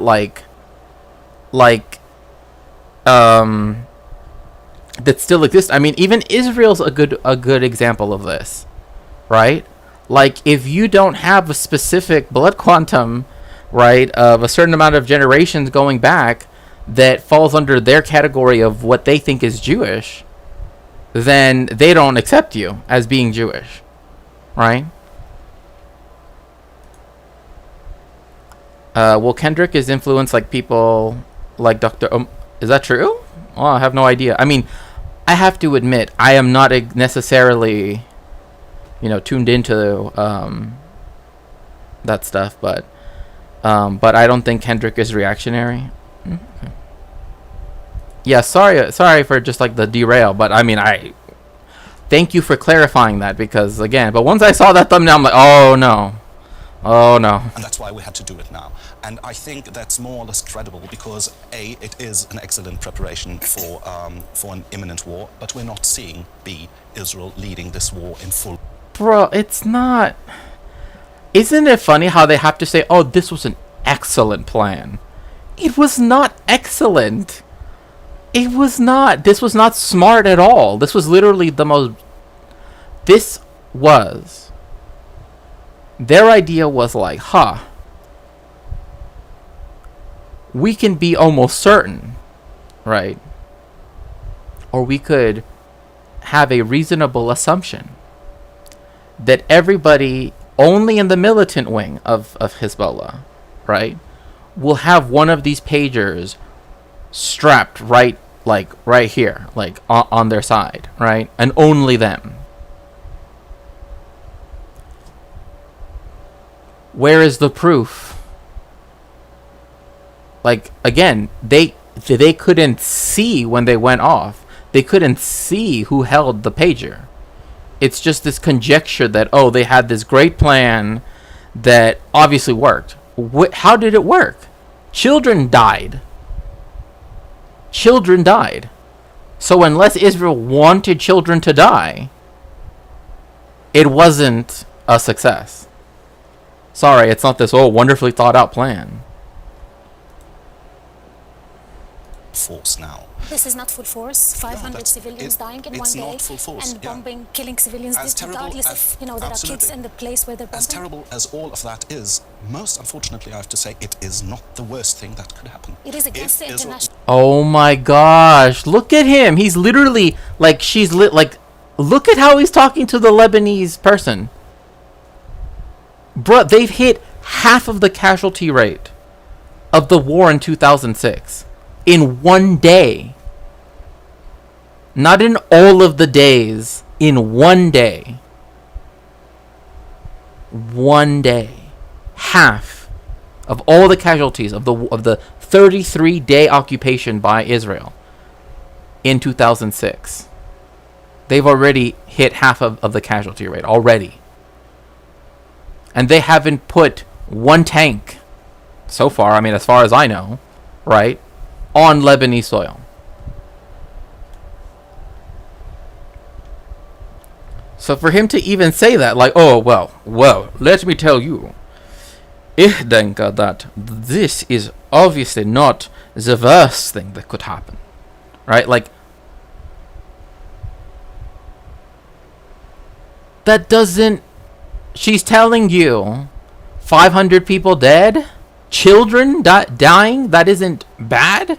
Oh, well, if the casualty rate was far higher, you know, you would be saying, oh, it's far higher. You know, like, it would be far worse. You know, like, no. By the way...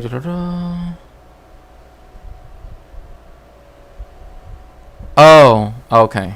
Oh, I didn't know that. I have no idea who that person is, so... Yeah, law as it well. is, I mean- but we could also see carpet bombings and die. Oh my goodness, sorry, I apologize. Force, 500 civilians dying in it's one day, not full force, and yeah. bombing, killing civilians, As terrible regardless as- if there are kids absolutely. in the place where they're bombing. As terrible as all of that is, most unfortunately, I have to say, it is not the worst thing that could happen. It is against If the Israel- international yeah, law as it well. is, I mean- but we could also see carpet bombings. Like, oh my, like, what the hell? Like, yeah, it was very bad, but of course, we could have had the carpet bombings, you know. Thank you.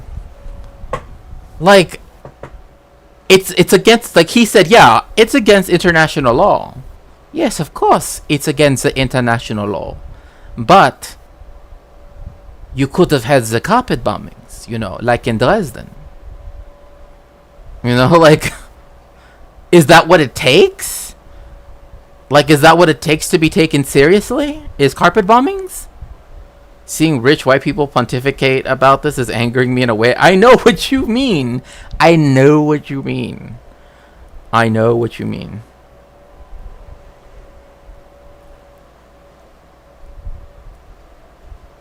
Nautical, what do you... He's been disowned? Okay.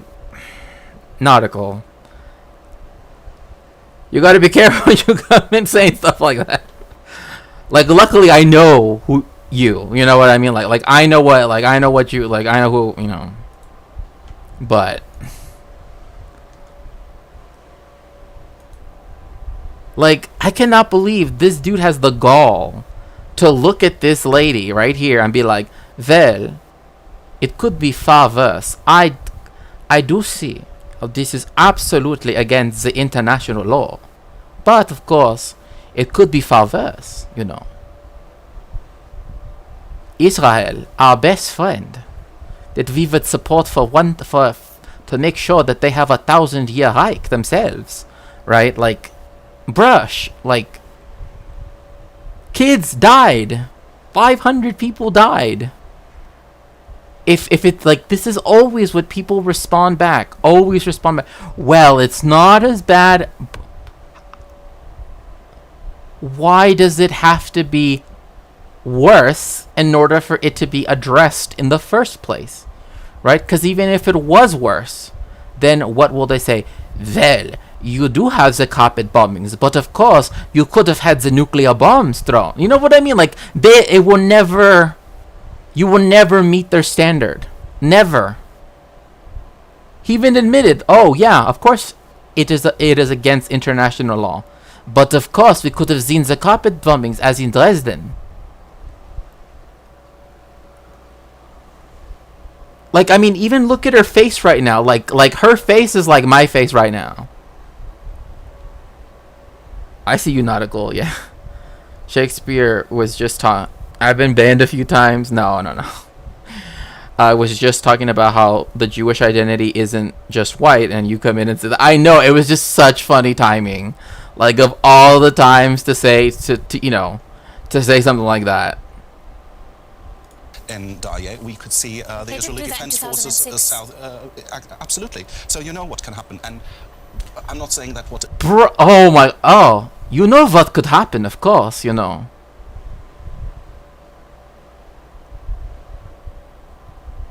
Oh gosh, I feel like right now, like I'm right here with her. I'm just like,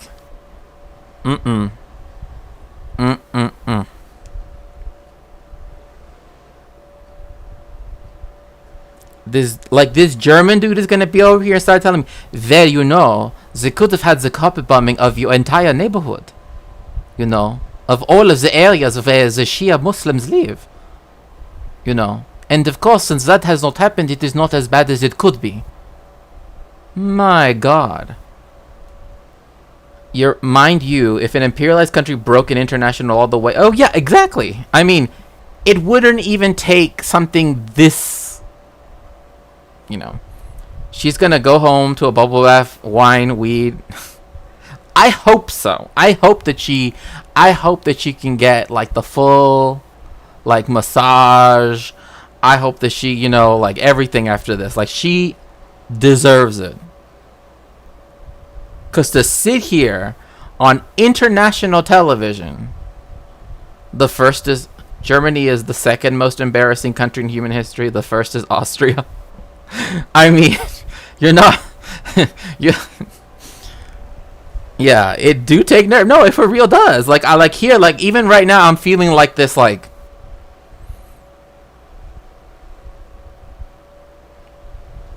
just this, like complete, just like,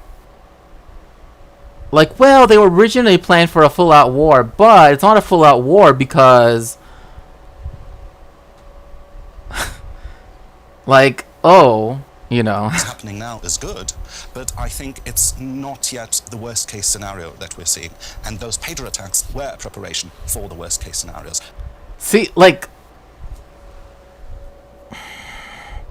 how do you know? How do you know? Like, yes, they, like, again, this is literally, like, okay, the IDF said blah blah blah, so therefore it must be true because, you know, they're an official organization that has letterhead, right? So, you know, that is of course what makes it efficient and very, very modern, you know, that they have the stamp of the official, you know, like something, I don't know what. But West Papua took one white New Zealander hostage after decades of Indonesian genocide. The UN pulled out, sending them aid because of breaking international law at Soviet. Oh, yeah, for sure. Yeah. Like, also, if you like to help my research, you can always go to my throne. Again, I don't want to make it, you know, so yes. Also, it's always like, well, it's not the worst case scenario. It's like, so what you're saying by that is like,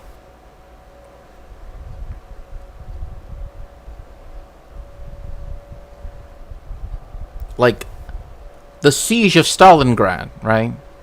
In the Second World War, in 41, right? Over into 42. Well, the Soviets, they were not completely out of the food, you know. We were only able to surround them on 3 sides. So, you know, it was not as bad as it could be, of course. So you cannot charge us with the war crimes. Like,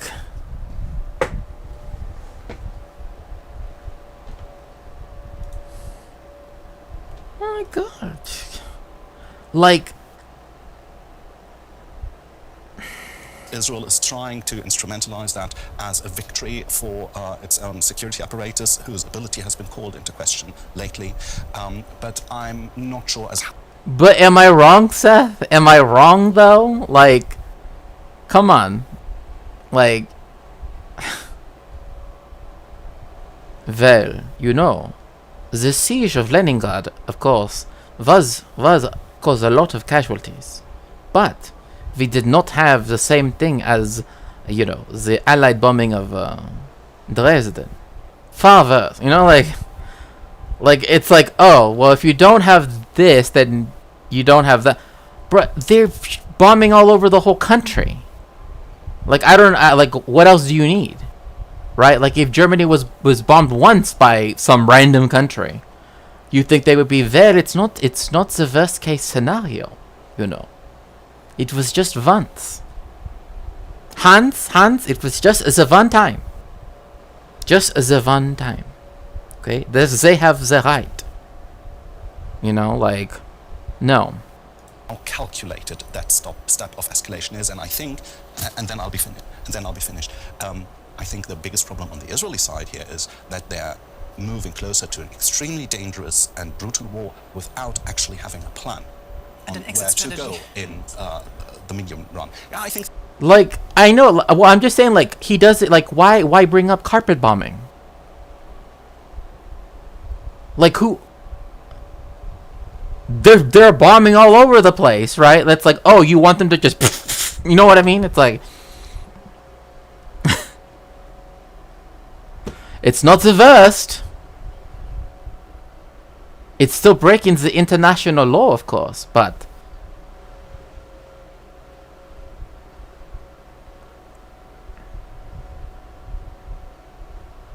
like, damn, I gotta find me a man that runs defense for me like this dude does. You know what I mean? Like, my goodness.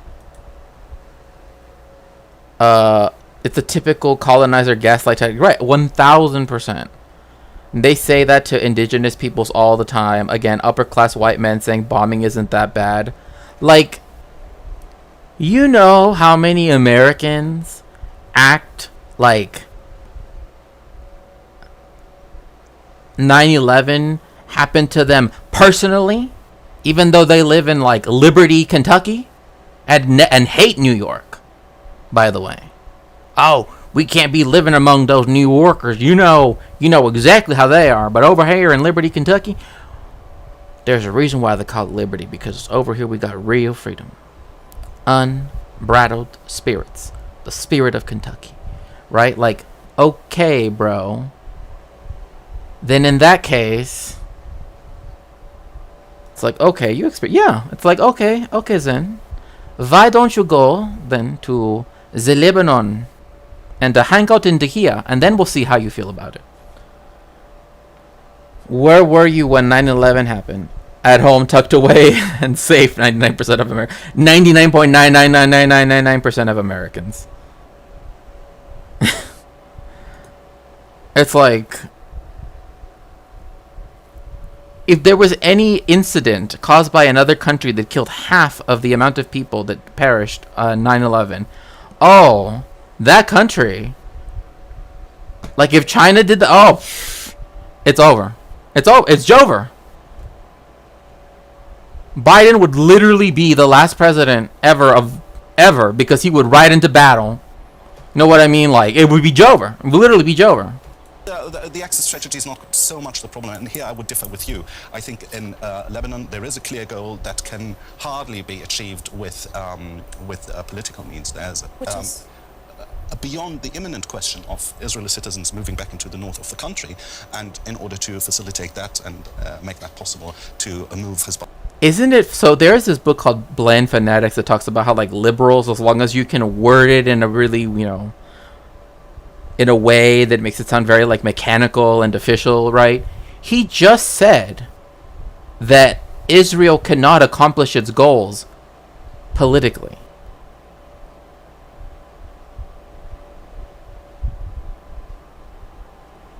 Yeah. No, for real. For real. You think you telling me that if something happened, I mean, Biden would just pull out the sword and be like, I'm going,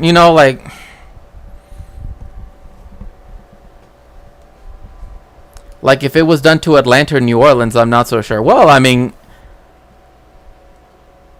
if it particularly, like, oh, if the villages in Florida was attacked, oh, you best believe, oh, they call all the reserves, all of them, and they'll never stop. Israel cannot accomplish its goals. Girl, you're not even supposed to be there. Yeah, girl, you're not even supposed to be here. Exactly. Like, it cannot accomplish its goals. Well, then that means that the supposed goals it tried to accomplish weren't accomplished. So that means that it committed terrorism. Thank you for reaffirming the point again, that Israel is a terror state. But also the fact that he said it cannot accomplish its goals through, and I'll even go back just to make sure, goals that can hardly be achieved with political means. So he's saying they cannot do so via political means, via diplomacy. So what's the other option then?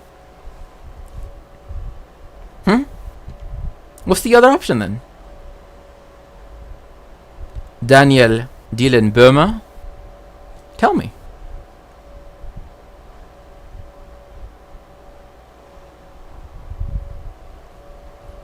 Herr Böhmer.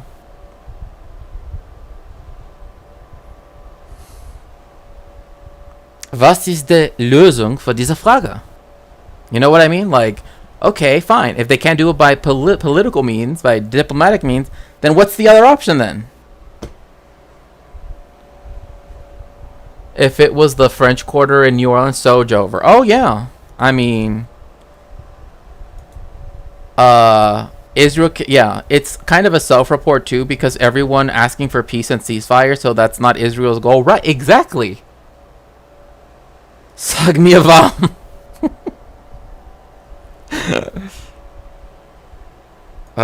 Like, again, I'm telling you, if the villages or like Orange County or all of the, all those type of places,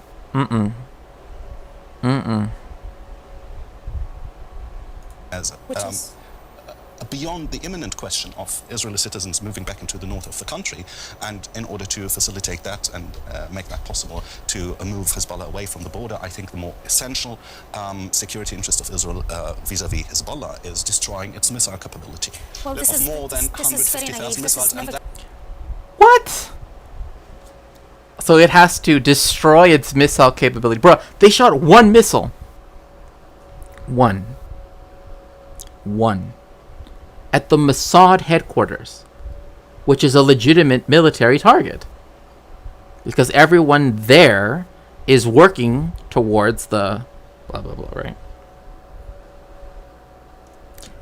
When a supposed terrorist organization follows international law more strictly than a member of the United Nations, a state that in so many a country that in so many states of the United States you have to like pledge allegiance to as well if you want to get a job.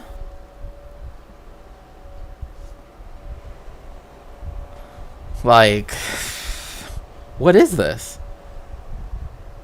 True, maybe a better comparison was if Guam or Puerto Rico got bombed, they might not care as much. Right, exactly. Like, if Guam or the Northern Mariana Islands did it, they don't care, right? Like, they're like, oh, well, we have other places that we, right? But if it's the villages or any of the wealthy suburbs in the what's it called, in the DMV, right? Or like the wealthy suburbs of in the tri-state area, right? Like in Connecticut, right? They would never stop. Mind you, they fired one and then immediately signed 1.5 of a peace deal and declared to be bomb-free. That's a core security dilemma of the region. Let's. What? No. How? How? Why does it have those missiles? Why? Why does Hezbollah feel the need? If you're Herr Böhmer, Herr Böhmer, ich habe eine Frage.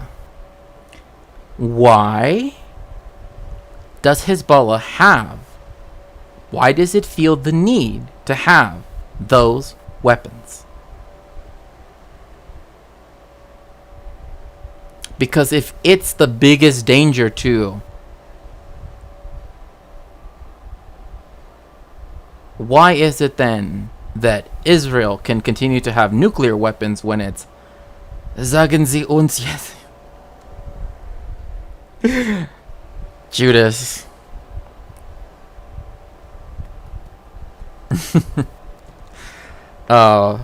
Like, it didn't get those weapons because it just wanted to collect them. Right? German in capital, so funny for no reason. No, I know.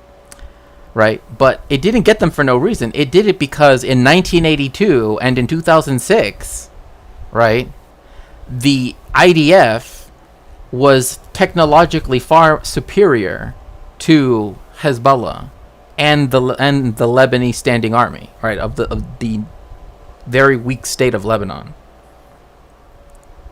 So it has those things as a deterrent. It has them there so that way Israel will not cause violence. It has not used them against Israel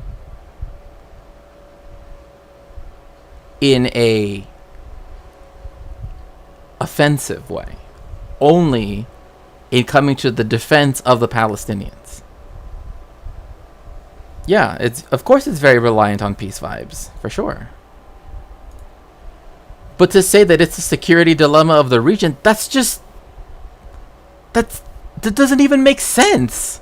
Like, you have a country with these two dudes right here, Netanyahu, who's currently in New York, and this dude right here, right, committing a genocide that's being live broadcasted all over the fucking world, and literally getting aid packages from the United States that they're just like, well, you know, I told them that they should maybe stop doing some of that stuff that they're doing over there in Gaza, but you know, they're our best ally, and they're our immovable air carrier in the Middle East. They help us do imperialism. It makes sense if you think being Arab, well, particularly Muslim, right? That's the other thing. Because, like, there's different othering, right, that's happening, right? Like, for the Israelis, right? Because they have had collaborators with the Maronites, for example. So they don't see them as a threat, right? They see them as partners, as potential collaborators, right? Excuse me for interrupting there. Very interesting discussion, but let's have a look at the other side. Let's have a look at Israel for a moment, because for Israel, the recent escalation does create a dangerous second front in its fight against its many sworn enemies. But Israel seems oblivious to the risks, even seems to be... Bro, it's many sworn enemies. You know, Israel as a country does not actually have borders. Israel has never defined where its borders are, because it never wanted to close the option for it to gain more land. Right? It's like George W. Bush is collabing with... Oh my gosh. True. But then I was thinking of people like Yemeni Jewish people, they don't necessarily see... Oh yeah, for sure. Yeah, for sure. It randomly added Hawaii to its borders. Imagine. But like it's a country that doesn't have borders. It has like armistice agreement lines, right?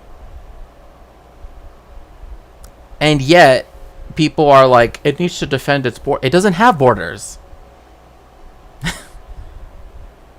It was a pinky swear to be enemies, right? Like, it's like, yeah, I signed an armistice agreement with Syria.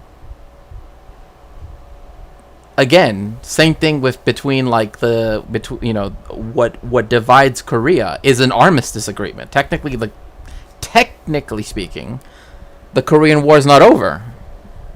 It just is frozen in time because they signed an armistice agreement. Seeking the confrontation at all costs. Explosives planted in Hezbollah members' pages and walkie-talkies. Look at that. Like, I'm not going to go back to replay it, but like, y'all saw what that was. Tell me how that's surgical. That's not surgical. Other people around them were affected because of the shrapnel. Like, most of the people, 60% of people have lost vision in at least one eye.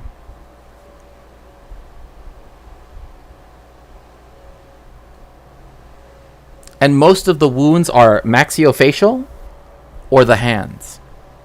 And if you know when it comes to wounds of the hands, you know those are some of the worst because there are no muscles here.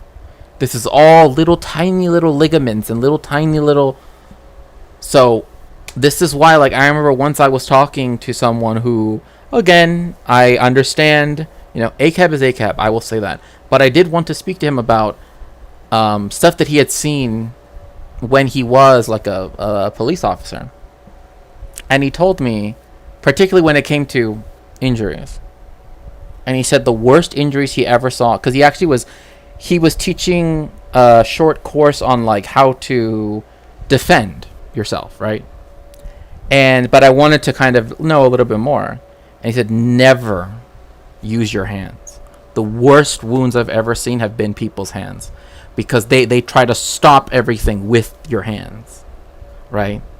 And your hands are just these tiny little ligaments, a whole bunch of them, and you will literally lose your ability to use your hands. There are no muscles here. Tons of nerves, right, exactly. The emotional trauma alone, right. And remember, children were harmed. Children died. There were people that I read on Haaretz, so Israeli newspaper, right? The Israeli newspaper of record, saying that there were people who were like EMTs, that they were harmed by the pagers. That's against international law. That's against the rules of war. You cannot attack an EMT.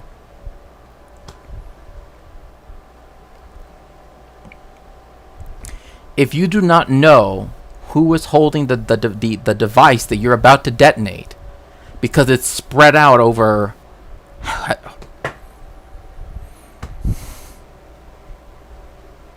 who knows how many square miles, let alone it also going into another country, again proving that you don't know where it is. So all of those arguments that are like, well, they did know and blah blah blah and it was so surgical. No, they didn't. Because if so, why were there explosions in Dimashq?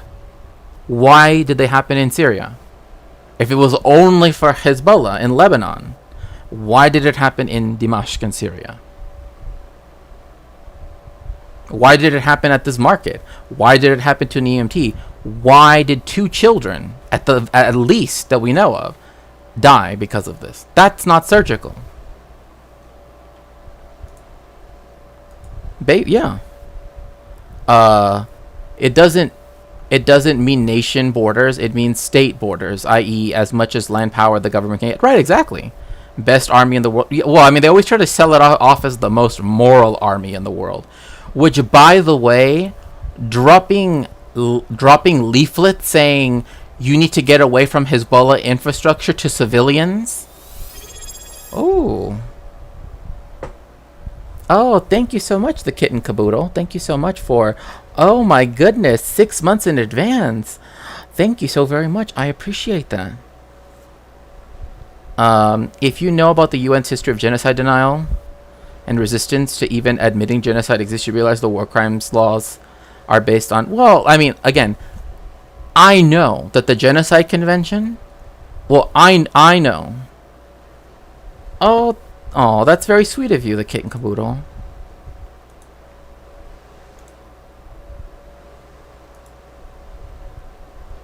Very, very sweet of you. Israel and their leaflets. Dropping leaflets does not mean therefore you can do whatever you want, especially when the leaflets say, "Dear civilian, please get away from the Hezbollah, whatever, infrastructure." They don't know where it is. Right? They don't know where it is. Unless you're presuming, or you're going to try to make a reasonable assumption that they do know, just because they happen to be Shia Muslims and live in southern Lebanon and receive social services, receive all of these other things, right? The kitten caboodle is right. Right? Like, unless you think these things, right? It doesn't make any sense. It's like the same thing, like what is it? What the IDF calls it when is it called door knocking, right? When they like throw like a little bomb right on top of the roof of your house, right, to tell you that like, oh, in 5 minutes we're gonna drop. That's not legal either. That does not make you the most moral army in the world. Like, I don't know where like. Also, famously, it's so easy to leave your house and everything you know with money just because of a dodgy leaflet. They also called them, right? They called a whole bunch of people all over southern Lebanon, and in a weird, like, Arabic, just move. Ben Shapiro. Yes, exactly, just move. Right? You know? And you just need to have someone with the Aquaman, you know? Like, that's all you need is H Bomber guy now. But yeah, like, it doesn't make any sense. It just doesn't make any sense. Like, Israel didn't know where, like, if Israel admitted we didn't know, right? Then at least it could say, oh, blah blah blah, it was a mistake, you know, because America would totally be sympathetic to that. I'm sorry, if a government committing genocide next door gave me a phone call, I'd be pissing myself. Exactly.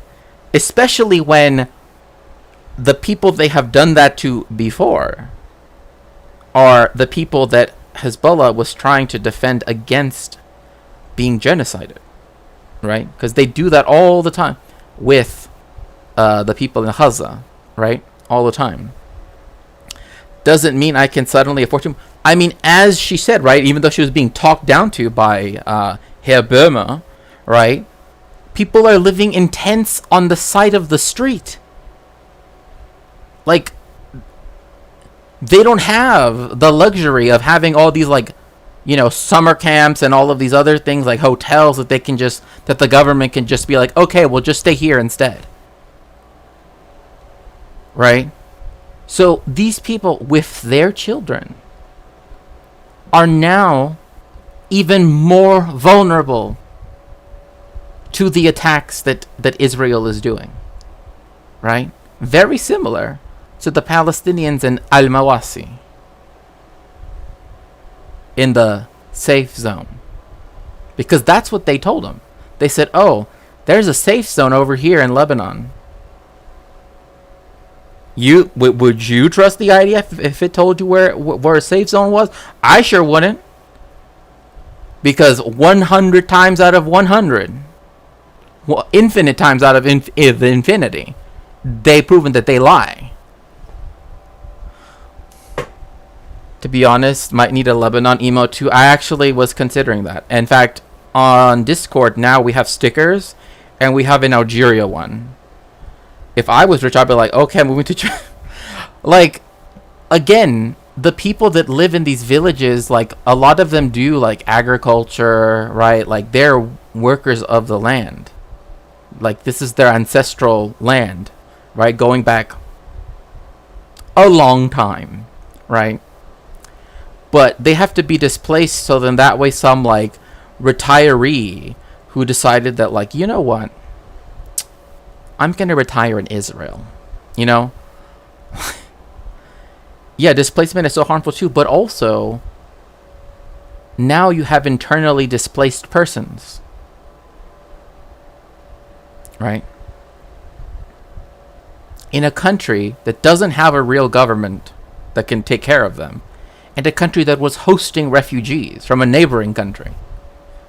Like, when the refugees that came to your country now have to go back to the country they came from that's still at war, still having a civil war, right? Which Israel's whole argument is that they are so-called defending... I know, Judas. Let's see here. I'm a writer, so I feel like I would lose part of my identity if I lost my hands, especially my dominant hand. I don't want to have to imagine an existence where I'm reliant on text-to-speech program. I know. I mean, again, I also, right? Like, I write, right? Like, I'm a historian. That's one reason why. Like, another thing too is in fact, you can even see it when I stream, right? Like, there are sometimes where I kind of can't look at the screen because it's like it's too much for my eyes, right? Like, that's why I need like physical books, right? For example, because I like to make my notes and everything. I could not imagine a world where I could not hold a book and with my hands and read it and highlight it and make notes in it, right? I could not imagine a world like that, and nobody should have to live that, should have to ever suffer that. Let alone like the man we saw earlier, who literally had both of his eyes blinded. He looked like a regular dude. He wasn't wearing a military uniform. He was just some guy. That shows this is not discriminate. That it has nothing to do whether or not people are Hezbollah or not. Yeah, I prefer physical notes as well. Like, it's just one of those things, right? Like, there's just something to me that having like a physical book, a physical, like me writing out stuff longhand, even, and then typing it out, right? Like, that's part of my process, right? I mean, that's also why I like maps too, because it's something, tangible, right?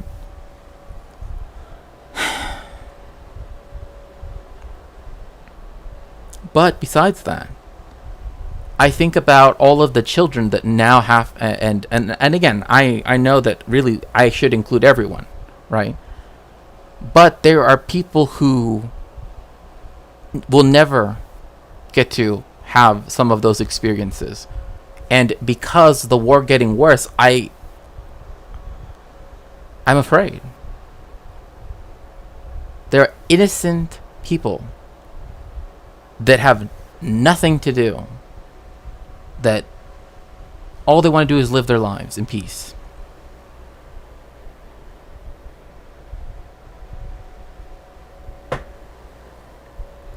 All they want to do is come home to their families, and be happy as best as they can be, right? Obviously, I'm not going to get into specifics, and people say, well, they can be happy this way or that. I'd be more upset that I couldn't play video games, right? But I mean, like, if you have a country that, that has to have Hezbollah, a political party that again does have a militant wing, that is the one building the hospitals, I'm sorry, but like, at the end of the day, Hezbollah's building hospitals, right? Even if it can't build enough to fill all of the capacity that the IDF has created in one day, right? Meanwhile, the IDF is just bombing hospitals, right? It helps me remember better if I write about... Yeah, for sure. Kids playing in the playground, mothers picking up children from school, civilians, not soldiers, people just trying to make it day by day. Exactly. And now where are they? They are literally in tents on the side of the road because there's nothing they can do. They've been essentially evicted from their homes. And Israel doesn't care whether there actually is something of Hezbollah there. They'll just ex post facto say, well, there could have been. Or, oh, we have evidence, blah, blah, blah. They always... Right, and yes, if you'd like to support me, you can always go to my throne. We're currently at 16% funded for this book on the history of the Border Patrol. Again, yeah, if you'd like to. presumably by Israeli intelligence, followed by extensive airstrikes. It seems that Israel has entered a new phase in its conflict with Hezbollah. Prime Minister Netanyahu has declared that the goal of the war is the safe return of Israeli residents. 60,000 Israelis have had to leave their homes. Israel wants to force Hezbollah to... Like, look.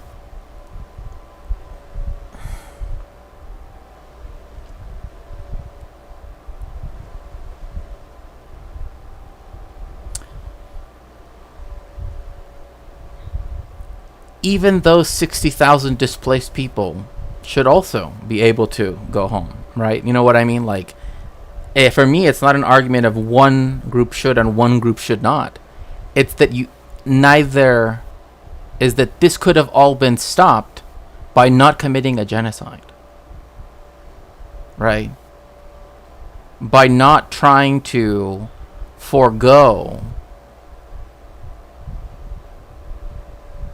the Palestinian people and instead try to do bilateral relations around them, right? In spite of them, instead of being forced to. At the very least, again, I know, like, trust me, I have a picture of, like, this idea of a one state, of what it could look like. Yes, I know one state is the dream, but even under international law, if they could even get 242 done, where it's a two-state solution, even that, right, seems to me like that is outside of the question of reality at some points.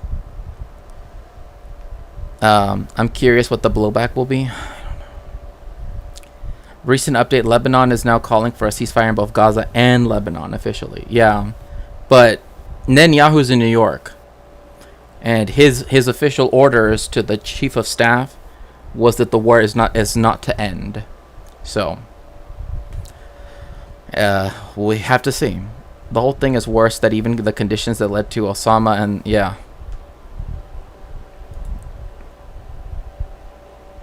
But no, Sasha, you're absolutely right. Like, there is no reason why innocent people should ever have to suffer this. Like, this is ridiculous. On any side, right? On any side.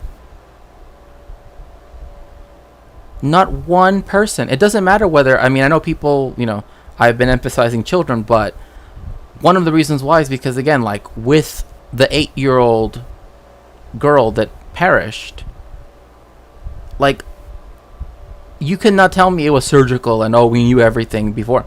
So that means, either you wanted to kill an 8-year-old girl, or you had no idea what you were doing. Withdraw from the border areas to the north side of the Litani River. For those who have not yet understood, I want to clarify Israel's policy. We do not wait for a threat. We anticipate it. Anywhere, in any arena, at any time, we eliminate senior officials, we eliminate terrorists, we eliminate missiles, and there's more. Well, he said it himself in Hebrew, live and in color. They don't wait for something to start. They go and seek it out.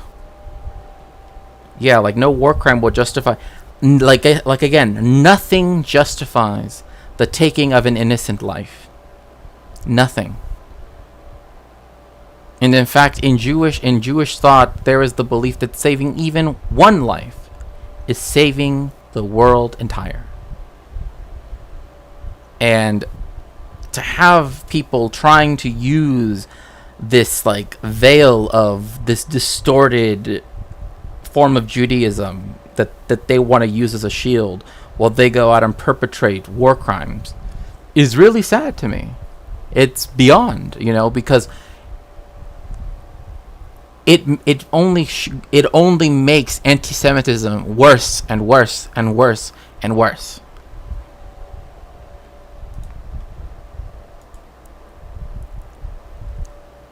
Violence begets violence, hatred begets hatred, and terrorism begets. Yeah, like, for example, what Israel did now with the pagers. Do you think that Hezbollah isn't gonna, like, if they ever had to do something like that, you think that they're like, you know what I mean? Like, it's.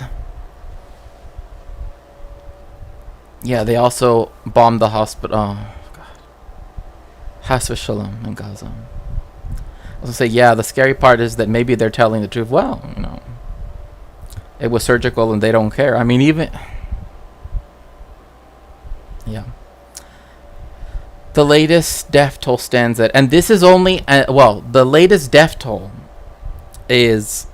with the number you're citing, Judas, is what the Ministry of Health in Gaza can verify by one-to-one, right, being identified with an identification number that is given to each person that is born in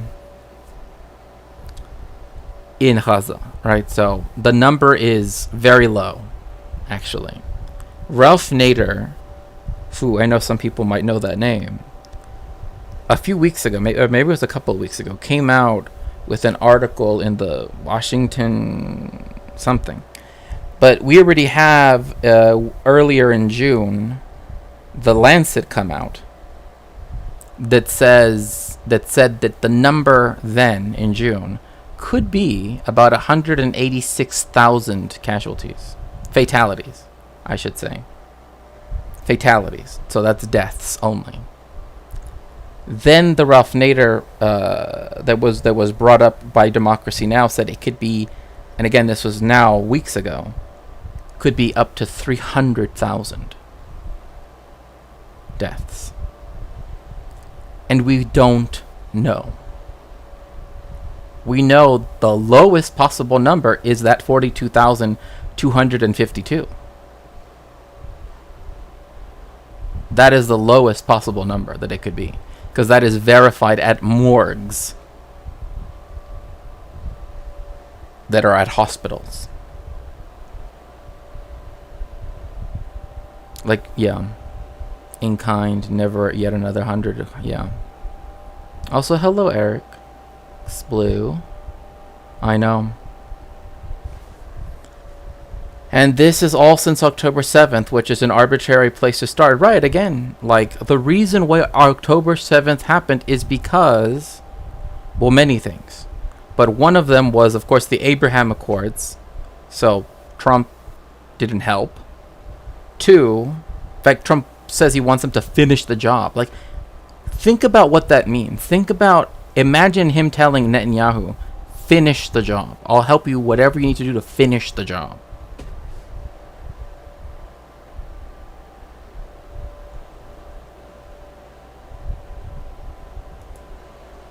More to come.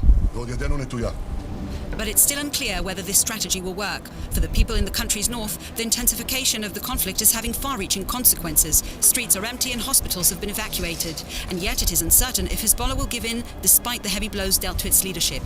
Could Lebanon also be facing the threat of a ground offensive? Yes. This was actually answered by none other than the chief of staff of the IDF. So we have an answer to this question. It's not is there perhaps a... That's what he was telling soldiers, IDF soldiers, at the border.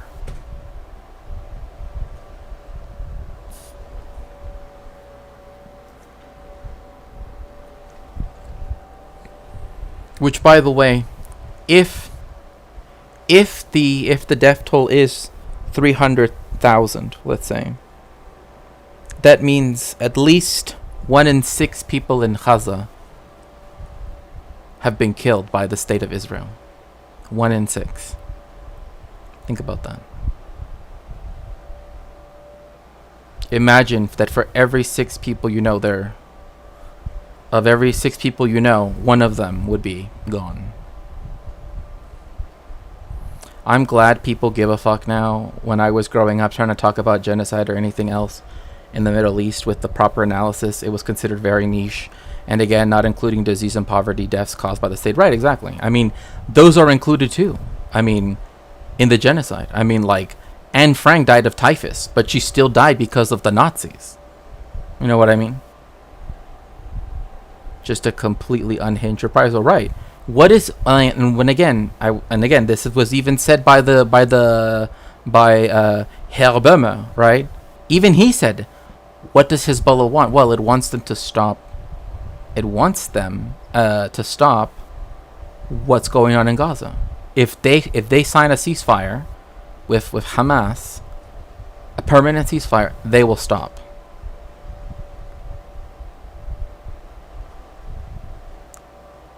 And we're supposed to be upset at Hezbollah for this. That's who we're supposed to be mad at. The people saying, sign a... Anne Frank and her mother, may peace be upon them, right? May their memories be a blessing. Exactly. I know it's a lot to imagine. But what I hate is knowing that ratio, that one is going to get higher. Right? It's going to... Like, then it's going to be 1 in 5. You know what I mean? Like, I research genocide, right? And I've like watched witnesses give testimony at and cry, and even I couldn't hold back the tears from hearing. I've seen the footage of, like, for example, the father in Srebrenica, and the worst thing is, and Mladic is right there, and you know what's gonna happen. Because the son and all of the other people up there in the hills, they're safe if they stay in the forest. But he's a good son. And he listens to his dad and brings everybody down. And you know what's going to happen. And there's nothing you can do but watch. And watch. And watch. And watch. And read the human rights reports. And read the... I never thought that I would be one day just be able to like go onto any social media site and just see it right there. Like, it's almost...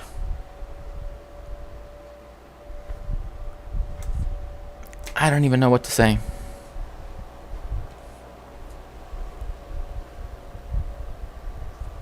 Thank you.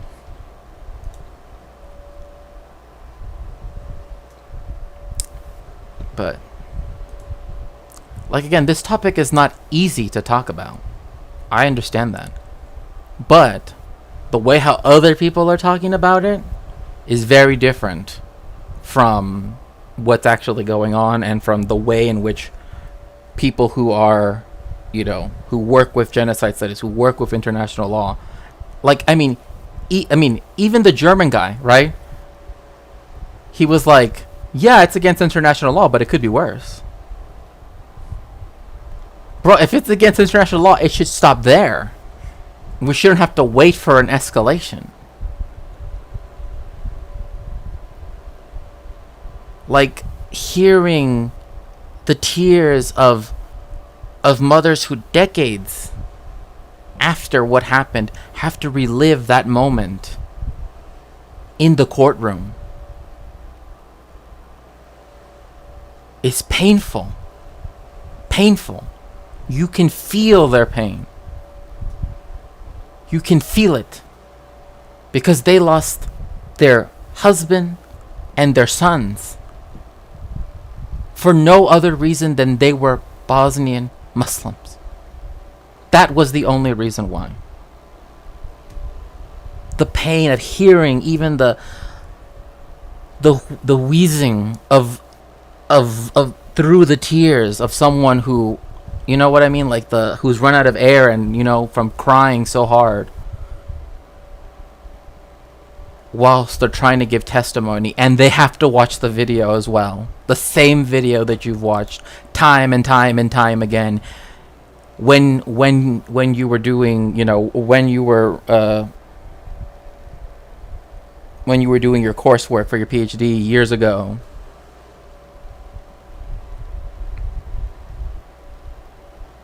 It's not a good feeling. Not a good feeling at all.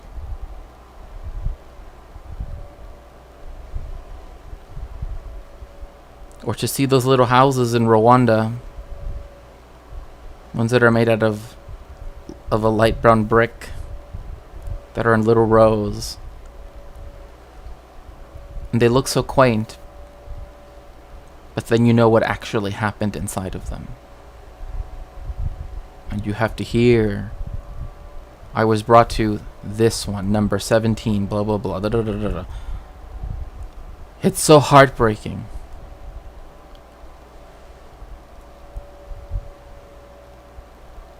How could the world be indifferent to such horrific suffering?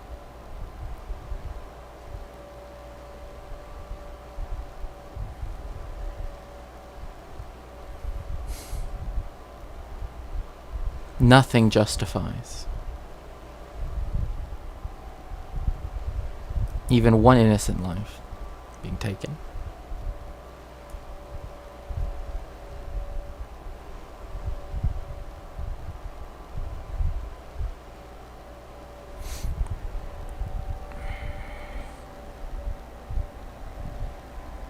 Thank you so much, Normal. It reminds me of that line in Apocalypse Now. I wept like some grandmother. I wanted to tear my teeth out. I didn't know what I wanted to do. No, I mean, hearing the testimony of people in Rwanda, of the women who were harmed, and them telling me their story of what happened is painful. Like, I don't know what to tell. Like, I don't even know how to describe the pain. Because it's so existential. It's so at the core of everything. In the same way, even when reading the reports, even when reading the books, I've read...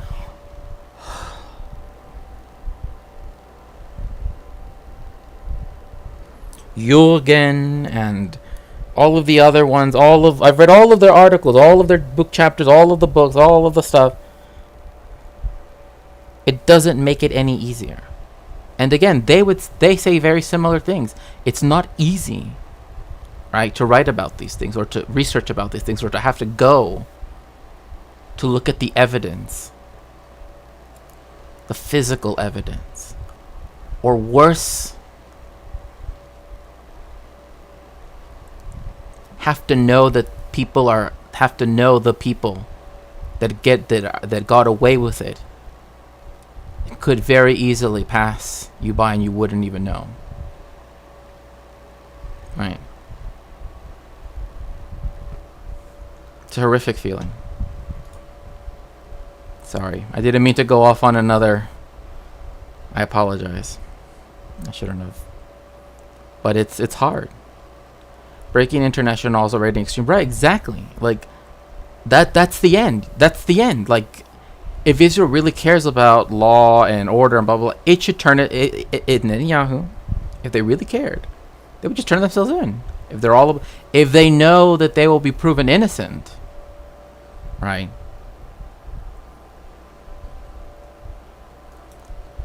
At least with 9/11, I think when it was revealed America was torturing people and committing international crimes, it woke a lot of people up. Yeah, it's true.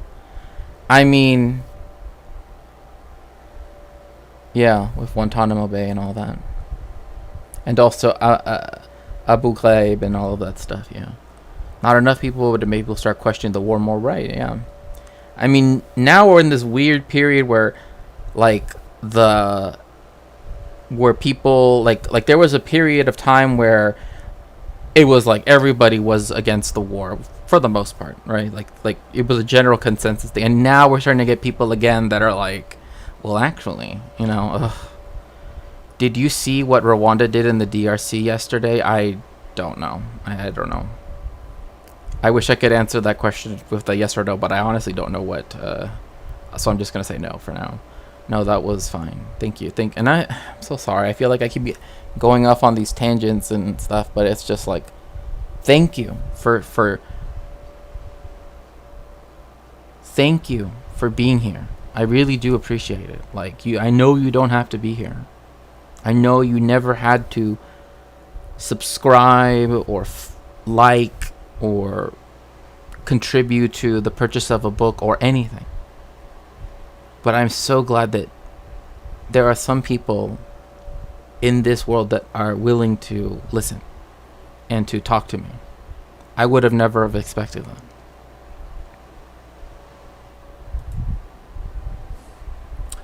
part of the tragedy of Anne Frank's story is that she only got to write the story probably she never meant to share. Yeah. I mean,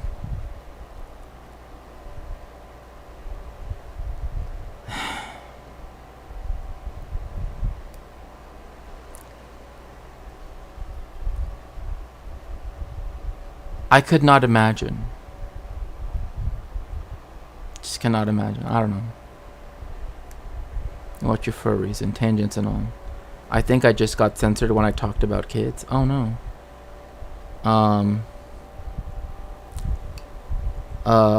And she probably never meant to, but you imagine all the teenagers and children who wouldn't have been able to leave any impact on the world. I mean, did it though? It's only gotten worse. Yeah, no, it has only gotten worse. What you think? I know there's a bit of old Rwandan genocide legacy involved with the current conflict in Congo. Like there's Hutu power group or something.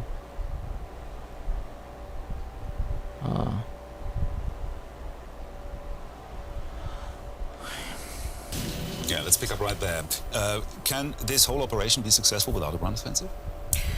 Well, the ground offensive is something that Netanyahu in the past always wanted to avoid, basically, looking back at the history of the Israeli occupation of South Lebanon and how their withdrawal in 2000 was leading to a major victory for Hezbollah. That was basically the basic, they were celebrated as heroes all over the region. So I think it's something that they want to avoid unless they feel they really have to go in to destroy all these military facilities in the south. Hezbollah is waiting for just that. For them, it would be the fight that they have been preparing for and waiting for a long time. So from that calculation, this would be a wrong step. The whole question is whether you can really force Hezbollah to not, attack. They consider themselves to be defending Lebanon, to be a resistance movement. They are, though. They literally are. They've only ever acted defensively. Like, that is a fact.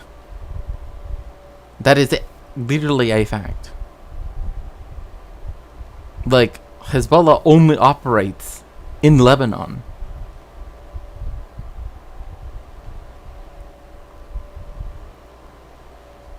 And from 1982 and even in 2006, every effort was to try to get Israel out of Lebanese territory. So it's not that it considers itself to be defending Lebanon, it's that the IDF considers itself to be defending Israel. Oh, I'm sorry about that, Sasha, about the pizza. We love being here. Thank you.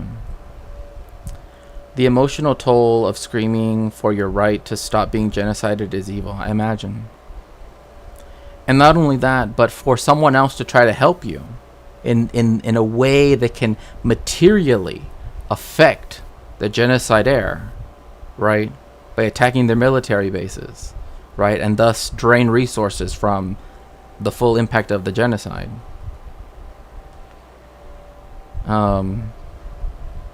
Being seen as well, they see themselves as they are.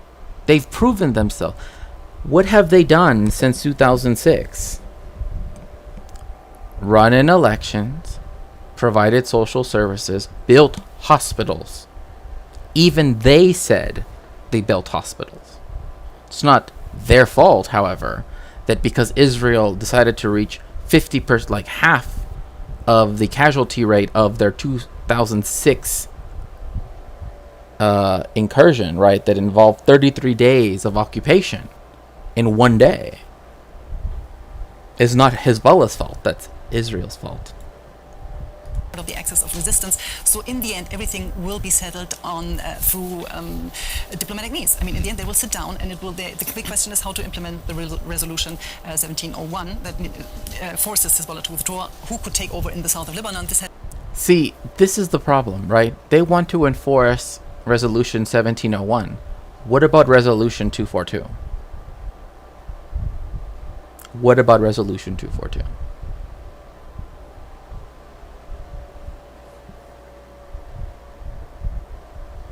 If they're going to tell Lebanon, oh, you have to follow 1701, well, then Israel, you have to follow 242.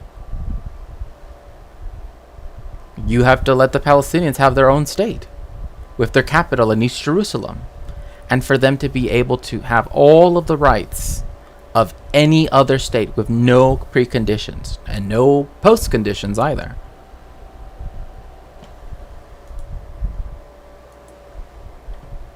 But are they going to do that? They, again, like, this is the problem with people that say, well, Hezbollah isn't following Resolution 1701. Well, Israel didn't follow 181 or 242 or the ICJ decision. So the day Israel withdraws all of its settlers and all of its military equipment and all of that stuff from the West Bank and East Jerusalem, and ceases the occupation of Gaza, the West Bank, and East Jerusalem, and lets the Palestinians have their own state and their own independent life, thus following Resolution 242, then that would be a different story. Is not possible because of a weak Lebanese government. That's true. But in the end, the question is, with military question. means, you can never reign in these organizations. So the bigger picture here is that Israel has an alternative. I would argue it could have. Oh, trust me, Narwhal. I've been having to deal with like, this is the problem with a lot of people that know a little about a lot of different things, and they try to think that if they can, through casuistry, right, sound a specific way, or in fact, this is something even going back to how this started as us reading Zygmunt Bauman, right? Like, even he said, oh, well, if you react in a rational way as opposed to an emotional way, right, that is seen as superior, right, in the colonialist sense, right? There are a lot of people that still operate that way when it comes to, like, there are people that think that, like, appealing to emotion as such is a logical fallacy. It's not. That's one of the rhetorical appeals of constructing an argument. My goodness gracious, like, it's literally composition, like Comp 101.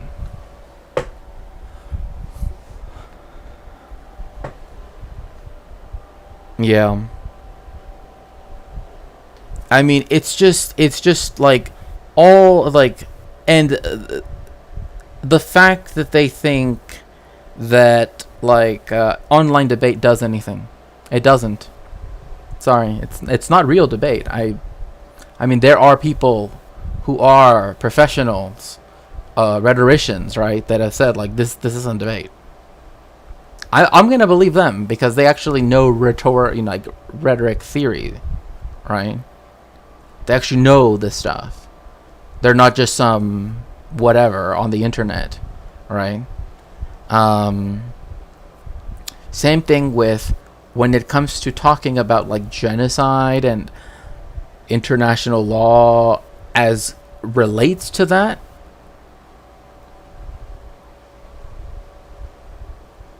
I am not going to defer to someone just because they can, say things in a monotone. That does not equal expertise. I don't know what to tell you, but monotone does not equal expertise.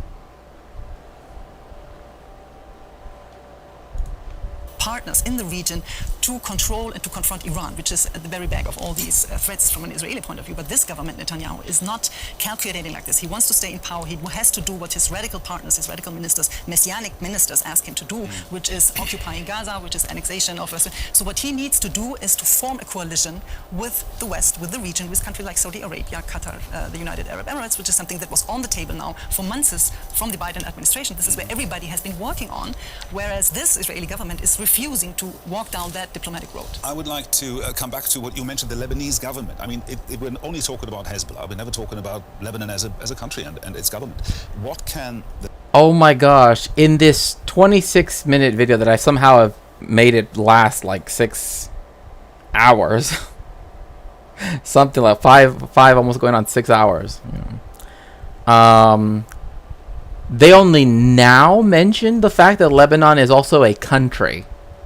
Like, everything before all of this was Hezbollah, Hezbollah, Hezbollah, Hezbollah, Hezbollah, Hezbollah, Hezbollah, Hezbollah, Hezbollah. And now it's like, oh yeah, Lebanon's also a country that has an independent government from the political party, right? Like, monotone is just a restraint if the person is still feeling emotion. Again, speaking in monotone about a genocide is not the win that you think it is. I don't know what to tell people. Like, if a person that survived a concentration camp starts crying, that's not going to make me think less of them. Just putting that out there. The same thing is the people that have to go see places like Auschwitz and etc., etc., etc., they're not desensitized. In fact, that's one of the things that a lot of genocide study scholars actually will talk about. Like, you can't become desensitized, right? Whatever.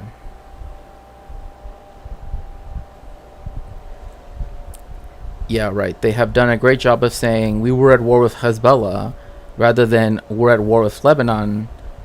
Right, exactly. That's what I was saying, right? Like, from the beginning, like, oh, well, if you frame it like this, then it makes it seem like Israel is justified. But if it's a country now that has nothing to do with Hezbollah, all right? Hezbollah is just a political party, right? That also has different wings, including a militant wing, right? I don't see them going after the Maronites, right? I don't see them going after the Maronites and their phalangists, right? What about them? They have an armed wing too, and it committed the massacres at Sabra and Shatila with the IDF, by the way. So,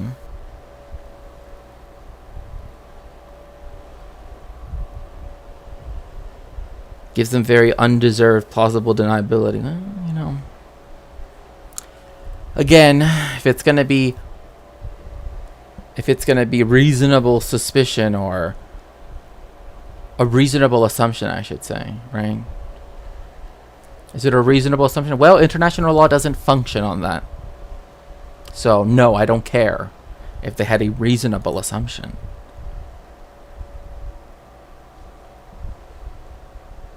The Israelis can go assume whatever the fuck they want.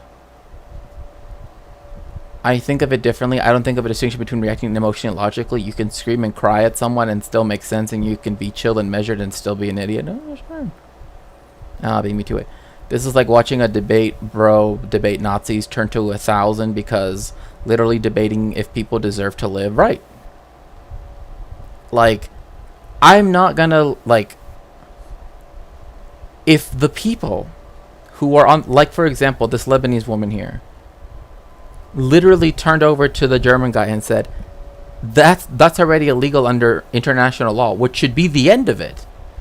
And his response is, yeah, but that is not the worst it could be. It could be far, far worse. It could be like the carpet bombing of Dresden. You know, like, what are you trying to do? Like, what are you trying to do? The monotone thing comes from white masculinity. Yeah, no, for sure it does. We don't need any place to be carpet bombed for it to be bad and for it to have to stop. And we don't have to argue about the surgical precision that Israel did with pager bombs, right? Like, if Hezbollah would have done this, they would have been, oh, they're so irresponsible. How dare they? They could have ended up in the hands of children. But motivated reasoning affects, many. This idea that women's emotional intelligence makes them lesser because they're not, quote-unquote, smart enough to repress it. It's kind of weird because we have this elitist tradition of denigrating emotion and glorifying quote-unquote genius and quote-unquote inspiration, denigrating quote-unquote oral tradition. Yeah, no, for sure. I mean, history has a problem with this. Like, historians, there are many historians that say, I like that they don't believe in like using oral history, that like unless a culture has a written culture, like a written history, it essentially does not exist to these people, which makes no sense, but you know. But also glorifying informal knowledge transfer and practical engineering knowledge, like, bro, which is, I know, right? Like, okay, if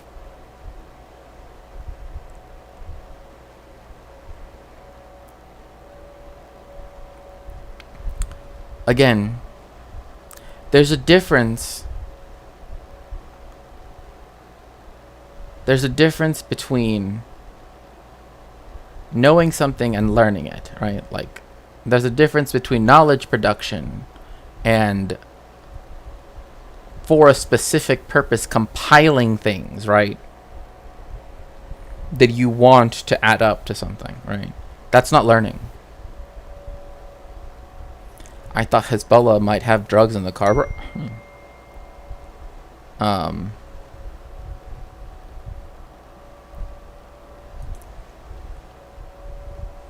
My family lived right up near Dresden when that happened. As a legitimate descendant of a victim, I wish... Yeah, I mean, again, you know who pulls out the carpet bombing card all the time? I'm not even joking.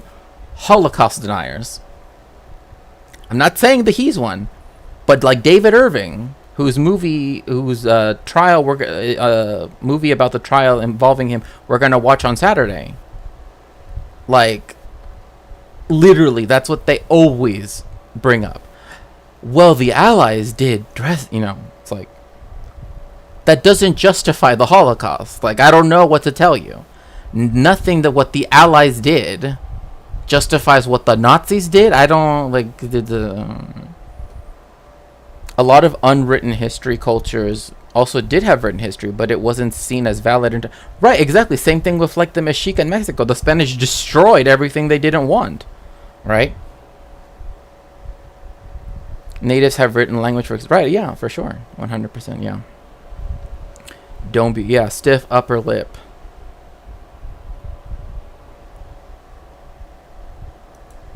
Yeah. Oh, they put on the whole stiff upper lip so that way they can stiff you. You know what I mean?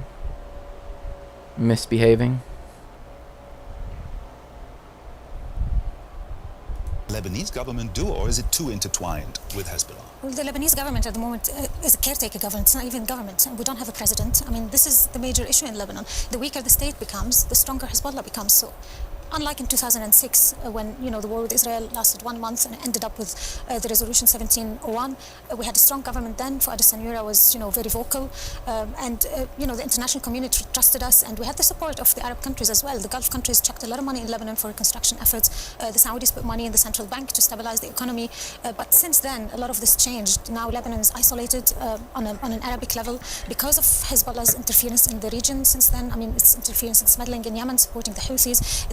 Its interference mainly in Syria. I mean, they've been, sided with Bashar al-Assad and killing all those Syrians who are opposed to Bashar al-Assad. And this has caused, a lot of the Arab people to not support Hezbollah at the moment. And the fact that the Lebanese government now is a caretaker government and is weak by definition, of course, it makes everything worse. You feel like, there's no one in charge in Lebanon. And isn't it interesting though, like, for what she's saying, stiff upper lip, Dresden is the epicenter of neo-Nazism now because of yeah, well, sure, because of the rhetoric and other things. Stiff upper lip. Also, look how cool Beethoven is for being creative and weird, but not you. Your shit is irrational. I mean,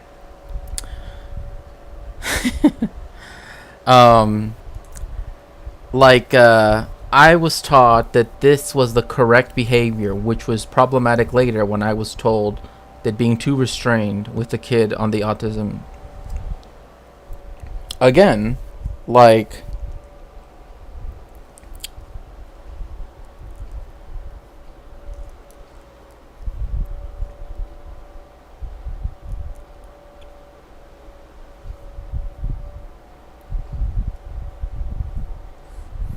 if your entire selling point is that you can defend genocide,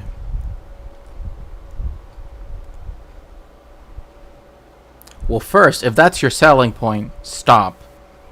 But two, if you're going to be defending a genocide heir, and your biggest selling point from that juncture is you can do it in a way that you think, based off of presuppositions about the aesthetic of what you're doing, right? Not the actual content of what you're saying, but the aesthetic of what you're doing is what matters. Then you're just proving the fact that what you're doing in debate is not a debate. It's flourish. Then I don't have to consider your arguments. I don't have to. I mean, I don't have to in particular, but nobody should have to. No, I mean, yeah, same here. I mean, I'm on the spectrum as well, so funny thing is this restraint was fairly easy, possibly because I might be on the spectrum too, right? Victor Klemperer is from Dresden. I think you're right, yeah. He had some famous diary entries that survived past the Holocaust. Just realized too, he said Dresden instead of Hiroshima. You're still going? I made it. Oh yeah, I still am. Hezbollah holds and has been holding, the decisions of peace and war in his hand, against the will of most of the Lebanese at the moment. But, and we don't see an alternative. Like, we have been telling Hezbollah, a lot of Lebanese have been telling Hezbollah, we do not want to be involved in this since the 8th of October, when Hezbollah decided to start firing rockets at Israel, despite the will of everyone else in the country, and now we're at this point, and the government is paralyzed, really. So how can we put a stop to all this? Is the recent initiative, this joint declaration that we've just seen this week, a step in the right direction, and will it have any effect? Yeah, I think it is a step in the right direction. This US-sponsored initiative that both France, the UK, and also Germany are supporting. And we're actually seeing rather encouraging reactions to that from Israel. At least Dani Danon, Israel's UN ambassador, has said that Israel is looking for a diplomatic solution. We might not take these statements at face value, but if you know Dani Danon and the way he usually presents himself to the public as a firebrand diplomat, I think it's meaningful that you... So a liar is what you're saying. Firebrand diplomat. Yeah, he goes in there just saying stuff really loud with his annoying ass voice, and then just says, isn't it a kind of bad comparison though, because the bombing was done as a way to stop fascism and genocide? I know, but the people that try to argue with it say that was a genocide, right? Even though, I mean, right, like, even though it's just they're the Germany, not the English in this instant, right? I mean,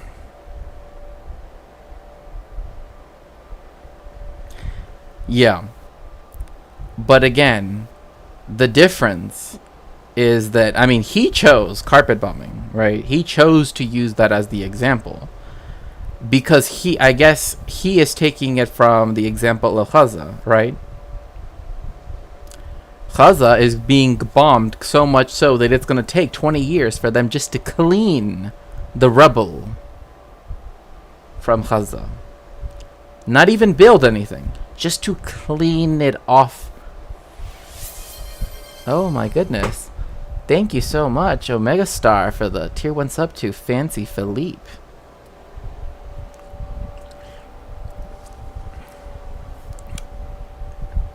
Was it conducive to the end of fascism, though?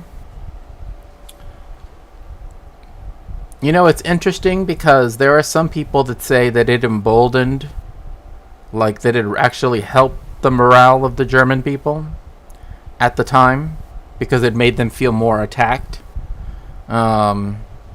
Because it was indiscriminate. Right? Like, it made them see that, you know, that they were willing to do such things. Like, did they need to kill the civilian population to convince the military? I mean, no. I mean, Germany would have Germany went on doing what it was doing. You know, like a lot of people say that it was a mistake to do so, right? Like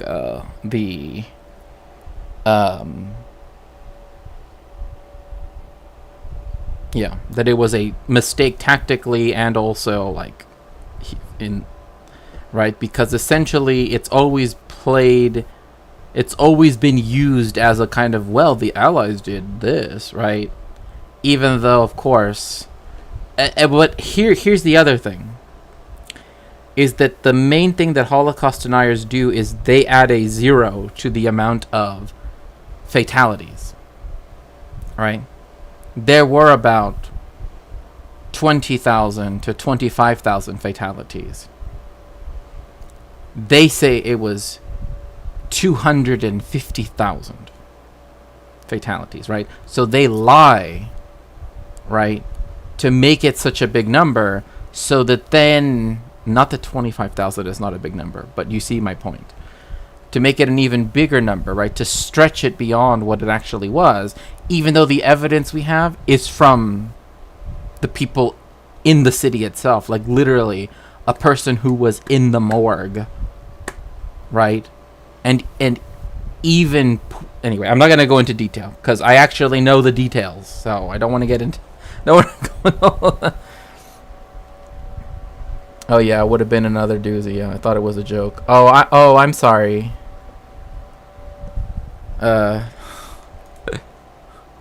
Reacts in that way. And I think the reason for that is, first of all, that Israel knows about the cost of going into all-out war with a ground offensive. And secondly, I think that... Does it? Because it literally said, be prepared for a ground offensive. Like, I hate... See, this is something I really despise right here. The unending amount of sympathy that's given to Israel, to the point where they make Israel seem as if it's cold, calculating. Bro, look at what it's doing to Gaza. Look at what it's doing in the West Bank. That's not shrewd and calculating.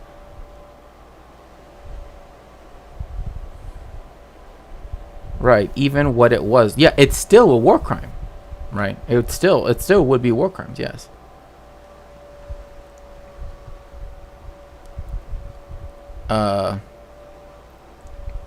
Yeah, the 200,000 figure is a Nazi figure too. Right, exactly. Like, Hitler ordered it to be published, but the number came from Goebbels. So, as a boy, I've been carried away by the whispers. We all were. Shakespeare, Shakespeare. And the sound never faded, for me at least. Journal, forgive me for the long emptiness. My shameful youth is a subject for another day. So too my diligent research, which turns out I was the object as well as the subject. I taught this mere minutes ago, hours, by the sound of familiar whispers resolving themselves into footsteps, and I didn't wonder who they were. I wondered how they found me. I nodded my head. The hood came down over my eyes. The carriage door closed behind me. We journeyed into the dark. My guide is called Omega Star. Or so they said. Metal groans, pressure releases. We feel the joyful chill of air rushing around us. Omega Star's hand lifts my hood. Am I about to see the face of fabled Shakespeare? Oh, sorry.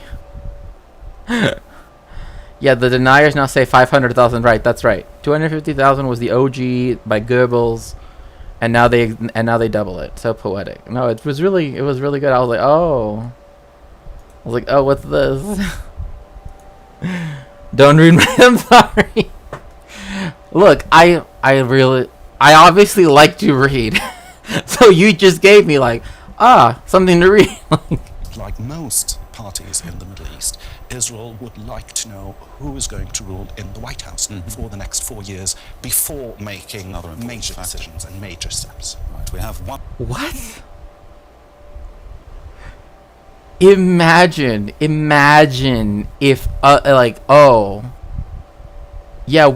we have to let X country do whatever they want because what they're really waiting for is for the election to happen in the United States.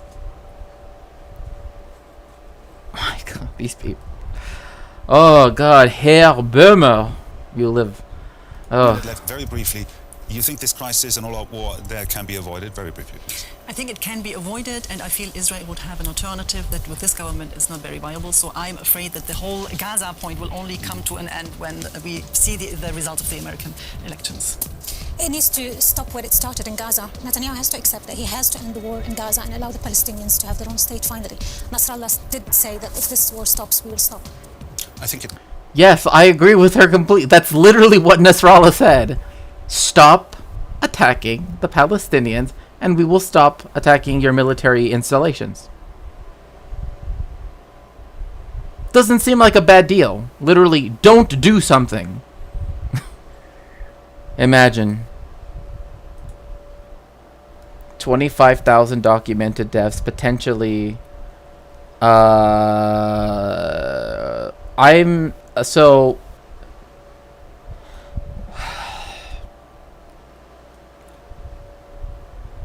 the morgue figures that we have is the 20 to 25,000. As for this other part, it's not that I don't want to include it, but it's that it's one of those, like, I need to see who's saying it, right? I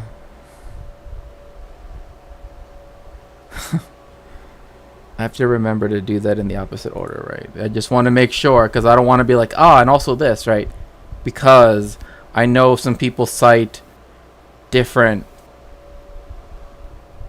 like an expanded figure that includes not just the city itself, but also the region around it, and can be averted by this, but the security dilemma that Hezbollah poses with Israel on the other side, that will remain. Thank you very much to my... literally ending on, the threat that Hezbollah poses. Bruh. Like, what threat? What threat? Like, literally, Israel has proved itself to be, by far, one of the worst,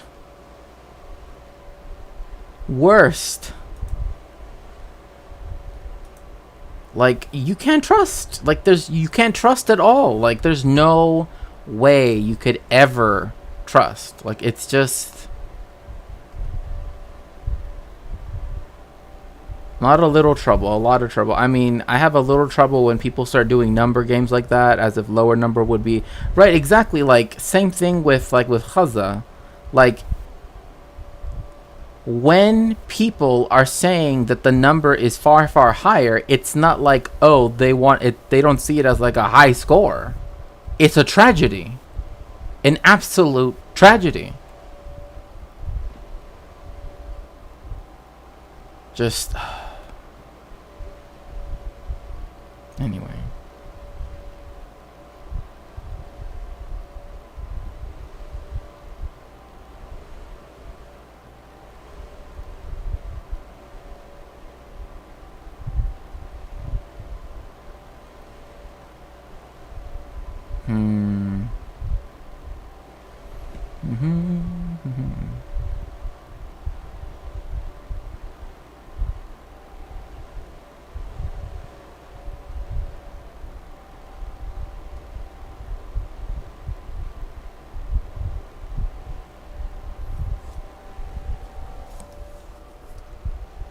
Okie dokie, so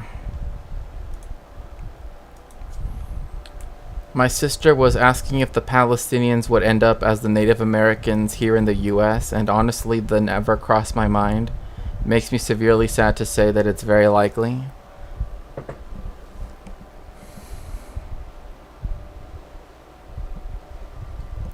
Hasa shalom.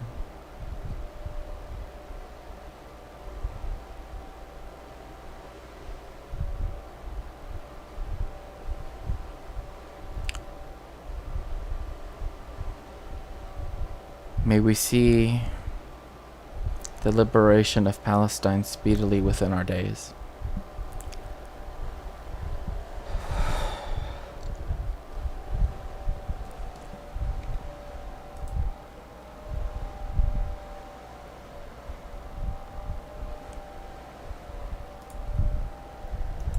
Inshallah.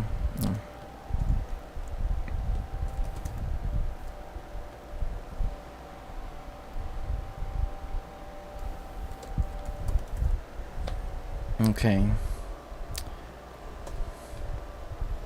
Okay, everyone. We're going to go raid. Oh no! Oh wait! Hold up! I canceled it. I canceled it. Don't worry. Thank you for letting me know. I did not raid. Thank you so much, Cake Ink. I appreciate that. Okay, everyone. We're gonna go raid out to Ray K. Everyone, please make sure to get into the machine so we can head on out. As they are a Palestinian streamer, and we want to show our support. Bye, everyone. Thank you. See you all very soon.